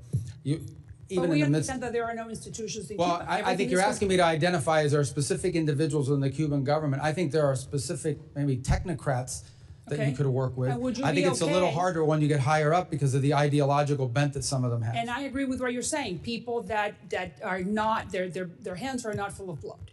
Could we consider the possibility in order to avoid civil wars and instability and chaos? I think the United States is open to a negotiated situation that puts Cuba on a path towards democracy, prosperity, freedom, normalcy. We would be open to that, and we would work with whoever is open to doing it. Obviously, it'll be challenging, and that system is all I've said. I mean, some of these people have committed 67 years to this viewpoint. It isn't hard, it's not going to be easy for them to pivot away from it. We know that very well in our community, but have we been able to identify someone that could fill that role? Well, I wouldn't say that we've identified a specific individual that could play that role. I think there are clearly people within the technocratic realm of the government that could play some role in all of this. But ultimately, if you're asking me, is there a singular individual right now that we would trust and rely on to lead this transition from start to finish? I can't give you that name right now. I understand. Now, we know that today Raul turns 95 years old. At 95, you're pretty old, and making decisions is very hard. We know that El Cangrejo is his grandson, he's younger, 41 years old. Don't you think that maybe are you sending messages to the younger generation to convince Raul in order to make it easier for that island, like you said, to become Jamaica or Dominican Republic, Taiwan, Singapore, and Hong Kong? Yeah, I think that there are clearly individuals within the apparatus of power in that country that understand that what they have now is not sustainable and needs to be fixed. But they don't have power, do they? They cannot make decisions. Even if they have power, they don't know how to do it, or they don't have enough power because so much of it has to be consensus built internally. But there are clearly people that are aware that what they have now is not sustainable. Thank you, Mr. Secretary. Representative Johnson. Thank you so much, Mr. Chairman. Mr. Secretary, thank you for being here. I know that my colleagues have addressed the Iran and affordability of energy prices with you during this hearing already. Being from Texas, obviously energy is a big issue in our state, and I've heard repeatedly on the, I just want you to know, I've heard repeatedly on the campaign trail and then from just my constituents in general, just how much the rise of gas prices is really hurting our economy. And I just want to express my concern that the administration did not properly analyze the effect of this war on gas prices, the effect of this war on the economy, the effect of this war on affordability. And I hope that you will take that into consideration as you make your further decisions because it's very concerning. It's really hurting a lot of people at home. I'd like to focus my time with you on Afghan allies. I don't think that topic's been really brought up much today. The Trump administration continues to treat our Afghan allies with dishonor, in my opinion. In my district, Mohammed Nazir Paktawali who fought alongside U.S. Special Forces in Afghanistan, died in ICE custody after participating in the Afghan evac program. The United States brought him and his family here to this country. He was wrongfully detained and was, as a 41-year-old man, was dead 24 hours later. I'm very concerned what's happening with our Afghan allies and what we're doing in this country. Under your leadership, U.S. State Department dismantled the Office of Coordinator for Afghan Relocation Efforts and halted the visa processing for Afghan allies, abandoning thousands of our allies that are here. In my opinion, it's dishonorable and it's damaging. America will face fights tomorrow, and thanks to the Trump administration's treachery to this community, we may face them alone. I don't know how this administration can expect citizens from other countries to rise up and stand with us at great personal peril to themselves, based on a promise that we'll take care of them when they see how we have failed our promises to those from Afghanistan. Since you've been forgotten what this country stands for, I'd like to remind you of your own words from your own 2016 presidential campaign. Wherever freedom and human rights spread, partners of our nation are born. But whenever foreign policy comes unhinged from its moral purpose, it weakens global stability and forms cracks in our national resolve. I believe that this is what's happening with Afghanistan, sir. What is your plan to deal with our Afghan allies, with the brave men and women that stood alongside our military, that are here in this country? Is your plan to return them to the Taliban? No, but that's not anyone's plan. I think the plan is to find a third safe country where they can go to that they're comfortable and choosing voluntarily to go there. And we're looking for more and more countries to step forward and assume it. As you know, the issues you raise are also tied into the broader migratory decisions that have been made by this administration. We're operating under an executive order right now that does not allow any Afghans into the country after the aftermath of the National Guard attack against the National Guard here in Washington, D.C. a year ago. And then there are also other DHS determinations. Our role, we continue to process the folks that are applying so that their paperwork is in order, but ultimately we don't want them stranded forever in where they are. We want them to be able to go to somewhere that's not Afghanistan, that they choose to want to go to, and that are welcoming of them. And we actively are engaging countries around the world, or 3 or 4 that have already spoken to us about their willingness to do it. Obviously, they're not going to take 1,000, but we might be able to get 300 here, 400 here, places where they feel comfortable going to and that are assuming and welcoming to them. We're not returning them to the Taliban. We understand that would not be the outcome we want to see. Right. I do think that the position of the United States to now, by bringing these families to our country after they honorably served our country, alongside our men and women, and now to say, now get out, we don't want you anymore, based on one isolated incident is morally reprehensible. It does a disservice to them, and it's wrong, and it's bad policy. Mr. Chairman, I'd like to ask unanimous consent to enter the record on April 21st, the New York Times article, Trump is said to be in talks to send Afghans who aided with U.S. forces to the Congo. Mr. Secretary, is it the policy of this government to send these Afghan folks to the Congo? That's just one country. The policy of the United States is to find multiple countries, and they would be able to choose which one they want to go to of the options that they're presented. That was based on a leak of an internal document. That was just one country that expressed interest, but there are multiple others that have as well. And so, are they going to be forced to go to the country? What if they don't want to go to the Congo? What if they don't want to go to Afghanistan? What is their option? No, we don't want to force any. That's why I'm saying we want to have multiple countries so they can choose. Here are the 5 or 6 countries that will let you go. Which one of them do you want to go to? It's not to force them. It's to give them options about places they can relocate. Representative Biggs. Thank you, Mr. Chairman. And Secretary Rubio, thank you for your service. This country finally has a Secretary of State who puts America first, and I'm very proud to stand with you. In February of 2025, the State Department eliminated nearly $60 billion from over 4,000 ongoing grants and another $54 billion in multi-year USAID awards. Money that was on autopilot, flying out the door every single year with zero accountability to the American people. Programs that spent $70,000 on a DEI musical in Ireland, $2.5 million on electric vehicles in Vietnam, and $6 million on tourism development in Egypt. That is waste, and that is fraud, and that is abuse of the American taxpayer dollars, plain and simple. I'm proud to stand with an administration that had the backbone to do what Washington has refused to do for decades. What has been eliminated is very significant. It is historic, and it is just the start. The savings from USAID cuts have already sparked serious proposals to redirect billions towards something that actually matters, like repairing veterans' homes. I'm talking about long-term veterans' homes like those in South Carolina and throughout this country. That is what America First looks like, not Sesame Street in Iraq, not transgender opera in Colombia. But Secretary Rubio, I would like to know what is still in that remaining portfolio that should not be there. What programs are still drawing a check that wouldn't survive 10 seconds of scrutiny in front of a working family in my district, like the 3rd District of South Carolina?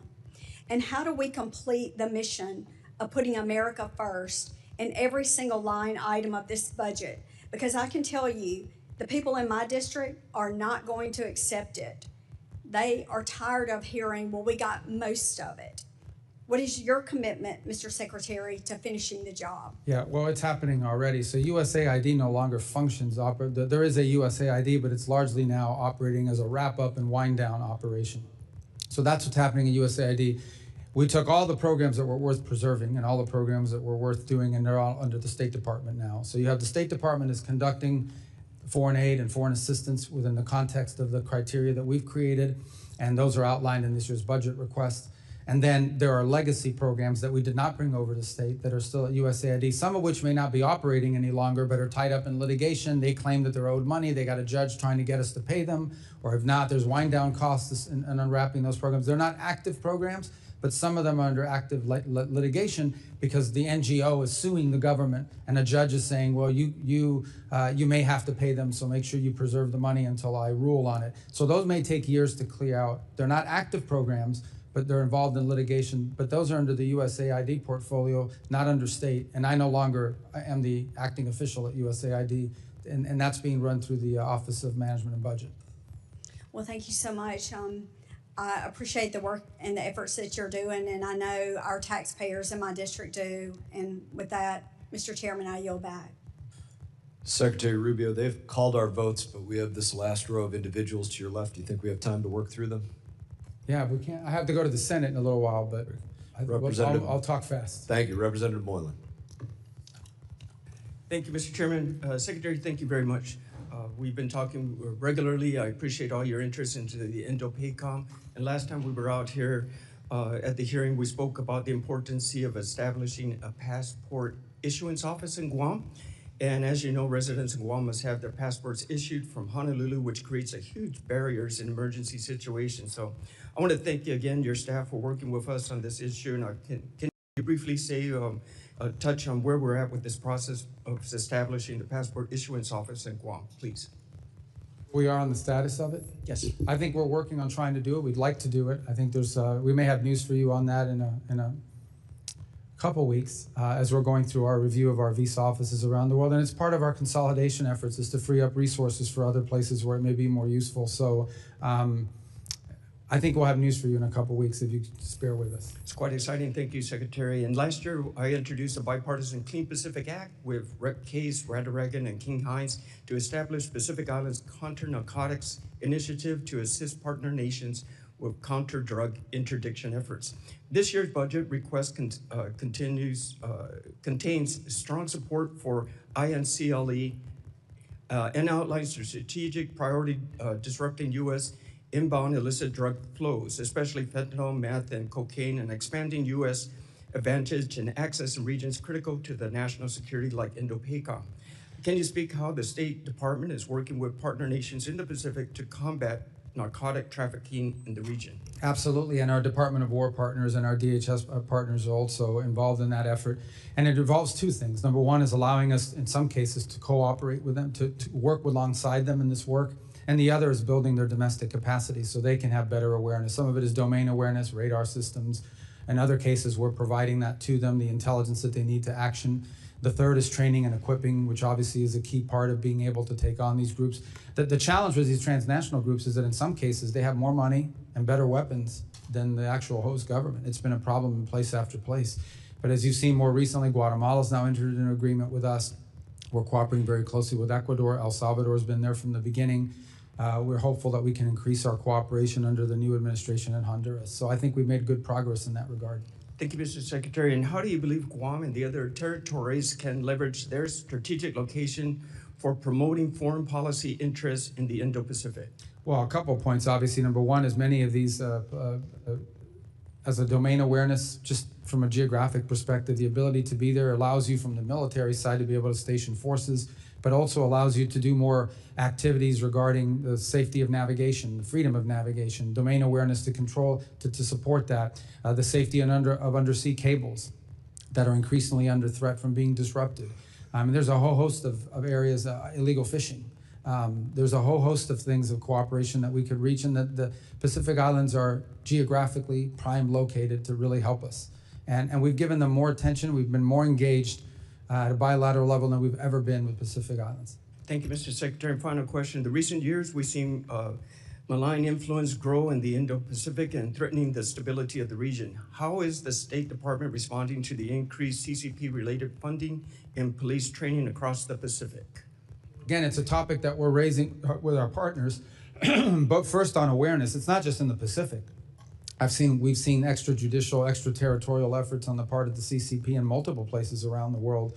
And so in all of our diplomatic engagements, we raise these issues with these countries. The opening of police stations, the sending of individuals to harass Chinese nationals that are abroad, who they view as a threat or what have you. It's become a feature of much of our engagement in many countries around the world.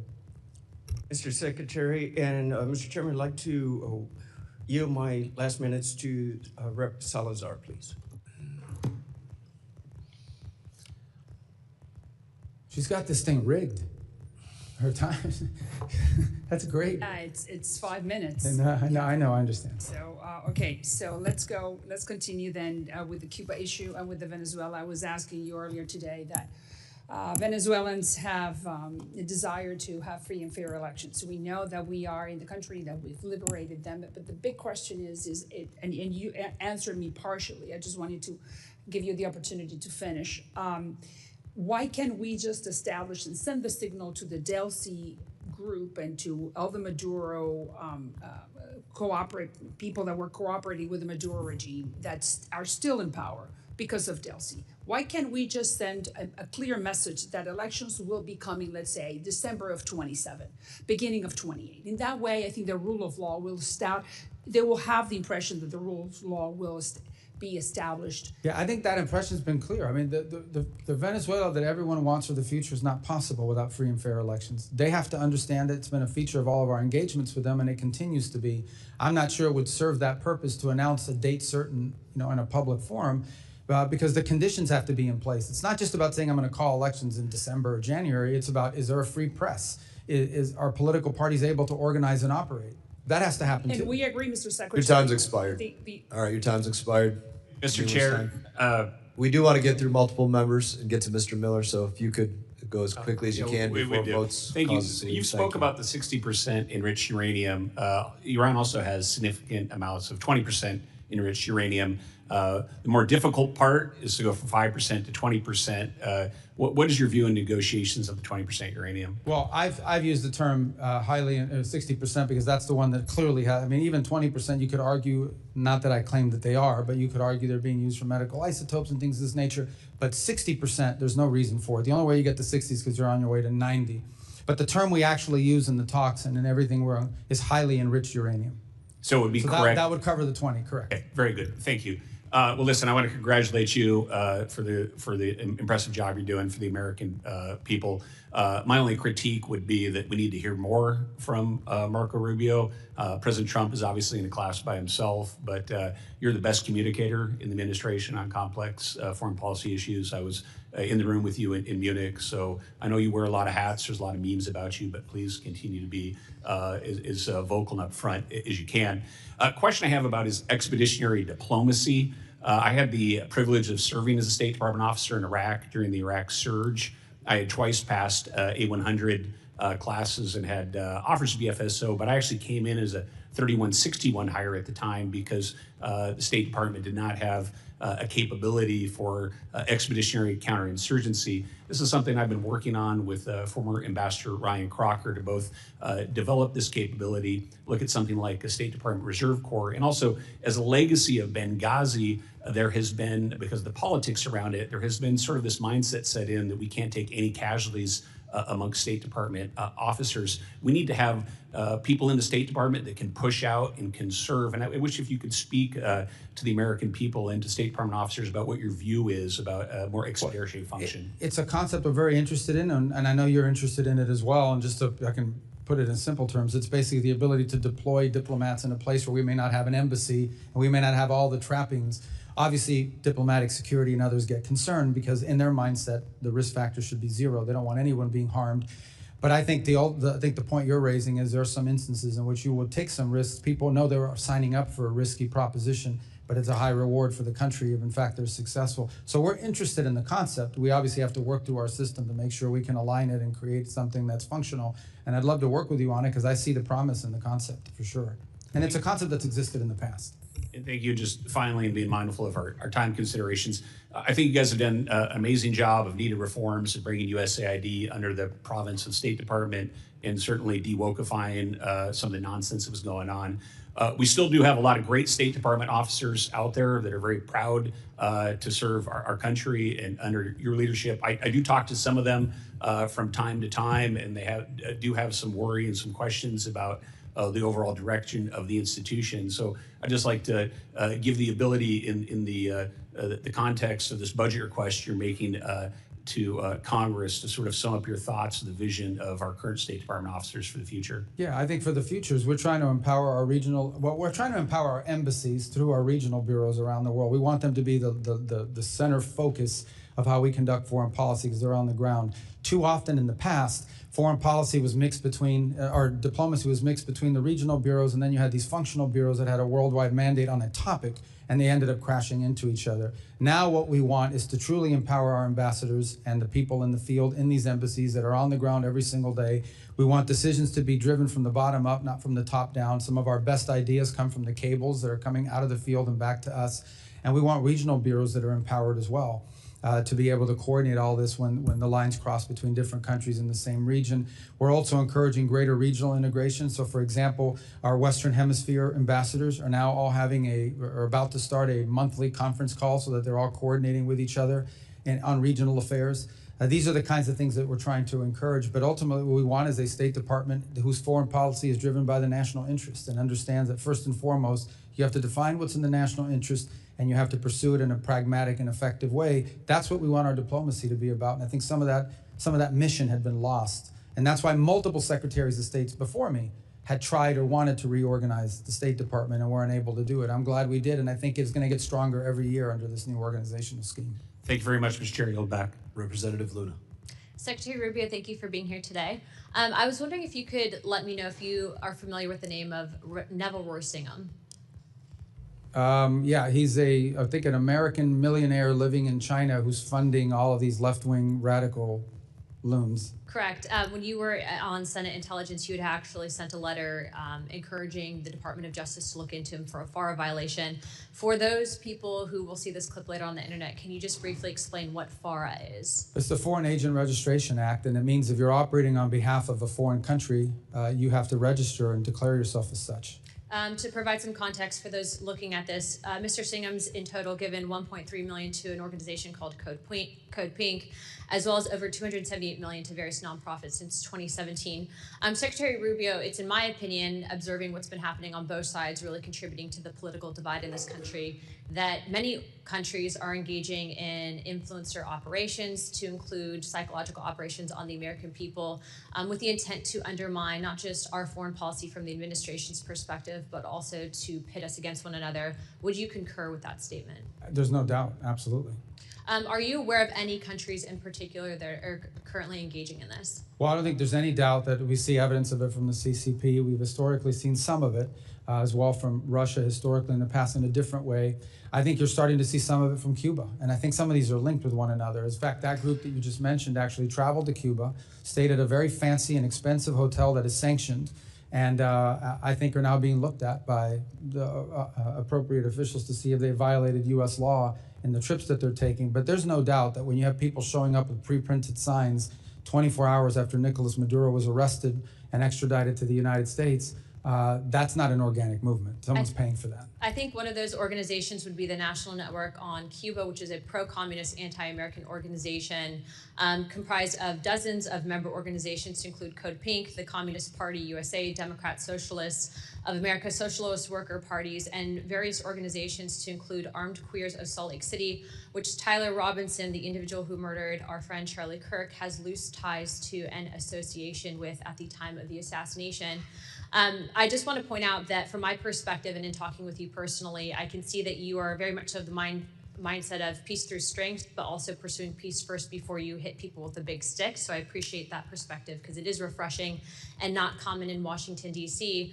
But with that being said, I heard a lot of talk today on Russia specifically. I understand that peace talks are very much so alive and well, and that the United States, for the first time ever, at least with this administration and you heading the as the Secretary of State, have been instrumental in those talks. I would like to, though, ask you, for the first time in 20 years, recently, we had the Russian Duma come here to meet with members of Congress. What is the end result when Congress fails to open up dialogue and at least maintains communications with another superpower like Russia? Well, I think there's two things to discuss. One is the war in Ukraine, which we'd like to see end through a negotiated settlement. And separate from that is a bilateral relationship with a country that possesses, if not the largest, the second largest nuclear arsenal in the world. At a minimum, we have to have relations and conversations with Russians. We just do, whether we like what they're doing or not, because given those factors that I just pointed to. I've had multiple conversations with the Foreign Minister Lavrov, and we have to, because that's mature diplomacy and it's important. It's the same with China. We have to have communication with them, and there are issues in our bilateral relations that have nothing to do with Ukraine. So now, I think our relations with them will be friendlier and easier to pursue once the war in Ukraine is wrapped up, and we've made that point in this engagement. But I think what we've learned, and certainly I think has been affirmed to us in the last year and a half, is you're much better off having someone to talk to on the other side than not. And this is a president who's willing to meet with and talk to anybody. He doesn't view talks and engaging a foreign counterpart as a concession, the way it's been treated in the past. Sometimes it leads to something, sometimes it leads to nothing, and sometimes that vehicle of communication proves incredibly valuable in a potential conflict or crisis. I'd like to end by saying this. I completely agree with you. I think that it is our job and responsibility in Congress to maintain open dialogue and discussion. But I do think that you guys will be successful in this peace deal. And so I want to be the first to congratulate you on that, because I think that sometimes in this instance, having the courage to step up and do the right thing and lead by example is a big thing. So with that, Chairman, I yield the rest of my time. Representative Miller. Thank you, Mr. Chairman. Mr. Secretary, it's good to see you. You were the first person I worked for when I started in politics, and this is very unique for me. But first and foremost, I just want to say thank you for the job that you've been doing. People back home, they comment on your stability, your bearing, and how you represent our country on the world stage. Thank you for doing that. And look, you're sitting here today and for several hours, and our colleagues on the left, for the vast majority of them, they want to get a political stunt. They don't want to hear your answers. And that's why they wouldn't let you and afford you the ability to speak, because they know that you would school them in every which way possible and actually tell them that 2 + 2 = 4. And for a lot of them, that's hard to understand. So I respect your ability. But look, you have been asked a ton of tough questions. This is your time, if you would like it. I know you have spoken a lot today, but if there is anything that you would like to correct the record on, by any of our colleagues on the left or even on the right that may have misspoken, I'd like to give you this time if you would like it. And just one last thing. When you're done with all of this, if you could come to Cleveland, Ohio, I know it's not where you're from, but the Cleveland Browns could use a really good coach. And so with all the different hats you've been wearing, maybe you could take us to a Super Bowl. But at that point, I leave the rest to you, sir. Well, I don't claim I can lead that to a Super Bowl, but I wish them luck in Cleveland on that. Look, I thank you for the opportunity. I think we've covered almost everything, and thank you for giving me the opportunity to do that. Unfortunately, I have to be in the Senate here in just a few minutes, and they get really mad if you're late. But I just want to touch off by saying, look, every element of our foreign policy and everything we do, including aid, is now synergized, and it's about the national interest. And I do think it's important to point out and continue to point out, we are the most generous country in the world. By far, we give way more money than anybody else does to all of these things. Other countries who are very rich, powerful countries should step up too if they want to join in helping. There's no evidence that that's the case. We've seen a little bit of an increase among some countries, but it's not just us, the Canadians, the UK, other European countries have cut back in their expenditures as well on foreign aid. Not timed with us, it just happens to be they have those domestic considerations to take into account. This is the most generous country in the world. This year alone, there will be millions of people around the world that will receive food and medicine and medical care and in a way that furthers our national interest, but is also good for them. And we do that more than anyone on the planet. Foreign aid and what this country does to help people around the world is something we should be proud of, but it has to be done the right way. We can't be spending money on things that don't further the national interest, and we can't be spending money on things that waste the taxpayer dollars, and we can't be spending money on social experiments around the world that further the aims of an ideological movement in the United States. That's not what foreign aid is ever supposed to have been about, and that's what we're going to get it back to. On foreign policy, we're going to be pragmatic, but we're going to be principled at the same time. We have to understand that when it comes to foreign policy, oftentimes you're not given the choice between the clearly good one and the clearly bad one. Sometimes you're given two bad choices, and you're trying to figure out which one of these two bad choices is the least harmful to the country. In the end, at the end of the day, foreign relations between countries is about one thing, the national interest. I expect that every time I meet with a foreign minister of another country, that foreign minister is going to push for what is in the interest of their country. I need to push for what's in the interest of ours. Not what's in the interest of the world, not so what's in the interest of ours. In those cases where our foreign where our national interests align, that's where cooperation happens. That's where alliances are formed. In those instances where our interests don't align, that's where you hope that diplomacy and cooperation can find a way through. But in the end, our foreign policy must always be about what is best for America before anything else. This is not a novel concept. It is a classic concept and one that was lost for a long time in American foreign policy. And I'm happy and honored to be a part of trying to restore it. Thank you, Mr. Secretary. Mr. Chairman, you're back. Final member, Representative McKenzie. Thank you. Thank you, Mr. Chairman. Thank you, Secretary Rubio, for joining us today. I have the pleasure of representing Allentown, Pennsylvania. It's home to one of the largest Syrian American populations in the country. And obviously, there have been a number of atrocities in that country during the ongoing conflict there, some of them targeting the Christian population. On June 22nd of last year, the Mar Elias bombing happened at a church, and we are coming up on that one-year anniversary. I'd like to just ask you very briefly if you can give us an update on what's going on in Syria, what we're doing to achieve stability in that country with the leadership that is now in place, and also any updates on religious minority protections. Well, we talked a lot today about Venezuela and other places. Syria is far more complicated. First of all, Assad deliberately divided groups in that country against each other. And some of those frictions and some of those resentments exist. That wasn't always the case in Syria. It's one of the few places in the Middle East where you actually had Sunni, Shia, Christian, Druze, and other communities living, and Kurds living alongside one another. But Assad, and especially during the civil war period, pitted these groups against each other. So in many cases when you're seeing these atrocities, what you're seeing is some unit of some fighting group from one side going after and seeking retribution against a group and another. And it's a real challenge. I think you've seen a diminution in this, but nonetheless it exists, and it's already happened too much. The second is, the core here, and our goal is to have a nationalistic government in Damascus that seeks not to expand power or not to turn Syria into a base of operations for a foreign power, but to build a Syrian state that's inclusive of all of the elements in it. That's what we have engaged with the interim government there on. That's what we've engaged, and we've given them, tried to give them every opportunity possible to succeed. We've had some successes. As an example, when we had some fighting break out, especially in the Northeast, and we had these ISIS prisons. This is an underreported story, but we had these ISIS prisoners there. They agreed and were very cooperative in getting those prisoners transferred out of Syria and into Iraqi prisons before there would be a jailbreak that could threaten them and also threaten the region. I think we've seen significant progress in the relationship between Kurds and the central government. There's more work to be done, but some of that tension has now been downplayed. Down in the south, there's more complexity, of course.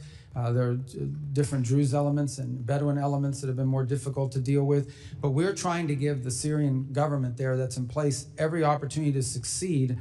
And obviously, there's a trust but verify component to this. I will say this, and I want to be, everything we've asked them to do, they have tried to do or have done, including counterterrorism cooperation.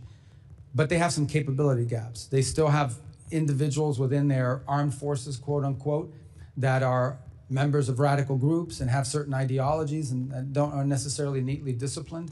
I think they're working through that, but there's a challenge again because of capacity. So this is a long-term project, one that I think is going to exist long after this administration. I hope the next administration will pick up the baton. But I remind everybody that just 2 years ago, Syria was an operating base for the Iranian regime and all of its proxies.